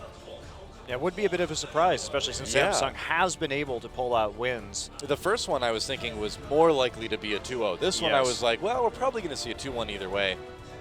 But I don't know. I don't know now. Jinair's looking good, looking better than we thought. Samsung's looking about as good as can be expected. They look like they've improved too, but still a long way to go up against, any really most of the teams in this league when it comes to serious games, I think. Yeah, I definitely agree. Well, it'll be fun to see how this plays out if Samsung has some more interesting strats early on. We fly to the victory. Man, I want one of those. Fly, better fly. Fly, better fly. Those are the 2 greatest scarves I've ever seen. Those are the first Jinair Green Wing scarves I've ever seen, in fact. It's Yeah. nice to see them start supporting their fans with some swag. Pretty awesome, guys. We'll be back with game 2 right after this.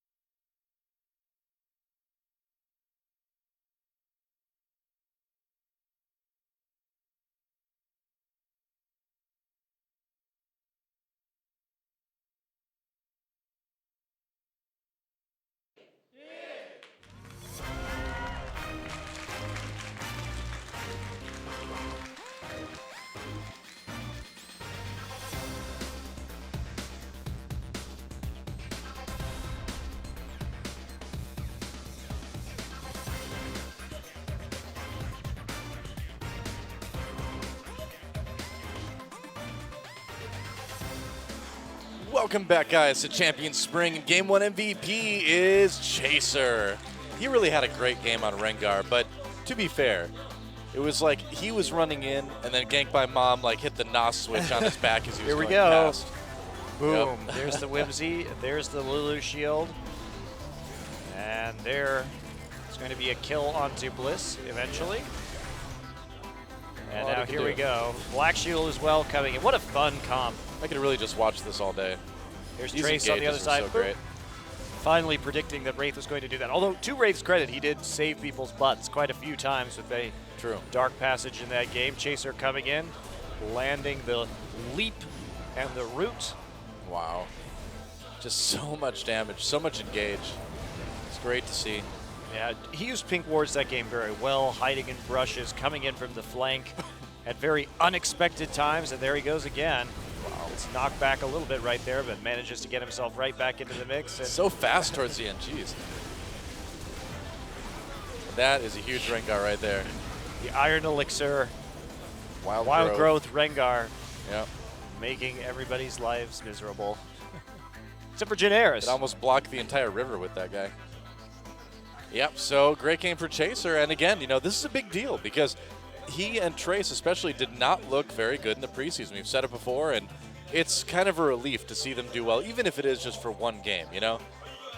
I want to see this team be the best they can be, and in the preseason they were definitely not that. So Yeah, they Yeah. had great planning with this team composition, excellent execution, and Samsung had a very nice first blood that game, but couldn't really capitalize or snowball off of it in any kind of meaningful manner, instead getting caught a little bit off guard.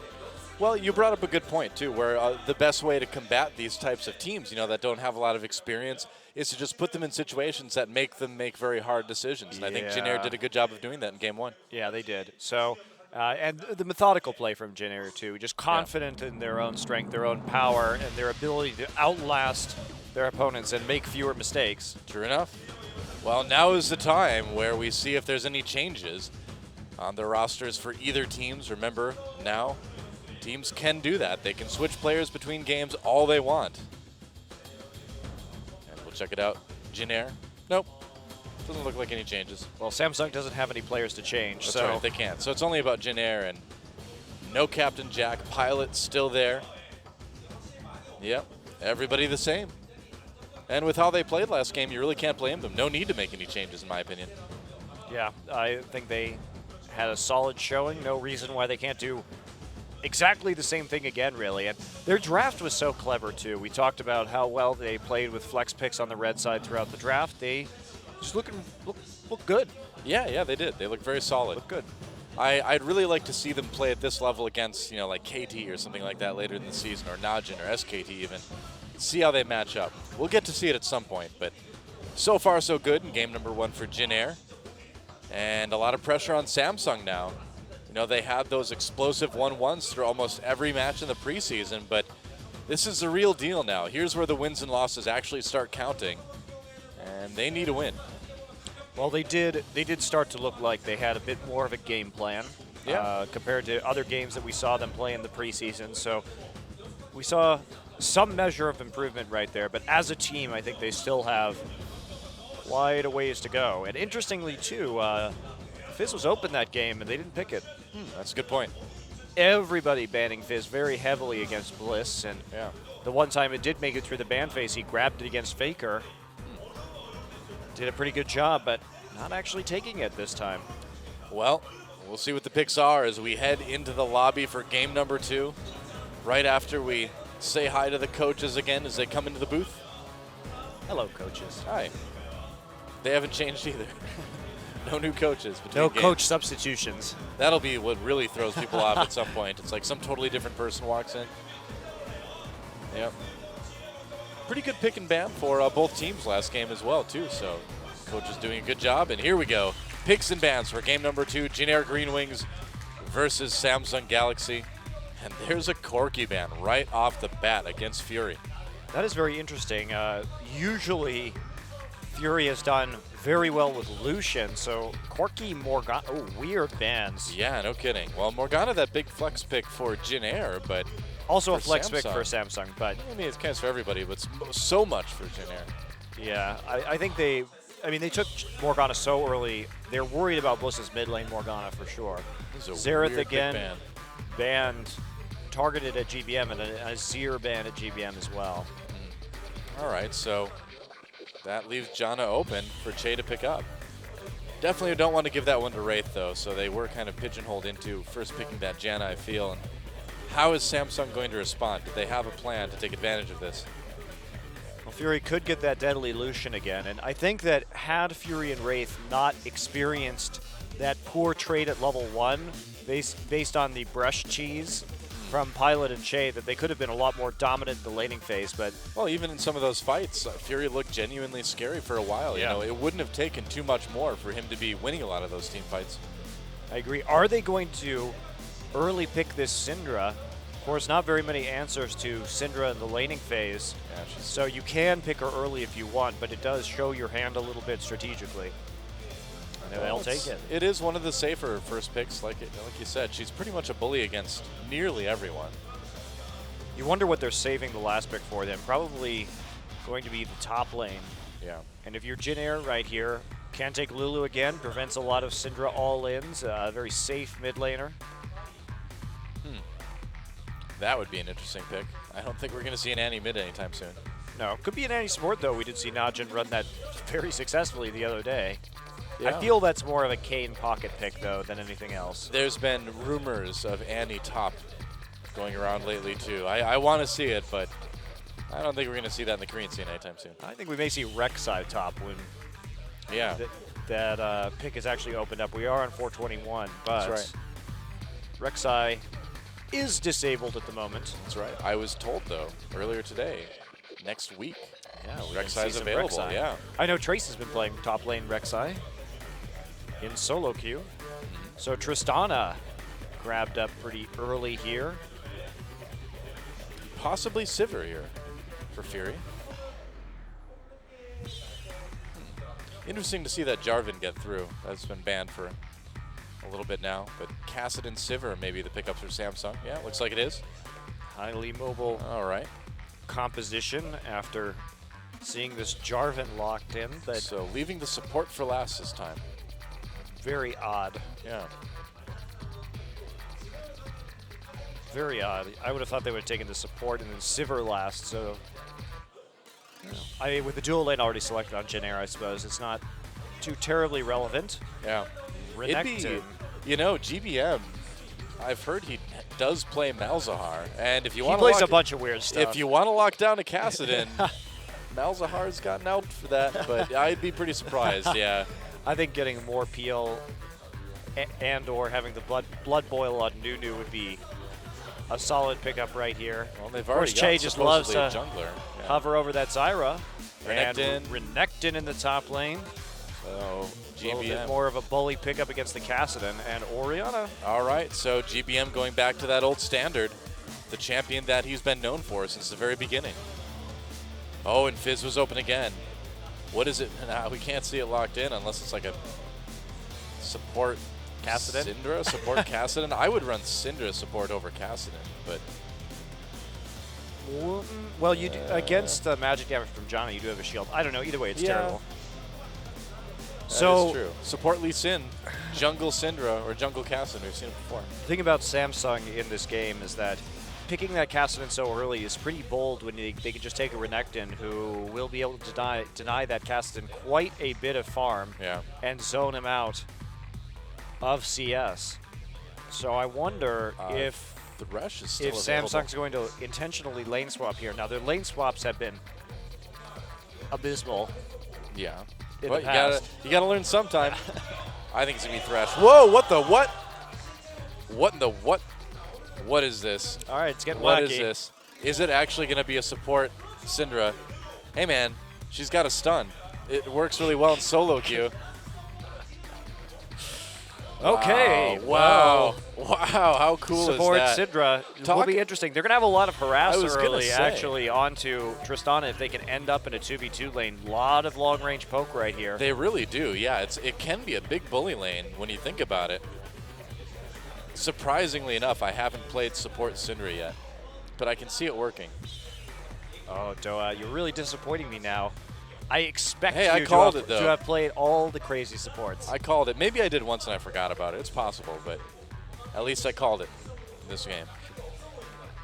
Well, very interesting to be sure. Well, no, you know, we knew these games were going to be kind of wild and entertaining, and they certainly have been so far. The Well, big ban for game 2 is Samsung playing to the strengths that we've seen so far. This is a big-time pick composition. Yeah. A lot of mobility, a lot of single-target damage, and the way that support Syndra is going to be useful is with a long-range E and then a moving in with the Sivir ult. It could be okay. So do you lane swap against this if you're Jin Air then?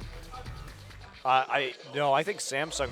I don't know. You would think they would want the 2v2, but that 1v1 with Kassadin and Renekton is pretty bad for Kassadin. All right, well, we'll see what happens, guys. Game number 2. Can Samsung tie it up? Let's get in the game and find out.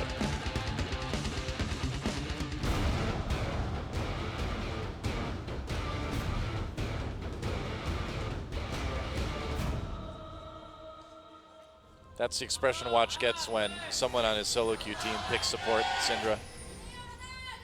Can't blame him. It's a tricky play. I do think that the support Syndra does work with the composition that Samsung is running, however. It really does.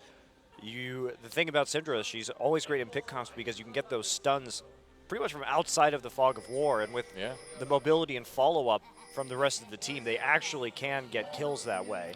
I haven't seen the skin in action yet. Pretty cool. If you're into Frozen, I guess. Or Poros. Or Poros. Probably you're into one of those two things, if not both. Yeah, right now most people are into either Poros or Frozen, and if they're League of Legends fans. Yep. Well, it's impossible to hate both. You can pick one, but it's impossible to hate both. Which one do you hate? I don't really hate either one. Okay. You know, I'm not going to... I think Frozen wasn't worth all the hype. I have to be careful when I say this. People, the internet might kill me. I thought it was fine, but I didn't think it was like, you know... The greatest thing ever. I didn't think it was like Best Picture Oscar material or anything like that. But Poros, on the other hand, are always entertaining.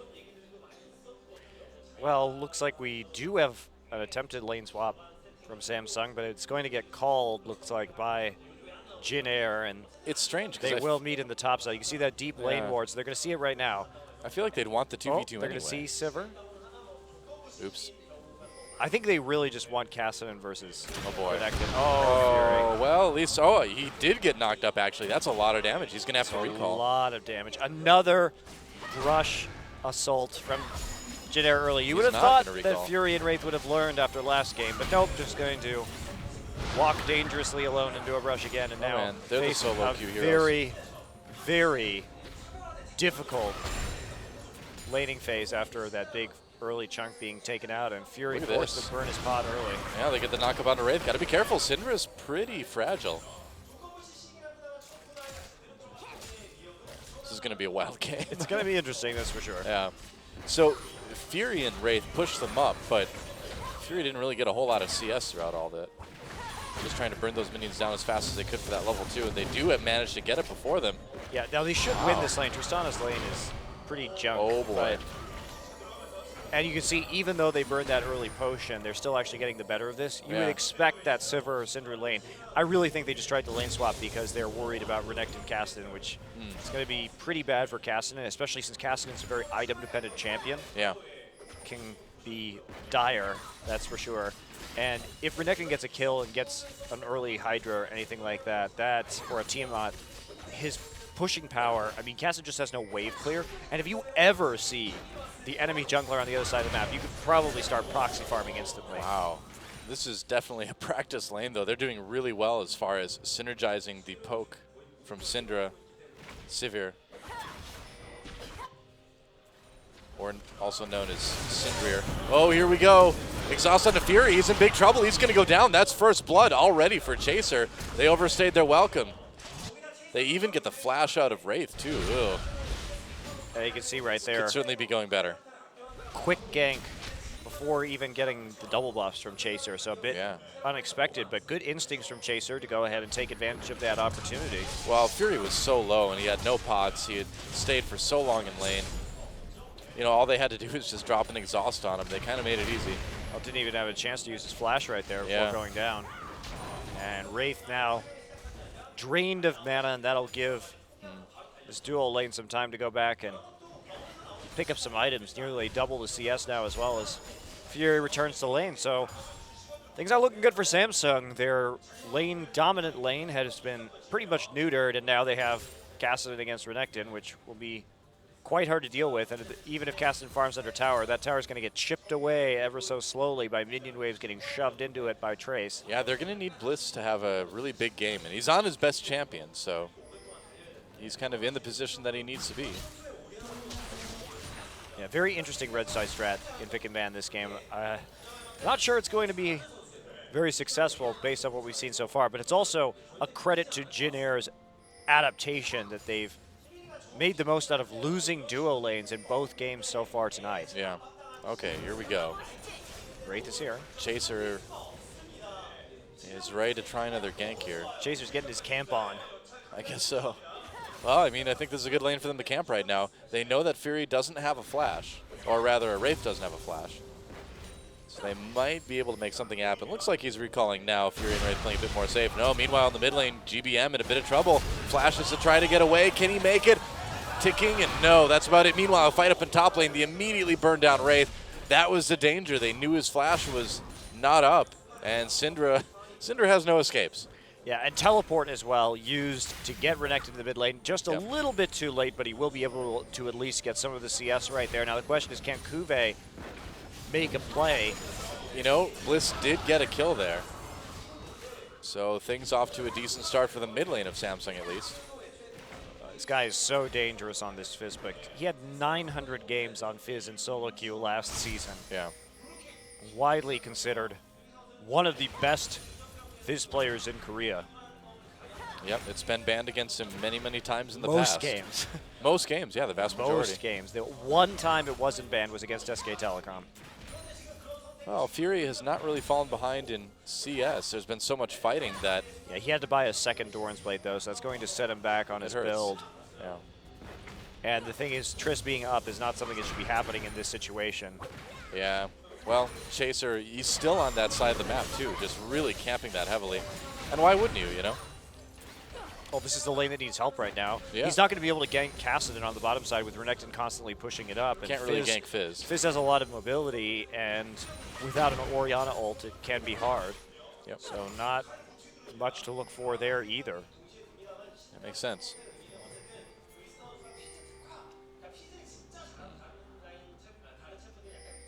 So GBM returning to lane, at least with the Chalice, though, so he has some level of magic resistance against this Fizz, but early Sheen for Bliss on the basis of that kill.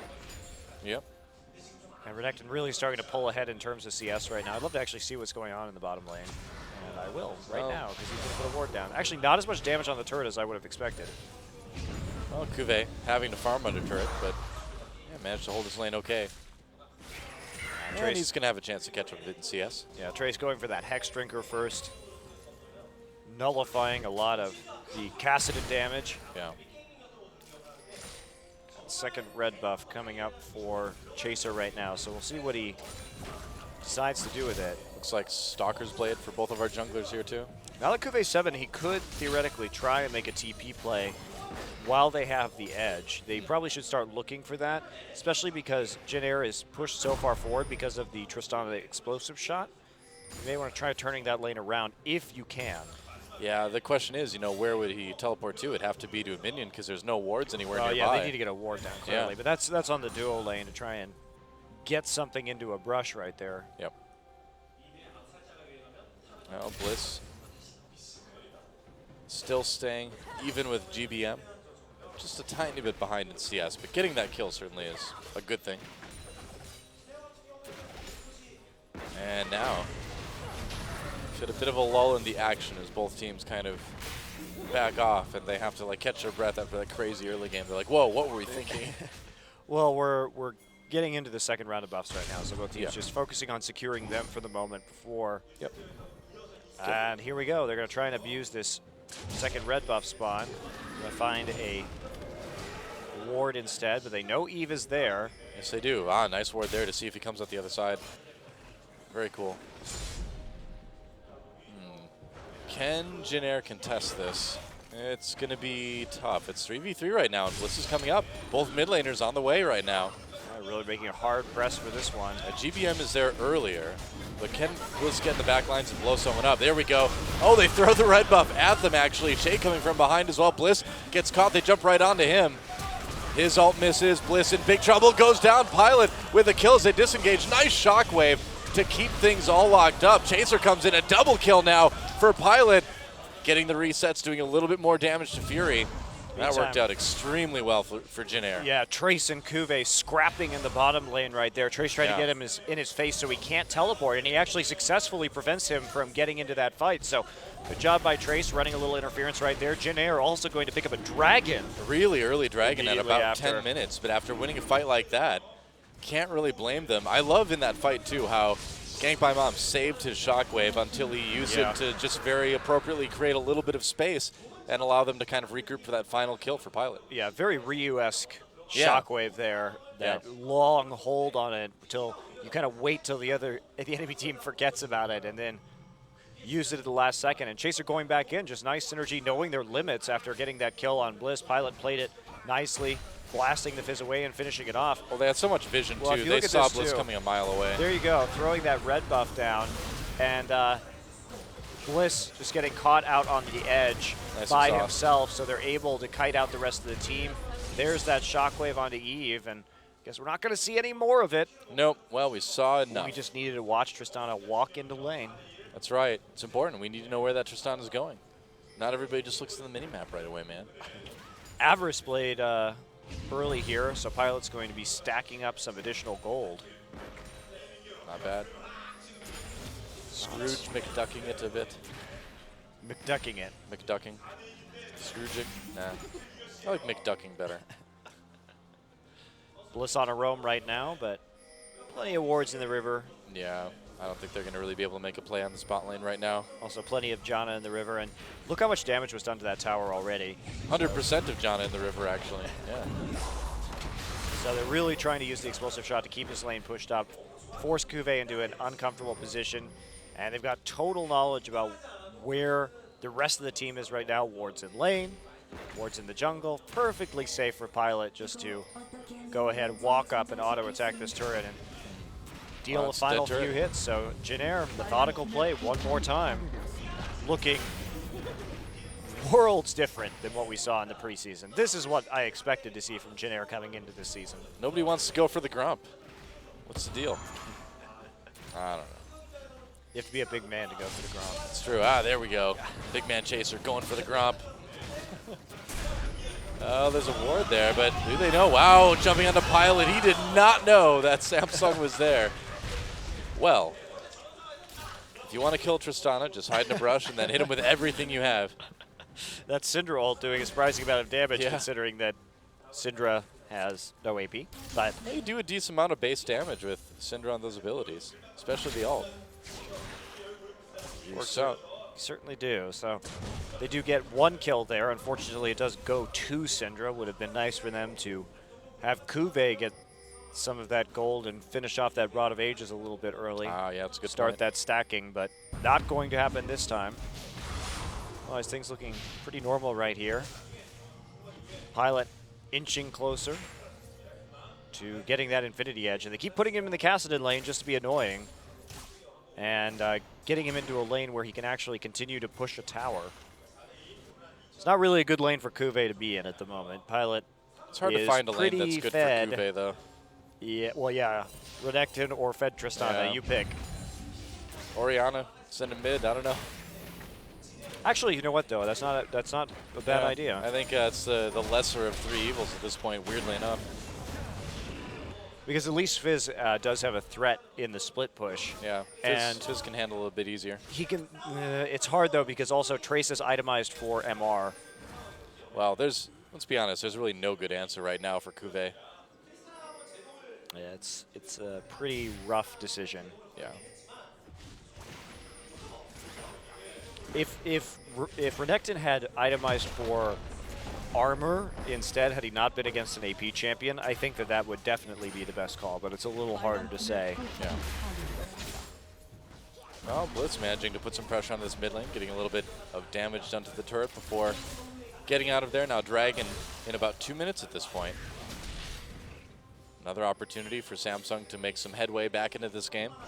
And again, it looks like we might have a dive here in bot, though. Samsung's getting some good wards in. Here we go. Trace sets it, activated ult by Janna, or by Sivir rather, and they're just going to destroy him. Trace had no chance of escaping there. Didn't even bother to flash. One thing you can say about Samsung is that their warding around the Dragon Pit has been very good in both of these two games. Now, they haven't made the best decisions based on the information that those wards have given them, but that was a great choice. Go ahead, pick up that kill, get your AD carry in there who actually can do damage to this Renekton, who, until now with the Ninja Tabby, didn't really have much in terms of armor. Well, it's a step in the right direction, I suppose. But that said, Pilot did take out the top lane turret, and no objective taken so far for Samsung. It was too far out from the Dragon to make really anything of that play whatsoever. I want to go home and try support Syndra now. Well, Doa, I'm pretty sure all of Korean solo queue will be trying support Syndra tonight. Yeah, I think you're right. If it wins. If it doesn't win, everyone will say it's no, terrible. No, people will still play it. I don't know. They'll play it in blind, but they won't play it in solo queue probably. That's how Korean solo queue works. If there's like a champion that's unique and it wins on champions, then everyone plays it. If it loses, then everyone just talks about how bad it was. It's true. I play them all though. I feel like I had to have played support Syndra at one point. Really? You must have? Yeah, honestly, because I do like to play a lot of, really anything that has any sort of CC as support. So I'm pretty sure I gave it a shot at least once or twice. Pilot a little bit trapped. He'll be able to jump out though. Yep. After he dodges every skill shot on the man. You gotta dance. Do the fancy dance first. That's right. He can dance if he wants to, because his friends left him behind. They did in the Dragon Pit. That's That's the true. worst place for your friends to leave you behind. Yeah. They ain't no friends of his. All right, it's now the epic teleport cancel battle in the top lane. That's right. Trace is trying to run for it. We're watching the mini-map right now. So let me teleport. Meanwhile, Samsung manages to take that dragon. They get their first of the game. Not bad. So one apiece. Neither player trying to use their teleport up in top lane. It was just not going to work. Well, I think Trace was trying to use his, but Kuve chased him down, so he couldn't even They make didn't actually the hit the attempt. button. All right. Is there mid lane? Nope. Not in danger. Yeah, pretty bad wave clear from this Samsung team, though. That will present a problem for them later in the game as these minions get stronger, because Syndra's damage just isn't going to scale with the minion HP. Yeah, they've really just got Fizz, and that's about it. They have a Boomerang Blade. And Ricochet. That's about it. And that may Fizz not be enough, especially with the zone provided by Orianna. Yeah, Fizz can play full Trickster if he doesn't want any escape and it wants to get dove under a turret. Hey, you got to do what you got to do, man. Don't be afraid. Kuve is not afraid. See, look, 3 people beating on his turret right now. And now Bliss is starting to split push. He's got to get some sort of pressure down. Yep. And they do manage to Wow. shove Jin Air back off of the tier 2. So Bliss will get a tower for free right here. He Yes, has he will. gotten a bit dangerous, and Pilot doesn't want to tangle with him. In fact, Orianna going to go back down into the bottom lane into that 1v1, and Tristana going to try and push up in the middle and see if he can get any work done on the mid lane turret. Doesn't look like he can at the moment. It's an AD carry solo lane now. What do you do with this Fizz? Jin Air needs to keep their jungle warded up with pink wards so that Samsung can't create any picks right here, because that's really how they're going to win this game. Blitz is really going like solo queue Fizz at this point, where you just get a kill or two and then you just split push, kill whoever comes close, and then come back in the late game and try to get pentas. Yeah, this is like probably not total gonna solo happen. queue Fizz. Yeah, it works in solo queue because the other teams aren't really coordinated enough to stop it, but at the pro level, I can't really see this doing that well. Well, Samsung needs to get in and start getting wards down. They have to get these picks. That is the only way they will be able to win this game. Trace now back down the bottom lane with all his HP, all his MR. And that's going to be something that Bliss can't really deal with. Renekton is the ideal counter to this split push coming in. That's the thing about doing this sort of thing with Fizz is that, yeah, he can become strong eventually, but while you're off doing that, your team is fighting 4v5s, can't really handle other objectives, can't really make picks. Here we go. Can you tell I've played with a lot of bad Fizzes in solo queue? I have like a personal vendetta against mid Fizzes. Do you hate solo queue Fizz players, though? I do, yeah. Especially if they're on my team. Because they always do this. They're like, all right, I'm just going to go split push forever. Good luck with your team fights, guys. Good luck with the game. Let me know how it turns out. And they just die 1v1 to Renekton anyway. Yep, that's right. And Renekton teleports into the team fight Or and kills you. they come in at the very end of the team fight and do like half the damage to the AD carry and die. That's about it. Here we go. Renekton pops that ult. Lee coming from behind. Nice kick. Can they do anything with it, though? There goes GBM. Shockwave didn't even activate. Trace trying to get away now from Samsung. A turret goes down in the meanwhile in favor of Jin Air. Trace still in trouble. There we go. Knock up onto Kube. They finally managed to bring down Trace, but we're not done yet. Oh, nice stun on the Pilot, and they can finish him off.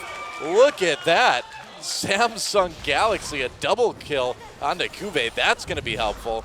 Yeah, extremely helpful. That's what they have to do. They have to make these picks. They got to get some kills down there. They crushed that fight. Yeah, well, they got some extremely nice CC on critical members. They managed to kill GPM before he can lock him up under the tower. Yeah. His ult was in mid-animation, actually. I saw that, yeah, never actually finished. This, see this is a better Fizz. See, he did a little bit of split pushing, but he knew when his team needed him. Grouped up. So Eve right here just gets a great kick in, so they all get hit by a bunch of AoE. Look at that E from Syndra actually nailing GBM as he was moving backwards. Fantastic stuns by Wraith. Wraith had multiple in this skirmish right here. And again, as we see over the wall, another one going to come right onto Pilot as he's busy autoing everybody. Great max range stuns, and support Syndra's doing work. The thing is support Syndra will fall off in this game, doing less and less and less damage as time goes on. Do you really need support Syndra to do damage, though? Well, otherwise she just has like one CC effect, and that's the only thing she does. So I don't know. Probably. Okay. I mean, her ult provides zero utility. Yeah. And compare that to Janna. Well, he's going for that Frost Queen's claim, so you will have that second CC available at least. But beyond that, yeah, I don't know. Pilot's also starting to get very scary at the moment. But still, gold and kill advantage over to Samsung right now, and Bliss starting to get very scary indeed. Finishing his second core item, and this is about all you need on a Fizz. Love to have some Sork shoes, but beyond that, he's going to be feeling pretty good, and they really have to take good care of Pilot in this game. He's their big hope for the victory, but they should be able to drag it out for quite a bit longer. I mean, honestly, if Jin Air just waits 15 minutes, they're going to be in a very good position. And they seem to not really have any trouble being patient tonight. They've done it so far. Ooh, Bliss lurking the jungle, jumps onto Trace, a little bit of damage before he playful tricksters away. Yeah, can't deal with that Renekton. Nope. Especially alone. There's a high chance of getting stunned, so has to get out of there. Here we go, some more mid lane pressure coming down. They really want that tower, but Dragon is live as well. Yeah, it is. And Jin Air wants it. Vision's still good for Samsung, though, around that Dragon Pit. Yeah, they have done a good job of maintaining that. Yeah, they've preventing it from getting cleared out too easily, and more pink wards coming in from Samsung. It looks like they're going to make take a shot at this Dragon right now. Yeah. They're going to go for it, trying to find Bliss. They don't want Fizz to jump onto them. All right, there's an ult that does really nothing. You're right. Nice stun, though. Can they follow it up? A little bit of damage. Dragon taken by Samsung, and now they're going in. GBM, there's a Whirlwind coming back. Bliss tries to get on to gank by Mom. Nice shockwave, though. Can Jin Air turn it around? Trace getting to the back lines, but it doesn't look like he's causing enough trouble. He managed to kill off Chaser, but that's, or rather, managed to kill off Kube, but that's about it. Zhonya's on Bliss. He's not going to live through this. Pilot still full health. Bliss, whoa, look at the damage. Jeez. Oh, he's got to be careful here. Eve manages to come in for the execute. Wow. This really is that scrappy solo queue play at best, man. These fights are not normal fights you see at the pro level. No, but Wraith, the advantage of playing, and they got another Dragon there as well. Yeah, they did. Wraith the advantage of playing Syndra as a support is you can just dump your ult. It's not going to do any damage. You don't have to be very selective about where your ult goes at this point of the game, as we saw him doing. He just unloaded it on the first person so that he could get all of the Syndra orbs in front of the enemy team, and then Scatter the Meek just like destroyed and stunned their entire team. So that actually is really cool. That's actually You brilliant, could just yeah. ult. I had never even thought of that. But watch what he does here. He ults the tank. Now, you would never do this as normal Syndra, but you can't do that either. So you don't have to be selective since you're only there for the CC anyway. Very clever game, or very clever move right there. Yeah, suddenly Syndra's support has this big AoE CC. Yeah, and probably gets a little far forward right there, but he can't see into the river brush at that point in time, and he will try to position himself for some resets right there. I can't believe Pilot took this much damage. That's crazy. That's Fizz. Fizz will do to you with that Lich Bane, and dies at the end of that one, gets tagged by the Sonic Wave. So 3 for 3, but Dragon to Samsung, their second of the game, and they're looking good with their rather oddball composition, but Yeah, they're pulling off the picks they need to pull off. And this is where Samsung was at their strongest in the preseason. Now, this is the only thing that we've really seen them do successfully is play these scrappy pick compositions, but they're not bad at it. Certainly not. Jin Air, though, I mean, it's still pretty much even at this point. And when you think about the late game, that Orianna, that Tristana, Renekton, they've got a really scary late game comp compared to what Samsung's going to be working with. Exactly. And Bliss. Oh, all right. Can he get out? No, he's going to get I don't think so. Oh, Playful Trickster out of there. They're going to chase him, though, under the turret. Trace going deep. They do not want this guy to get away. Throws back the ult, but doesn't help him. Bliss goes down. That was a lot invested, but it's going to be well worth it if they can get a tower or two off of this. And looks like they'll get Pilot mid at least. is waiting there to see who, if anybody, is going to come to their lane. Now, nice actually play. Kuve actually went into the mid lane because of the 4 men there, and now they may actually get 2 tier 2s as a result of this. I think they will. They nice did. play on the map from Jin Air. Oh, look at that. Wow, Samsung. They're going to base race it. Why not? I think they are. Why not? Why not base race it, honestly? I think Jin Air can win this one. Yeah, Well, I think they're going to they trade inhibitor for the inhibitor. inhibitor goes down. Will they stop there, though? Okay, there goes the inhibitor turret. Kuve trying to defend. They need more, though. He can't stop them. They're going to have to back off after this, aren't they? Yeah, there's the recalls coming in from Samsung now. And Jin Air moving away after taking their inhibitor. This game is insane. Oops, Chaser didn't have enough mana for a Q. Bliss chasing, though. Chaser in a little bit of trouble. There's a knockup. He turns. He thinks he was dead anyway. He's just going to slow people up. Just giving his life for his team to escape. Looking like a support there for a second. Really, yeah, jungler. He actually tried to do the though. flag and drag, but he actually threw down his E, and then he realized he didn't have enough mana for his Q. Yeah. Couldn't quite follow that one up, but inhibitor for inhibitor, but advantage still to Jin Air. They got more turrets out of the deal, and they got the inhibitor furthest away from Baron. So they're going to feel really good about how that went down.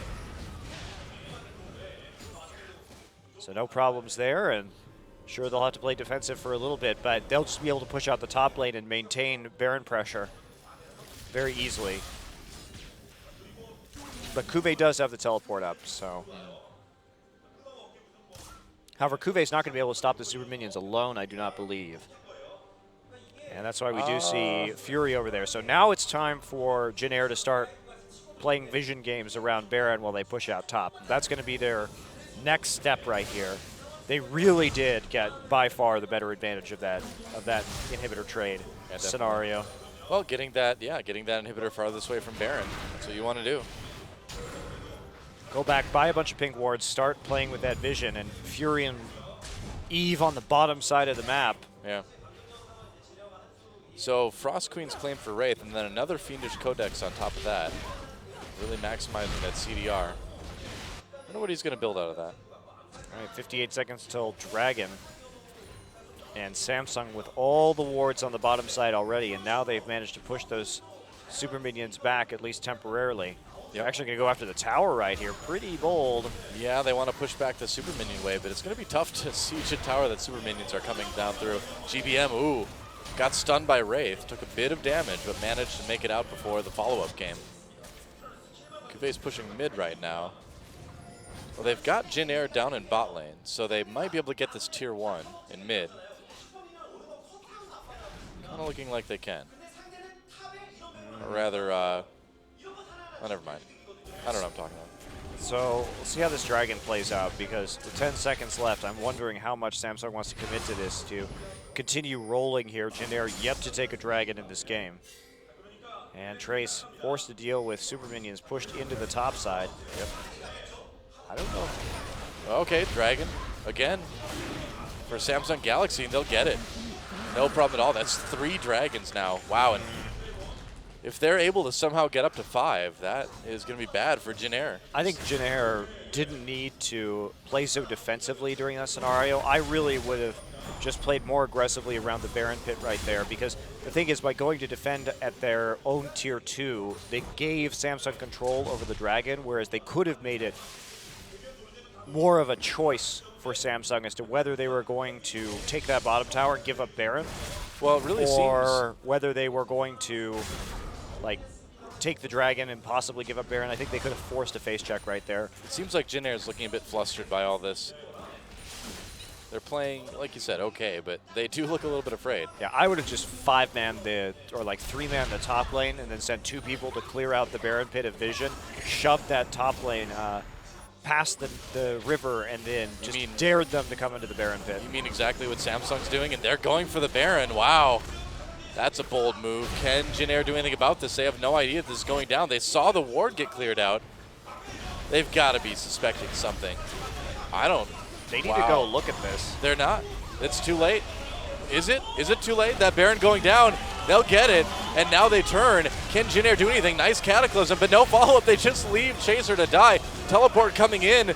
Everything is all disjointed right now for Jin Air. Che ults. Won't last very long. Bliss manages to get taken out. Nice shockwave actually by GBM. Cube starting to come in from behind, though. They got to worry about him too. And GBM getting in the back Here line. comes Pilot. Oh boy, yep. That's right, Pilot. Can he clean up this fight? He's got the double. Looks like he can. Close call for Jin Air there, but they end up getting the ace after the Baron goes through. And look at that. They might be able to end it right here. Yeah, super minions now flooding into the base via the bottom lane. Just walk past it. Yep. Pilot's going to tank a laser for He's gonna take a a lot couple of of damage with seconds, that. and that's going to be the end of the game. That so will be. bold Baron call there from Samsung, but well, they got the Baron, but they lost the game. Worth. And that is it. Yeah, Worth, all caps Worth. I'm not so sure, but Jin Air comes in and off of a final 2-0 in the preseason gets their first 2-0. The regular season. no! The inhibitor. What? The inhibitor came back. Oh no! And now they're really low too. They can't even get the inhibitor. Are you serious? Let me see that Nexus. Let me see the Nexus. That is like no health. There's like no health on that Nexus. What? What is this game? Trace. Oh man. Trace's face was pretty funny. Support Syndra Wraith is like, welcome to my nightmare. Wow. Yeah, they got all tied up. The problem with that Baron fight was that Chaser got an excellent Cataclysm, catching 3 people in there. If we watch this again, you see Bliss isn't there, and they wait too long to teleport. Castle should have TP'd sooner, and Bliss gets zoned out. GBM has the Shark on him, but doesn't matter though. Bliss gets blown back and stunned by Trace. Great shockwave. Pilot just waiting to clean this one up. Trace playing very far forward. There's the Randuins. And everybody trying to kill GBM, but nobody actually able to do it thanks to a heal right there. Actually coming in from Pilot. Pilot jumped over and used Summoner Heal. Well, all right. Well, Samsung moving around the map. They're like, all we need to do is win one big team fight. They're not going to. I don't think so. Trace catches him. There we go. There's the all big knockups, big Cataclysm. Bliss trying to get in the back lines, but he has to zone his early. Tracer has to back off, or Chaser rather does. Che pops that ultimate. They get the healing, and now Jin Air tearing apart Samsung. There goes Eve. A double kill for gank by Mom, and it's already down to 2 people left, just Fury and Cuvée. And it's going to be pretty tough for them to stop Jin Air from ending it now. Yeah, they're just going to walk straight up. I think so. Towards that inhibitor. Again, they do isolate Bliss on the backside, using that Janna ultimate to knock him around enough to get him off of Pilot and allow them to secure the kill. All right. Oh Wow, boy, that that's a lot of boomerang damage blade. on the Pilot. Yeah, you got to be careful there. But here we go. The inhibitor is vulnerable. Kassadin's there. Fury is there. Well, they get a kill into Tristana. Can they kill the Nexus? Are you kidding me? Is this happening? Fury trying to do damage. Cuvé's there as well. A double kill for him. The Nexus getting so low. And they can't do it. They can't do it. A triple kill for Kube. Oh my gosh, is this real life? Well, they can't do anything, though, is the thing. Samsung, all their lanes are pushed forward right now. The death timers aren't long enough. It's only 33 minutes into the game right now, yeah, guys. There's nothing. I mean, Samsung's not going to be able to Samsung capitalize can't on dead. this. Maybe they can get top inhibitor.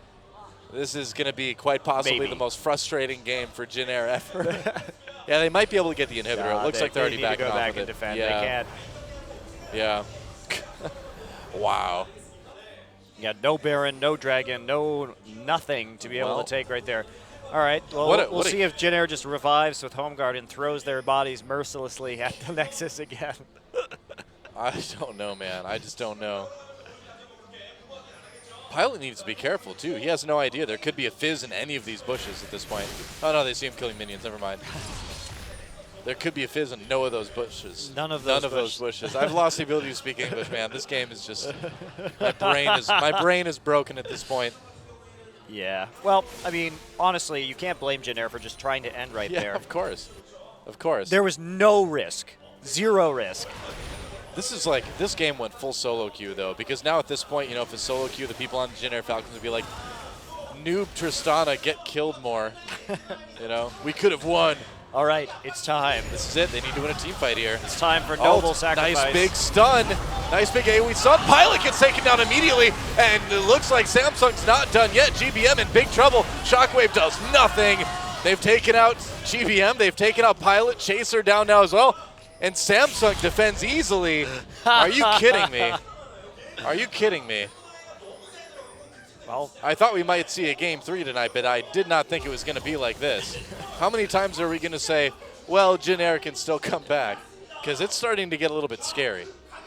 Jin Air, I think, is fine. They just need one fight. Now, QSS was used All by right. Pilot during that engagement, but they just didn't have the proper amount of peel for him. Meanwhile, Nexus is getting most of its health back, too. yeah, that full health redacted, though.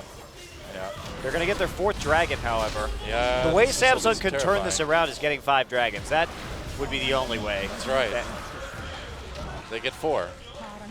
Can't get the inhibitor, though. Just the tower. Baron's up in a minute. They could also try, theoretically, to backdoor inhibitors with Fizz, but that carries a lot of, or with Kassadin, that carries a lot of risk, though. Probably with Kassadin, if his TP is up, you may be able to sneak an inhibitor. All right. And then try and use minion pressure to win. Now, do you set up and do Baron and then do it, or do you just throw yourselves at the Nexus again? Looks like they want to go for Baron. Yeah, go for Baron. Safer. Yeah. I don't know if safe is really a word in either of these teams' vocabularies at this point. All right, good vision advantage now for Yeah, Jin Air. 2 pink wars in the Baron pit doesn't get much better than Oh, that. they missed the ward into the try as well. They're getting a little Oh. sloppy here. Yeah. I'd be a little bit on edge after those last 2 team fights. Here we go. Samsung coming back in. Blitz out in the open, throwing in the wards. If they can get a pick onto someone, too. Yeah, they have a lot of potential to bait right here, and Samsung's pretty much going to have to face check Renekton.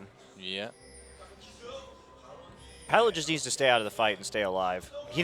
What he needs to do is let Trace absorb a lot of cooldowns and then come into the fight later. Like we saw him doing earlier, notice that he was like on the other side of the wall until the very end of the fight. Whoa! A flash stun attempt by Wraith. They knew if they could get that pick, they could maybe force a Baron, but ganked by Mom, responds with his own flash, gets away. I have to say, oh, there's the ult. There's the ult. Somebody was getting antsy. Oh, here we go. Trace gets stunned. That ult's not going to do a whole lot. Uh-oh. Oh, boy. Wraith's support Syndra has been pretty badass this game. It's no matter what happens. pretty scary. I'm not going to advocate support Syndra, but he's played it pretty well. You know, just blowing the ult on whoever's that nearby. was really smart, actually. I never even considered that possibility. He's done it a couple times. It's worked great every time. Yeah. It's just such a counterintuitive way to play Syndra to use your ult on the tank, but it does maximize your ability to get the stun. And look at this. He makes support Jin Air Syndra look legit. Jin Air just waiting for this minion wave to get in here. They've got total control. And Cass going to clear out these super minions very slowly. Here we go. Oh, over the wall. There's a knockup onto Eve. Eve gets away with the safeguard, though. There's a stun onto Trace. Remember, no ultimate just yet. Oh, What? Chaser comes in. A little bit of miscommunication there. Oh, boy. That was not wise. Inhibitor back up, and look at that, leading the super minions into the laser. Yep. Good idea. Not a bad plan. And can Jin Air Yeah, they can't start this Baron. No, they need their smite there. Yep, they do. Smite isn't even up right now. Chill out there. Wow. This game is insane. Well, Samsung has actually fought back with numerous wards, encroaching very slowly into the Baron pit. So what do you do now if you're Jin Air? Okay, well, he has a Bloodthirster now, so at least he'll have a little bit of overshield to help him out in some of these team fights.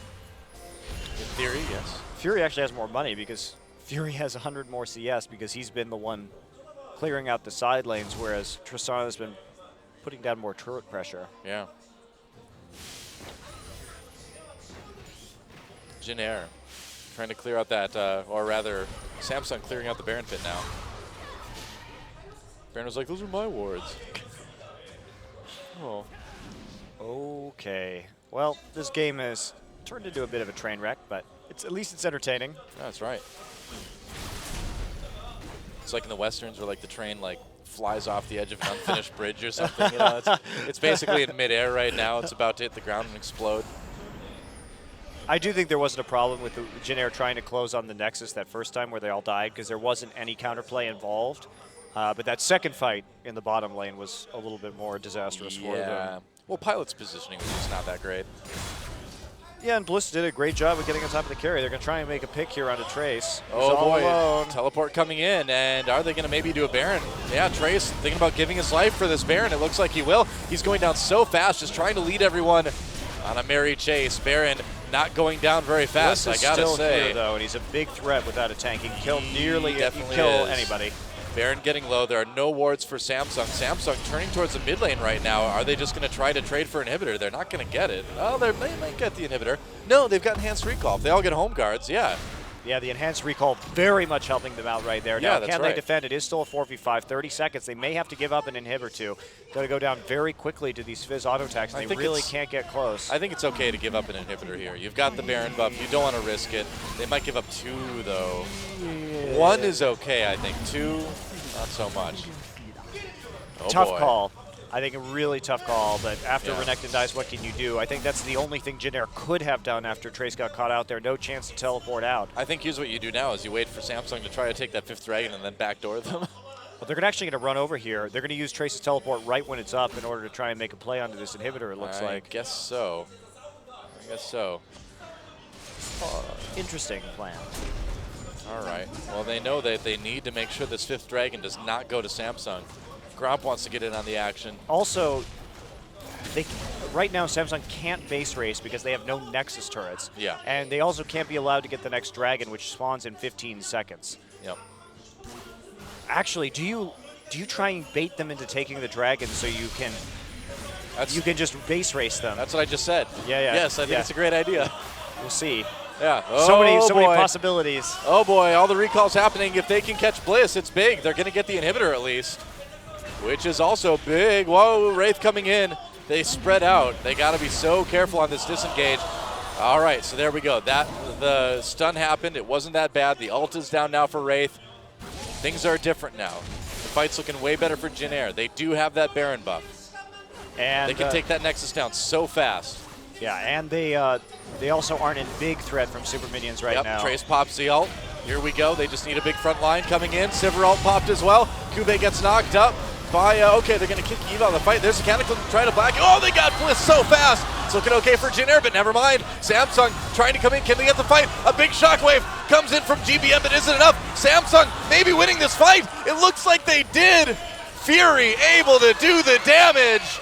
And now the super minions coming into the base of Jin Air. And they're going to be able to close Samsung against all odds. Looks like they are going to win this game. I think so. I'm afraid to say anyone is going to win this game now, but they're rushing towards the Nexus. There's no inhibitors stopping them. They've got 30 seconds. Yep, and I think they can do it. Think about They this. can do it. This all happened way back when the Nexus barely Why didn't does GBM die. have 2 Zhonyas? Because he's freaking out, man. I think they think it's over too. Nobody's coming up in time. It is over. Somehow, some way, the solo queue heroes come back. They get the picks. They get the team fights. They get the Nexus. GG. I guess we're going to game 3. Wow. Well, that was surprising. That was pretty much a really exciting game I wasn't expecting to see in the Man, first match. that inhibitor respawn absolutely saved the game for Samsung, and No kidding. they scrapped their way back into that one. They were literally like Pilot 0.5 seconds from Pilot ending. did everything he could to get everybody off of him, but Bliss was just too strong in the back line, Yeah. assassinating him, and then they just didn't have enough follow-up. But man, Wow. support Syndra played so very well. New meta OP. Nerf Rito, please. I'm not advocating support Syndra, I am. It looks but if awesome. you're gonna play support Syndra, Wraith did a hell of a job. I'm play-by-play, man. It's fun to cast support Syndra, so play it. Play support Syndra. It's good stuff. It's good for you. Wow. That's about all you could say of that one. And Fury, too. Good positioning with the Sivir, but that ult really helping people get into the back line and Man, kill Pilot over and over and over again. a stunning You know, victory for Samsung. One wonders, actually, if GA would have been the better pickup as opposed to Bloodthirster in the end of that game, just because that revive could have actually entirely changed things for possible. Jin Air. It's quite possible. Yeah, I think almost unquestionably GA would have been the better item choice. How do they do it? I have no idea. That was crazy. One game left, guys. Will it be Samsung or will it be Jin Air? Can Jin Air come back from a moral defeat like that? It's looking tough, man. Pilot is not looking too happy. He's looking like he's about ready to jump out of this plane and parachute back home. Wow. Well, that certainly was exciting. One of the closer games of League of Legends that we've seen played here in Korea. It's about as close as it And gets when the Nexus is like one auto away from dying. Pretty nuts turnaround, too. No kidding. And I mean, GBM, he had good shockwaves. Jin Air played well. They really did. Fury, by the way, had 34,000 damage to champions. He actually Holy doubled cow. Pilot's damage to champions. That's how Pilot was just running around for his life, basically, for most of those team fights, whereas Fury was getting a lot of auto attacks Yeah. onto Renekton. That's right. Well, don't go anywhere, guys. We'll be back for Game 3.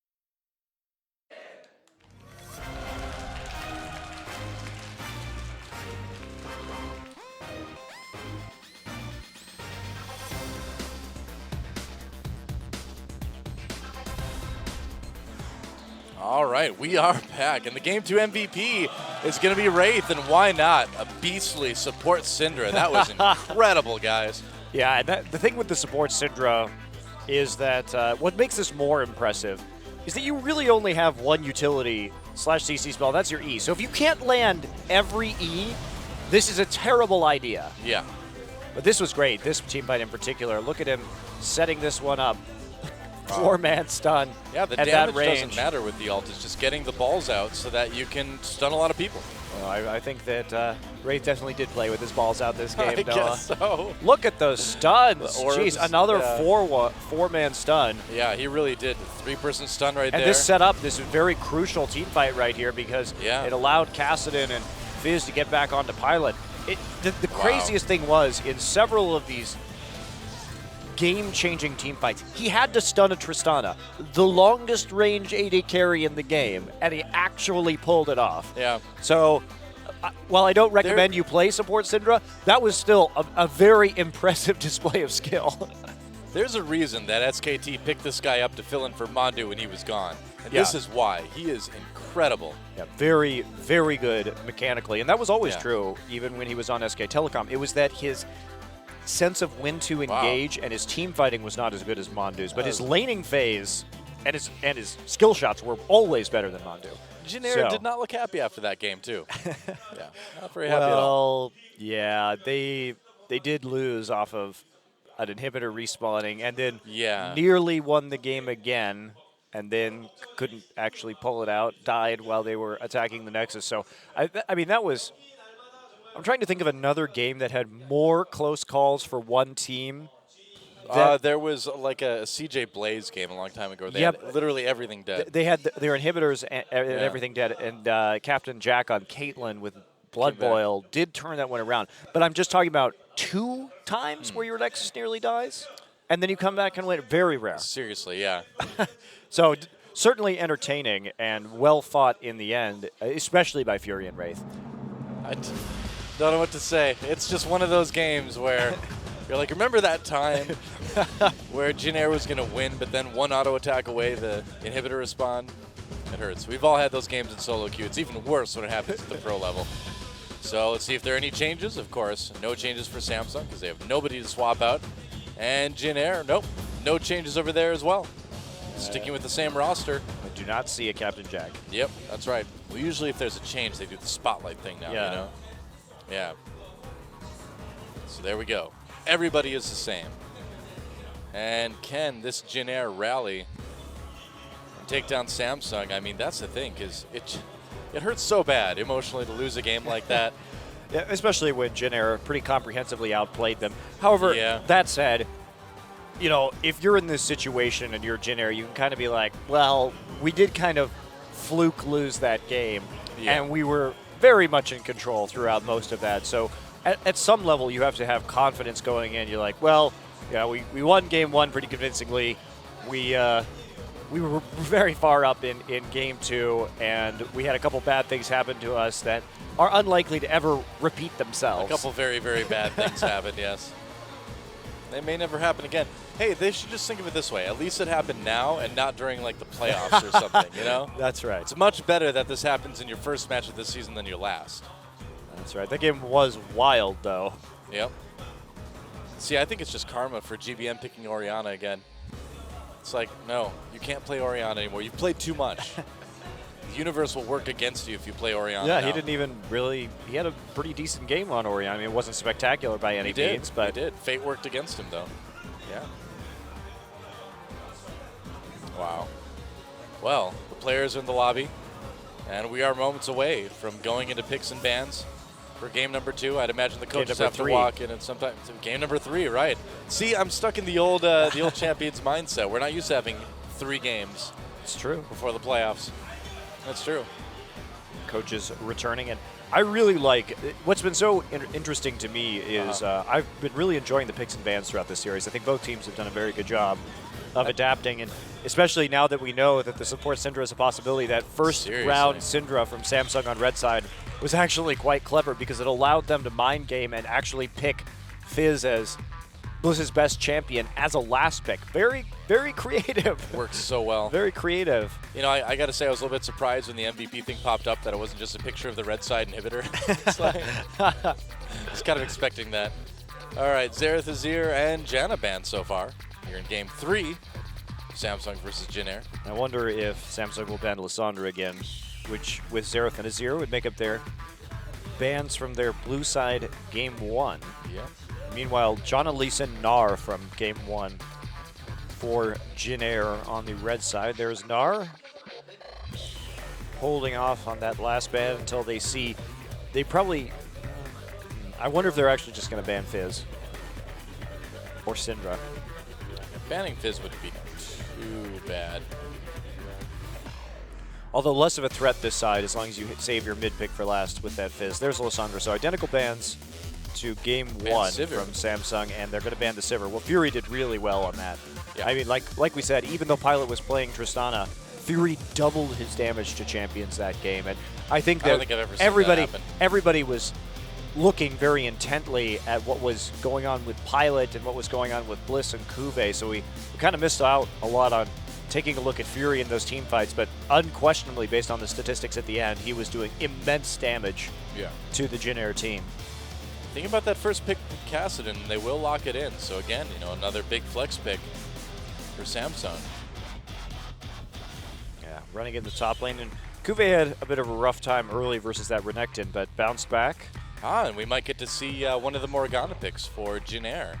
Again, they did take it in the first round of the draft on red side in game 1. It did end up going to support, but remember that Trace does play top lane Morgana. As does GBM play mid Morgana. Yeah, he has it in a while, so I'm not sure if he's been practicing that, but he has in the past, yes. Well, the fact that it has been played is enough Yes. to make Samsung kind of wonder about it, you know? It's also not like Morgana is the hardest champion in the world to play. She's pretty straightforward. That is true.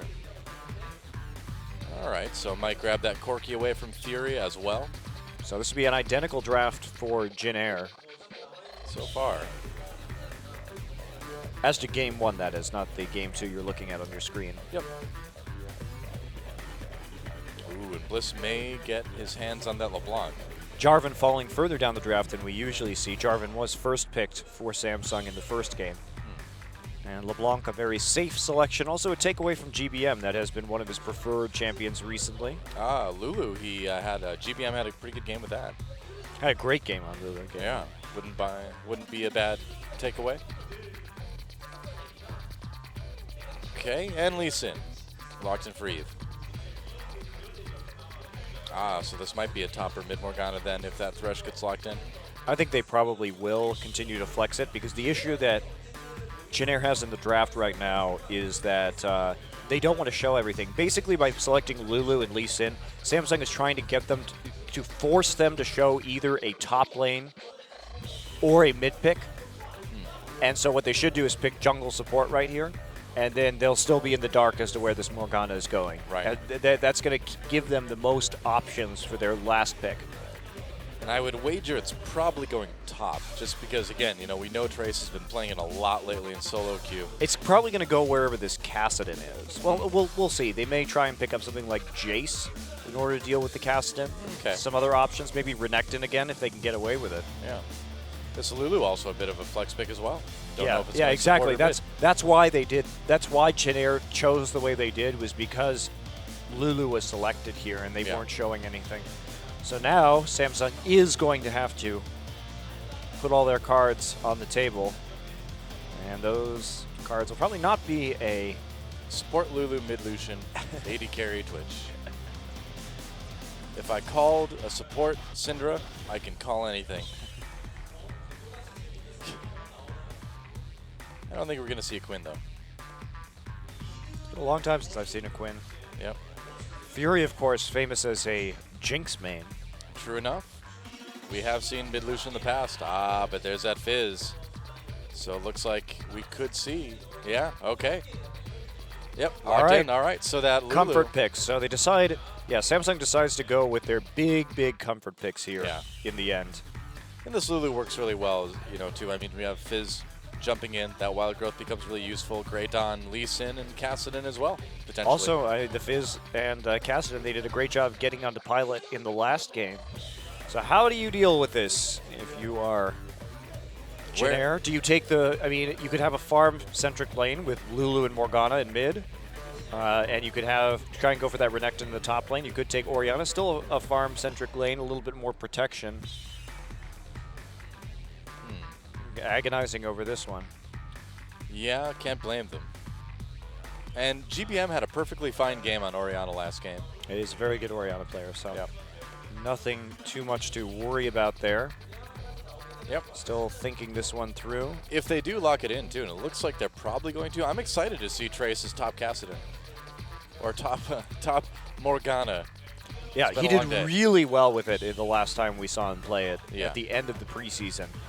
So, and we know he practices it a whole ton in solo queue. He's pretty much the only player who's doing this right now. So it's been a night of unorthodox, not picks, but positions. Positions, unorthodox positions, yeah.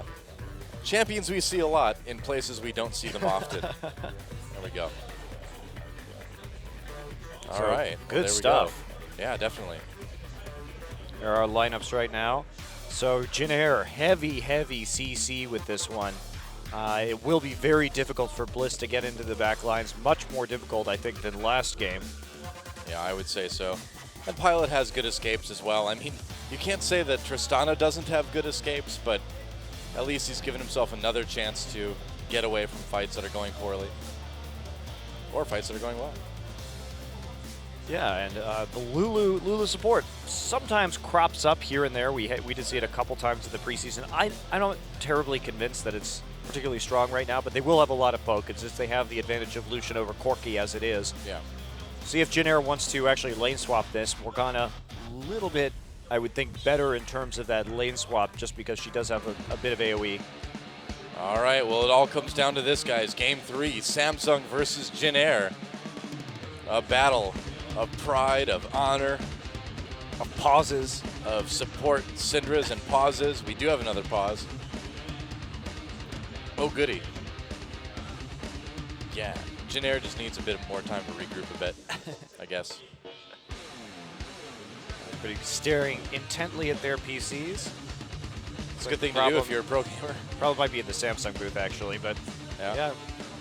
Now Jin Air needs to get with that mental fortitude and buck up after a very tough loss, but one that they probably can't be too mad at, just considering it was more of a freak accident than anything else. I can kind of imagine myself being pretty mad at that loss. I don't know about you. I think if that happened to me, I think I'd be in a fairly sour mood. You can't get mad at chance, Noah. That's the only thing I get mad at.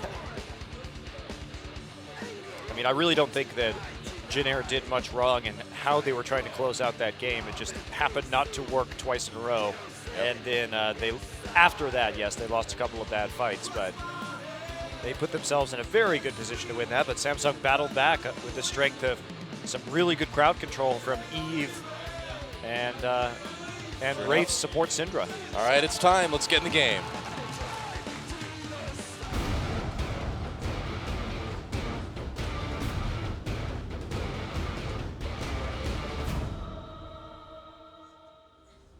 At this point, they might as well just make a CG watch just so they can use them all the time. Well, yeah, they can keep using it once he goes to China, too. That's true. It's useful. Anyone good here will be in China by the end of the year. Let's keep that in mind as you watch Champions. Korea is but a farm for the That's other right. regions. They're like the Annually, Korea will be pillaged. They're like the Oakland Athletics of League of Legends now. That's they really just good. Produce good players that go other places. It's not often that I make a baseball reference.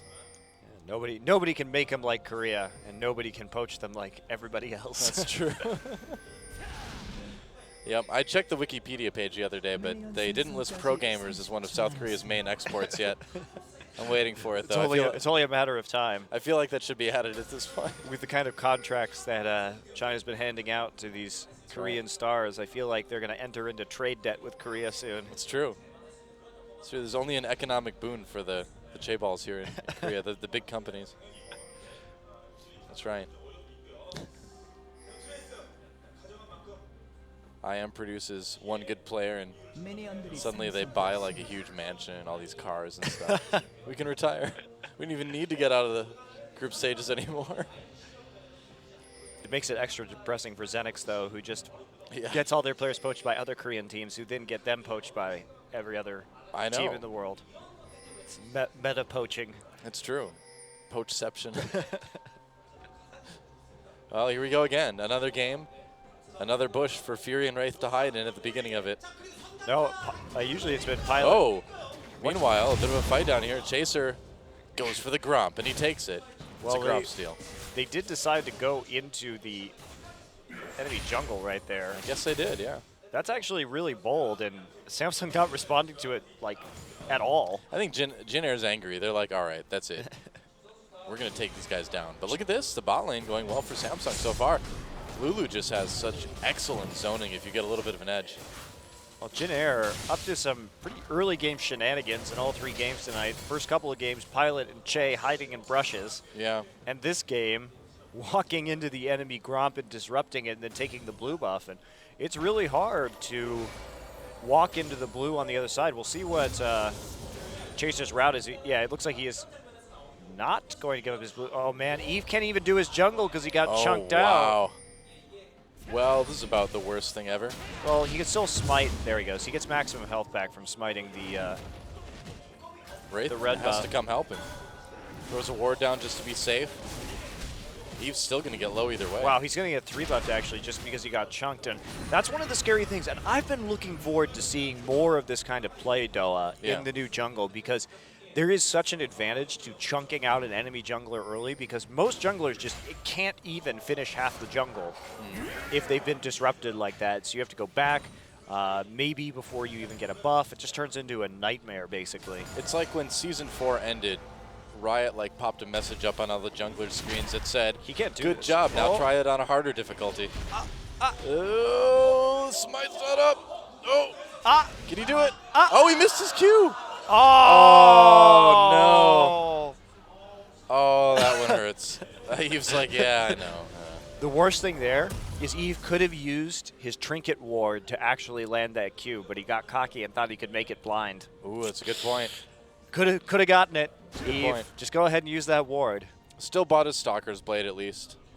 Still Yeah, but he got only the has first 1 item. potion, so That's not good. So basically, there's going to be no Lee Sin in the game for all intents and purposes. meanwhile We'll see Chaser's going to get a ridiculous level advantage now. Yeah, I wonder And if he's we're going to see him press be that. he's going to be really surprised to see his blue buff here, I'm pretty sure. I think so too. Oh, blue buff. I didn't expect to see you here. I bet he thought that Lee was just going to go straight into his blue, but didn't do it. He's like, all right, extra buff. Blue buff just accused him. I heard you were on the other side of the map with the other blue buff. Care to explain yourself? You know, he It's can't be tied down to just 1 buff. That's right. Sorry, baby, I'm a free Jarvan. I just take my buffs where I find them. You know, once you get to be a star jungler, you know, 2 buffs just aren't enough. That's true. You can't have, really stop yourself after that. You have buffs just throwing themselves at you at that point, you know? You're standing in river and they just come to you. It's true. Superstar life. Oh, superstar gank in the mid lane. Bliss may have to use a summoner or not. No, they really should just keep invading the jungle right now. Look, Eve is Yep. 2 levels. Oh, no, not quite 2 levels, but nearly 2 levels behind this Jarvan. And Chaser, he wants to smite this thing away. Can he get it? wow, he's actually forcing Bliss out of lane for this I as was well. going to say, yeah. It actually gives GBM a little bit advantage that Chaser was even there. Now Trey's doing quite well up in the top lane against Kuve's cast, and I bet this isn't a matchup he's used to playing. Oh, that's so annoying. Wow. Yeah, you can tell Trace definitely knows what he's doing with this top cast. Oh, yes, Or he played top Morgana. What Top am I keep saying Morgana. this? He definitely plays this all the time in solo queue, so Yeah. he'll be familiar with common top lane matchups. His opponent, probably not so much. I doubt it. Plays it probably about as much as Che plays support Syndra. Actually, I think Che does play support Syndra in solo queue. Or, yeah, the other way around. I mean, Wraith What? does. Yeah. Yeah, It's, I agree. it's like hour 4 or 5, guys. Yes, at this this point, is where it gets loopy. the caster's brains start turning off. I'm not even kidding. Casting longer than any other sport known to man at once. We do it for you, though. We love you. That's right. And we love League of Legends. We just have so much passion. That's right. Eve coming through, and a little bit of fight in the bot lane. Che taking some pretty decent trades. I'm actually For surprised Pilot is keeping up in CS in this lane. Just given how well Fury has done and scary amounts of poke coming out of this particular combo. So Che and Pilot definitely holding their own here in a tough matchup. Other than that, all is quiet now after some... Too quiet. Is it too quiet? Too quiet. It's true. Suspicious. Where is this Lee Sin? Well, he's been set pretty far behind right now. Gonna go kick a ward. Yep. Might as well, man. Might as well kick that ward. We'll see if Chaser actually wants to use his 6 advantage that he's going to have at any point in time. Ooh, Wow. Pilot barely gets out after that Glitter Lance. Still got hit by it. Picks himself up a nice shiny sheen. Shiny sheen. Shiny sheen. That's like how Sean Connery would say, "Shiny scene." If he ever I said that. guess. I don't. If he was doing math problems based around triangles. Che taking a lot of damage. See, if I were playing that Lulu, I would have totally flashed for the Glitter Lance and finished him off, you know? Could have done it. Chose the safer play. It's first blood, though. You know, what if there was a Jarvan there? They didn't have any wards. Just Yeah. get double killed. You know, I guess. Whatever. Hey, there's a reason I'm here and not in the booth. Mostly it's because my Korean isn't good enough. And you don't want to move to America. That's true. Wait, what? Oh, because I'd be a good Korean player and then I'd have to leave Korea? I get it. Yeah, that's true. That's true. Well, actually, a lot of damage onto this tower early from Trace, and that's the brutal thing. Is just the pushing from Morgana's Tormented Soil is difficult for this Kassadin to keep up with. He's really doing work. Wow, look at how fast that kills those minions. Yep. Only with a couple rings, too. Very impressive stuff. Nobody really up there to punish it either. Lee Sin been mostly on the bottom side of the map this game. And Slash presenting zero threat because he's so far behind. Now Chaser does have 6. Eve still working on getting up to his ultimate. Now would be an ideal time for Chaser to try and make a play, but difficult now that Kassadin is 6 and there's a Fizz in the mid lane. Not the easiest. You probably would want to make a play on the bottom. Yeah, I feel like Jynaire's plan right now is to just have solid lanes early on and then start to use this Jarvan when it becomes time to team fight. Well, they do grab Fury. A little bit of damage onto him, but it's going to be a 3-on-2 as Eve is coming in. Teleport comes down, though, for Samsung, and they make it happen. Kube does a lot of damage. Che gets low. There's first blood for Kube. Trace right there with his ultimate, though, locks up a few people. Wraith tries to get away. He could be in trouble here, taking some damage. Chaser uses the ult to finish him off, gets out again, and Trace taking some damage from the culling. But he makes it out, so both supports die throughout all that. Ults everywhere, both teleports, and very both reminiscent of game 1 too, where everybody just piles into the bottom lane, and we have that crazy 5v5 going on one more time. But bizarre. Yeah, both teams just extremely willing to go in at a moment's notice and scrap it out early on. Trace looks like he will be going for looks like an Abyssal Scepter first. Nice little synergy there alongside Corki and Orianna, so we'll see if that works out for him. Gives him that bit of extra tankiness considering he will be standing in the front lines. Oh boy, here we go. Uh-oh, They're not done yet. Fury in big trouble here. Che, if he can land a death sentence, he could be in good shape. Tries to flash Flay. Ooh, boy. Yeah, maybe a little too fancy right there, but at least he got Fury's flash as well, so all was not lost. They got some good damage down onto the AD carry. Well, Wraith was there to step in front of that death sentence. That's what he was going for. So Che tried to make the flashier play, no pun intended. Didn't end up working out. Oh. Now back to farming in the top lane with Morgana and Kassadin. It's one of the few times that it's no pun intended for me. For real, guys. For real. I did not intend a pun there. If I intend a pun, you know it. I really hope we see more people pick up this top lane Morgana. It is really fun to watch with teleport because she just like home cards into the middle of fights with Soul Shackles. Yeah, seriously. Does get pretty funny later on in the game. Still a very quiet game. Even the crowd lulled into silence by the suspense. All their cheering was used at the end of the last game, I think. I think so. Everyone's voices are pretty tired at this point for cheering. Mine's just fine though. Well, you're a professional cheerer. That's right. Cheerer, Doa. I could do this again tomorrow. Wait a second.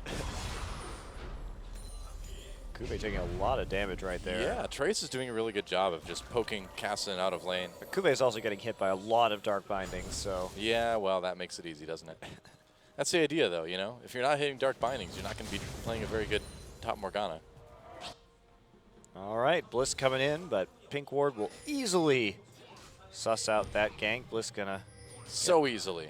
get harassed a bit, but not going to slow him down from taking out the ward. And now see what Genera is up to, that they know that there is no Fizz in the top side, and looks like the answer is deep wards. With Deep wards. Yep. no, Oh, with no Fizz. and they knocked him up with the Wild Growth, but he still was able to get out on the Dark Passage. And Samsung trying to get themselves a nice position Oops. for the Dragon. Wow, Or that miscues. was pretty bad miscue. I mean, GBM didn't even juke, and he had the Chilling Smite on Yeah. him. Whoops. I don't know. These players are looking a little bit tired too, man. There's been a lot of missed skill shots. There's been a lot of kind of weird, funky stuff going on in this game already. That was one of the easiest Lee Sin Qs you could ever get. Seriously. When Che tried that flash flay and then he threw out his death sentence, it kind of went in sort of a random direction too. He was trying to get the Lulu, I think, but wasn't in the cards this time. Nope. Heart of the cards. What about it? What's the heart of the cards? It's when you need to draw a card and you get just the right one because you believe in the heart of the cards. Is it now? It is. That's right. I have no idea what you're talking about.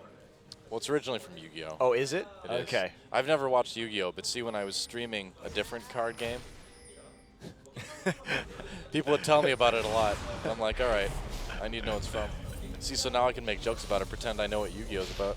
I only saw the abridged version of Yu-Gi-Oh!, which is hilarious if you haven't seen it. I have not seen it. See, my siblings enjoyed watching it, but I thought it was just kind of weird because you have this little kid, and when he starts playing cards, he gets this like deep, manly voice. It kind of looks the same though. It's weird. I don't know what kind of power that is. So it usually doesn't revert to most people. I think Yu-Gi-Oh's got some problems, man. I think he needs Puberty problems? He needs to see a doctor. That's weird. Not the type of thing I think you'd use for a card game. No, it's just instantaneous puberty.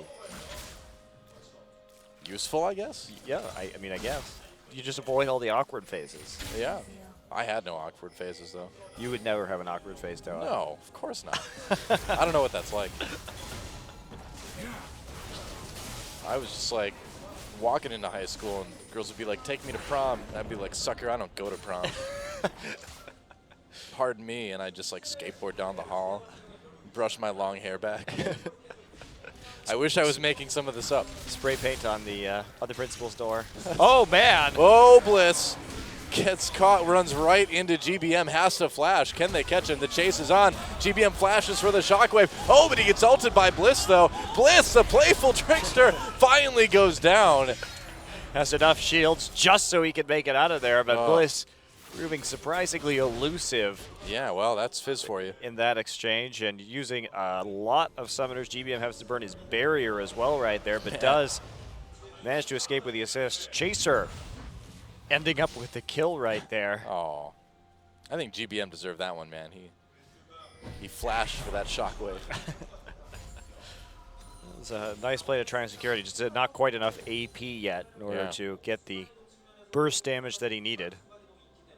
Pilot now coming back. Trinity Force complete versus the Infinity Edge. In a pretty farm-focused bottom lane. A bit surprising that Pilot has that CS edge at the moment. Do you think Pilot is contractually obligated to play Corki? That's what Or have his name be Pilot? Seriously, I wonder. I wonder. I don't think. No, it's probably true. Yeah. Pretty sure. If the generic Green Wings Corky skin comes out, we'll know. Maybe if they win Worlds. Maybe, yeah. That would be cool, though, to have the Corky plane painted like Jin Air. That's true. I bet Jin Air would like that. Oh, they catch Bliss again. Playful Trickster, nice knock up on everybody, though. I don't know if he's going to get out of this one.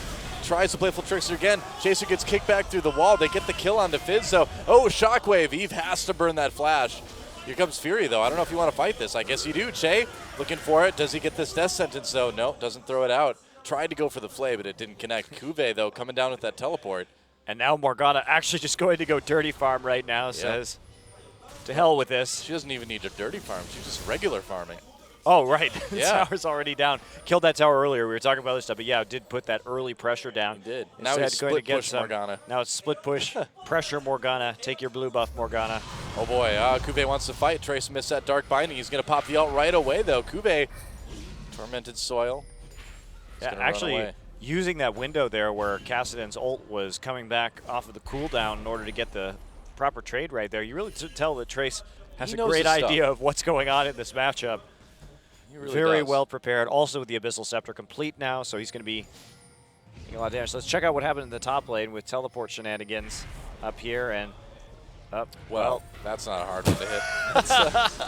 Yeah. And meanwhile, That was less exciting. And actually just, oh wow, did you see that the Sonic Wave was coming over the wall and was actually flashed out by Chaser there. The follow-up denied, and so he was able to live yeah. through that. Very nice move from Chaser's Jarvan in order to stay alive after getting Well, kicked over the terrain. Blizz has gotten himself caught a couple times now. He needs to start being a little bit more careful. I think they're just trying to focus on Bliss this game so that It's a good idea. Pilot's life doesn't turn into a nightmare like last time around. Yeah. It's too much turbulence last game. They want to give him sort of Smooth skies. smooth skies this time. That's right. Wouldn't want him to spill his drink, his free wine, or like his nuts or something, you know? You don't want to be picking all those up off the floor. That's no fun. Especially if you're the pilot. Then it gets really awkward. Spill your drink all over your controls. I know, it's like- that doesn't end well for anybody. Pilot to base. I'm sorry. I've spilled my carbonated beverage My free wine. all over this multi-million-dollar man. piece of equipment. Sorry. My free wine. That's right. Don't drink and fly. No, not at all. Yep. Don't drink and play League of Legends either. Your friends don't appreciate that. Or at least don't drink and play solo queue. Yeah, play blind pick Yeah, seriously. Or Team Builder. or ARAM. Or ARAM. Or Poro King or whatever new stuff. Is that still going on? I don't even know. I don't know. Not my bag, man. Bliss coming in. He wants that blue buff. He's not going to get it. Denied. Taking the lantern out, so Smite used right there to secure it. Yep. Couldn't get it on a little bit more of a useful target, but the denial. Why does Fizz become invincible when all he does is stand on his head approximately like 1 foot higher than he normally is, standing on his own feet? Also, when you could just like push a stupid pole and knock him Yeah. off of it. Or like cut it in half or something? I don't know. I've got issues with this champion here. It doesn't make any logical sense. And champions need to make logical sense, man. Oh! Ooh, Oh! wow. What nice reflexes from Bliss, dodging that death sentence. Nice. Forget everything I just said. I like this guy. Got out of there in the nick of time. Yeah. I thought that was going to hit for sure. All right, well, back to a little bit of a grind here. Trace now in the mid lane, just using that wave clear to play it nice and safe for the moment. Yep. Issue that Jin may run into is the effectiveness of an Aegis against their composition. A lot of magic damage. Yeah, you know, the crazy thing is there's been no dragon fights yet in this game, I believe. I don't think anyone's gotten any stacks yet. There we go. Now we're starting to go towards it. Yeah, everybody's been warding heavily around there. They know the fight is coming. Yeah, and it's such an even game right now, too. Everybody's looking for a pick right now. Yeah, here we go. Speed shrine getting used, waiting for that lantern. There we Oh, go. They bring him in. They bring in Pilot. Nice knockup, though, onto Jin Air. This could go badly. Trace coming in from the side. Wrath gets out of the Dark Binding, or Wraith does rather. Fury comes in, puts a little bit of damage on with the culling. Bliss still alive, but GBM is going to grab that double kill anyway. And now Fury, wow, Che just walking right into that. Pilot comes down, so it looks like Che will live for now. And Jin Air is going to get this dragon. Yeah, just turn right back onto the dragon right there. Yep, smart move. Definitely the better choice, and they certainly caught the members of Samsung. Oh, he stole it. got it. He did indeed. Got that smite off just in time. Yeah, Wow. Chaser's smite was actually down. Yep. I think he used the chilling smite earlier during that engagement, so they tried to do that dragon without a smite available. That's and right. That's Well, the price you pay. Jin Air will get the kill. They'll get the bot lane turret, so things could be worse. They've still got a decent little lead built up here. Yeah, certainly not the worst ever. And Yep. look at the breathe. Look at Pilot's positioning right now. I love how he gets he Valks out right there next to GBM. Got a lot of safety, and they're able to collapse on Bliss nearly instantly. Trace comes in for that last second zoning, and GBM is going to use his W on himself right there to guarantee the kill no matter which side Bliss lands on. Yeah, pretty much. And ganked by Mom, having a great game on Orianna so far, 203. Already has that death cap. Yeah, he's going to be feeling really good right now. And Chaser deserves a lot of credit, too. He has 100% kill contribution so far, and he's a big part of the reason why Bliss was so far behind in the early game. Well, he locked up so many people in that last team Yeah. fight, too, with Cataclysm. He made a big difference. Oh, Bliss finds Pilot. Pilot in trouble. There's the ult activated as well. Tries the Valkyrie away, but it is tough to escape a Fizz. Yeah, he shouldn't have actually flashed there at the end. Once his Yeah. Valk got interrupted, there was like a 0% chance of him getting out of that. So he kind of blew flash there for no reason, but nice little pick. Yep, that's right. Now Jin Air forced backwards. Trace Black shields himself. He's going to be just fine. But yeah, they will not win the game if Pilot keeps making mistakes like that. Notice how Trace waited for his Black Shield until Lee Sin came in because he wanted to make sure that he wasn't going to get Insect back into the enemy team. He didn't just Exactly. put that right down immediately. He waited for Lee Sin to get in next to him so he could deny the CC if it was coming. It's a good thing to do. And that results as well in a bottom turret for Samsung. Starting to even things out a little bit. What's the health? Okay, wow, top turret is really taking no damage. Trace. Yeah, actually no damage. That's incredible.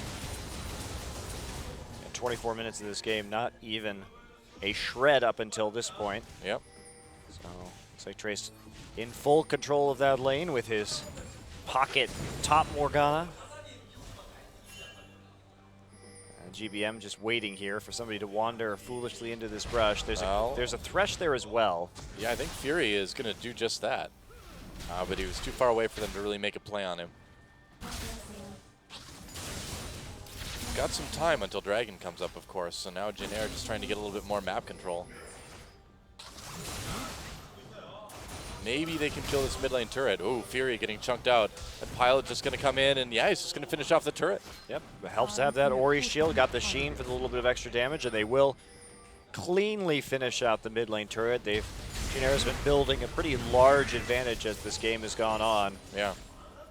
The only thing missing was that Dragon that they got stolen from them, but otherwise they've been pretty dominant in terms of objective control. And they're going for you know, tier 2. They yeah, need to be how do you careful, though. engage on this though? Like, thing is, Corky's in the middle. You put a Fizz in the back. That's what you do. They see him coming in with wards. They can turn on him if they want to. Yeah. Kube coming up, and they've got Jin Air in a choke right now. This could be dangerous. Nope.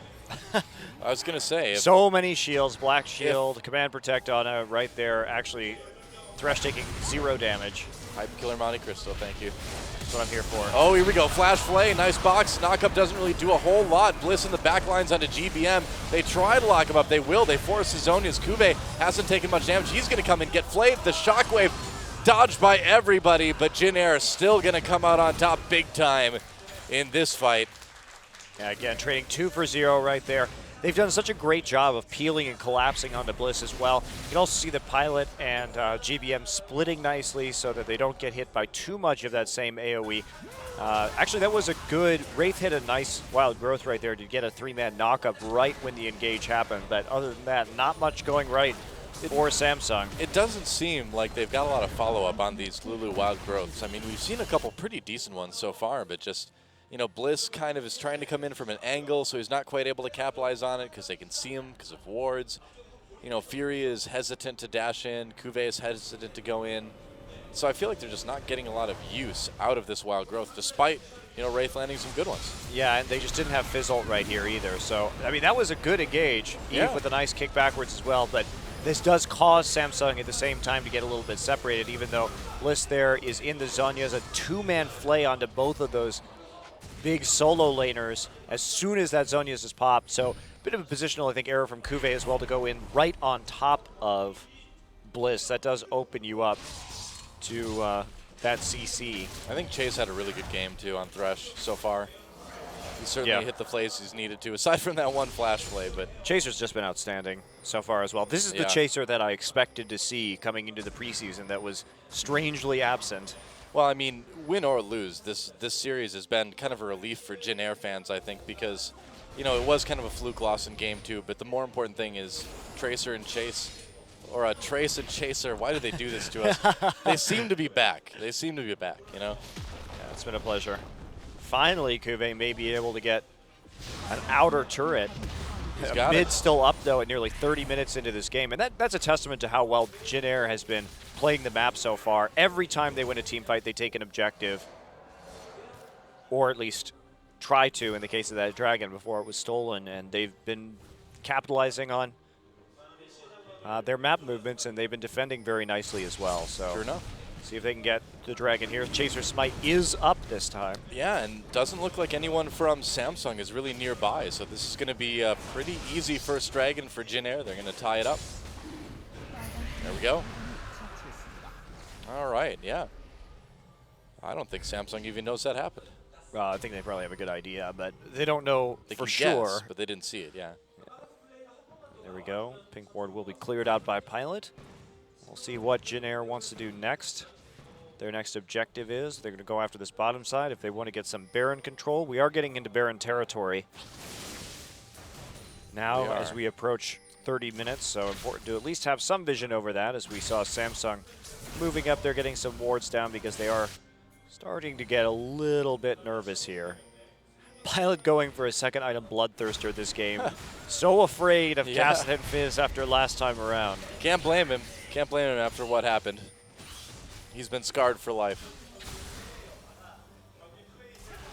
Well, Aegis also done for Samsung. That's going to be an enormous boon to them in terms of cutting down the damage from Jin Air. Very valuable item to have in this game. And now, 5-man pressure going to be coming in from Jin Air onto the bottom side.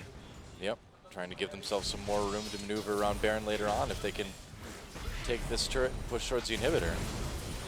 We'll see. Culling does go down, blocked quite a bit, though, by Chaser. Yeah, the thing about the Bloodthirster Corki with Orianna, though, is he can just continue to do this even without a minion wave, and that is very annoying. Yeah, looks like they have been pushed back a little bit, though.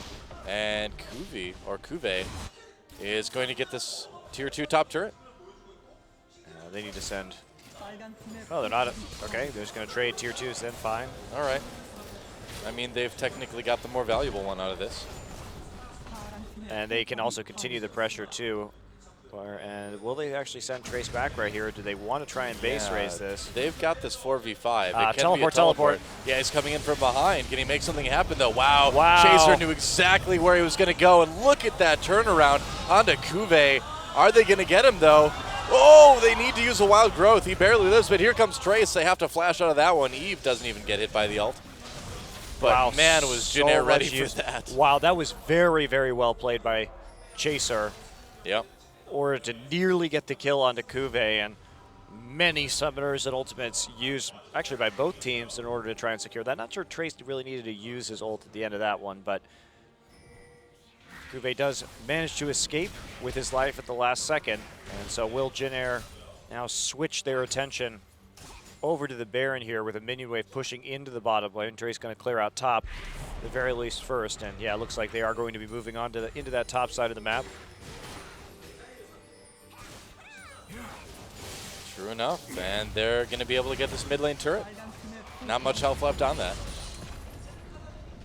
So Samsung is actually keeping the gold lead about the same. They've been about 4K gold down for a while now. Yeah. And they've actually been able to trade objectives tit for tat the last 10 minutes or so. So Jin Air having a little bit of a hard time growing their lead beyond what they have already. Yeah, well, that gold gap definitely matters less and less as the games go on, too.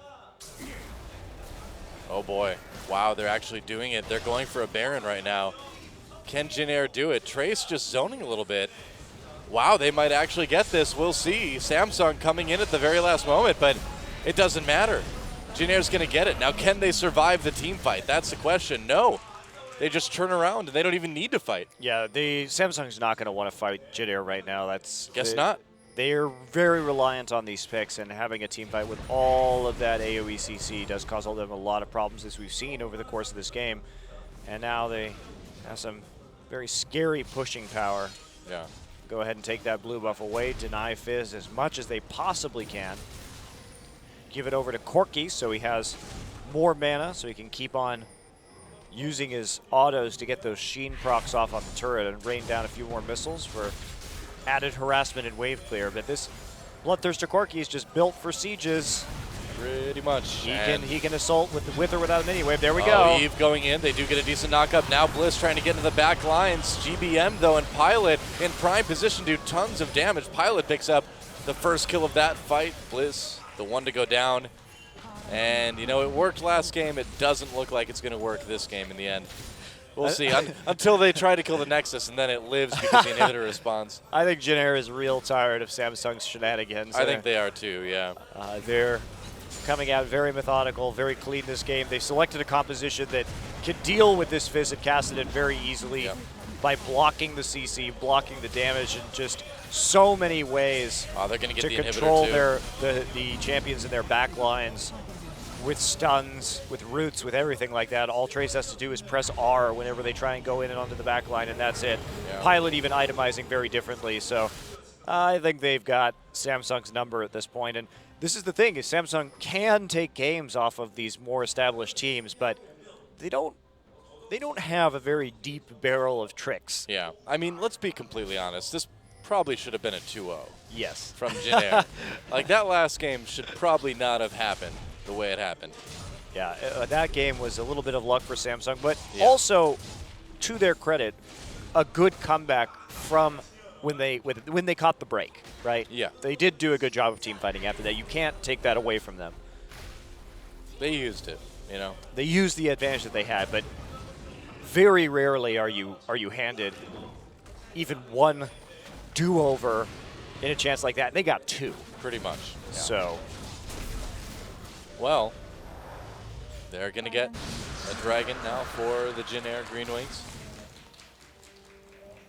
hooray, turret damage. Yay.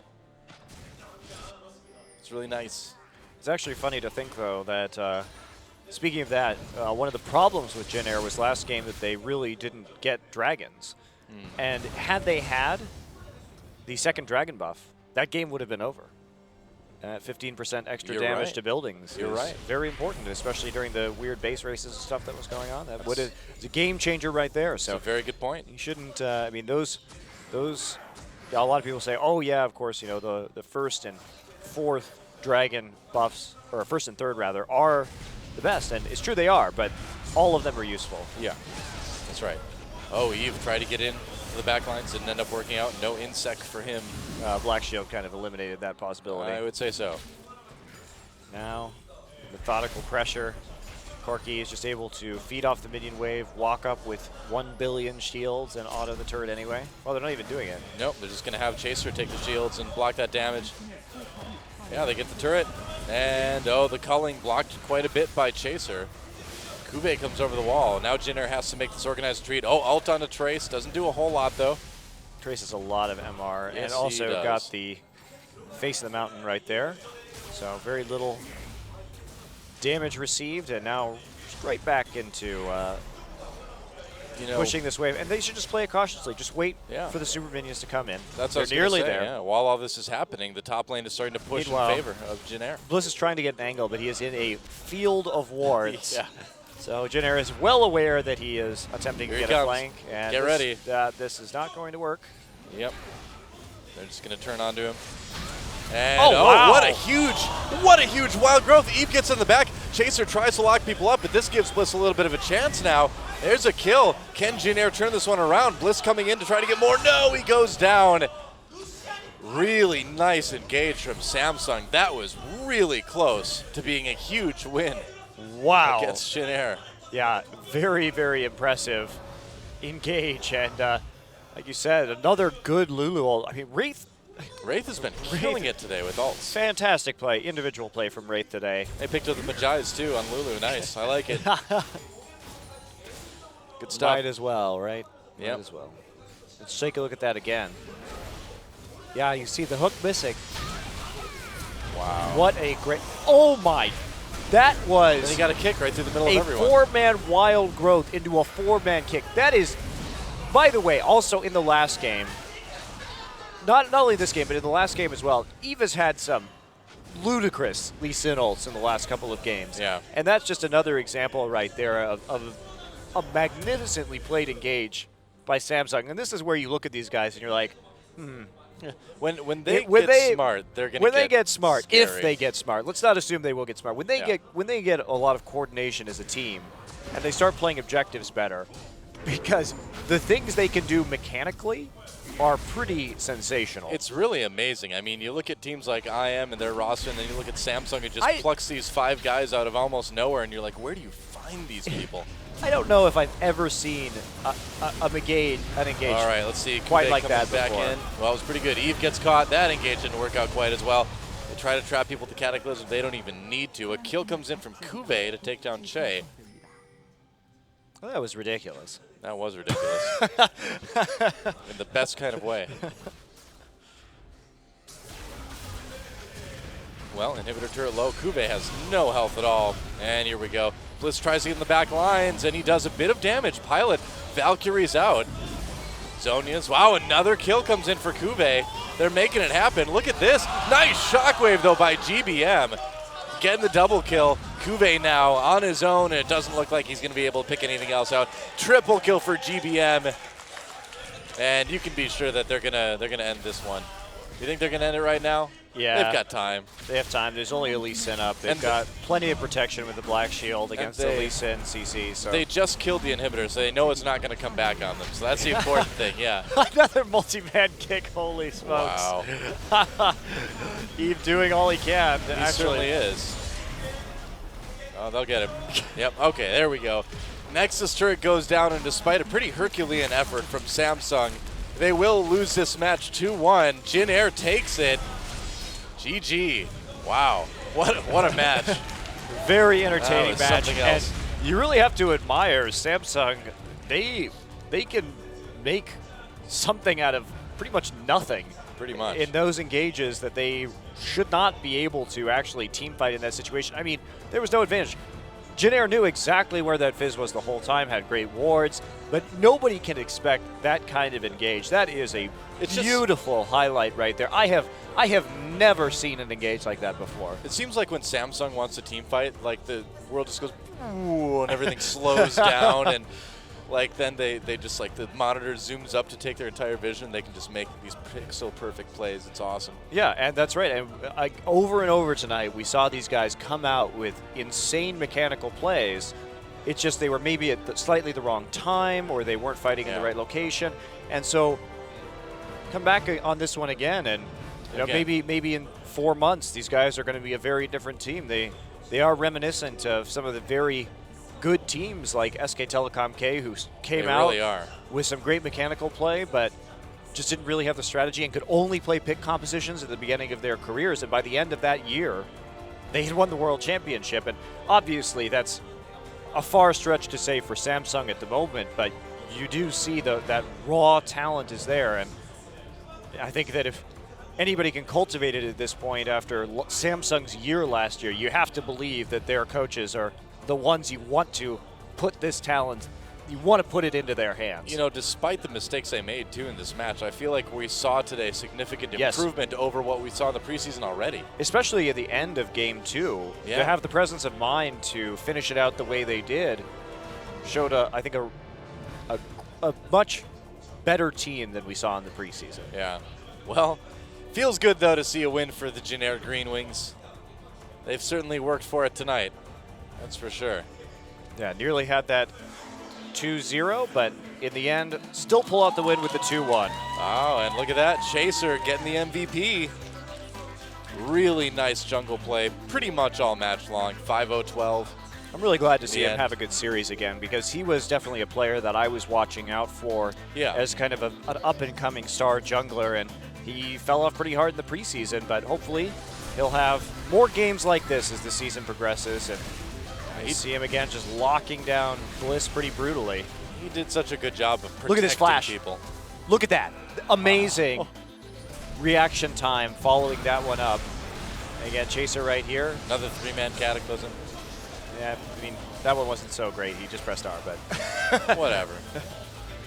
he lived after pressing You can't R. hype the guy up, and then when I start hyping him up, you're like, yeah, he's not that good. Oh, come on.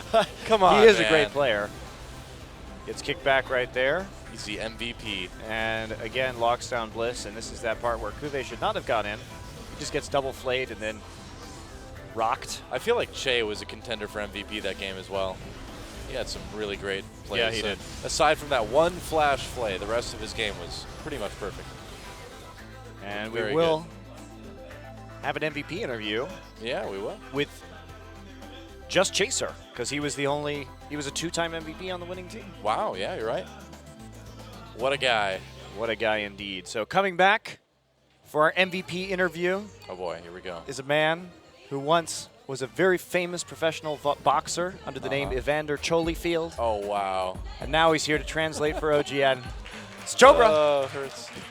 And we are here with all the games over of day 2. Chobra here to bring you some thoughts from Chaser, who will be our only interviewee since he took both MVPs for the winning team, Jin Air Green Wings. He is the jungler.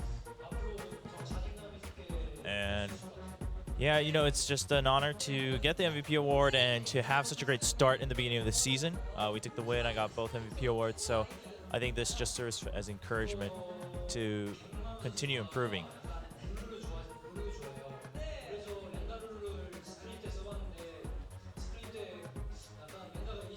And for, you know, the Rengar Lulu thing, I mean, GBM loves Lulu, so we've been trying Rengar Lulu quite a bit. And, you know, in scrims, with Lulu, again, I mean, this has always been tested, but Rengar's initiation is all right, so we decided to bring it out.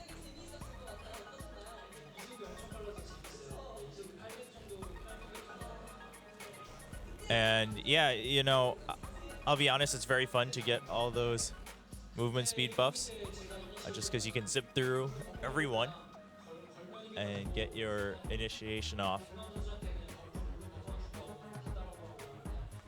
And so, you know, I would always just say, GBM, just give me your buff. And as soon as I hear it go off, I'm just like, all right, charging through. I just run to the enemy team.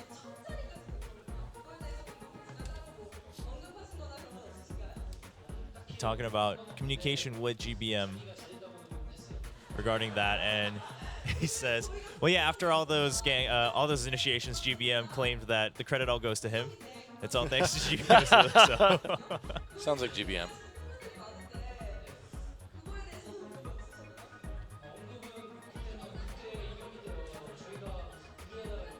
And in game 2, because of the comeback win from Samsung, it was a little bit of a just quiet time in the booth. Hey, he's moved to the crowd, I guess. There's GBM. His job is done. Yeah, but He's here to says that cheer for GBM himself was now. That's right. surprisingly quiet after game 2 because of the comeback win from Samsung. So GBM's his own there fan wasn't club. much to be discussed there.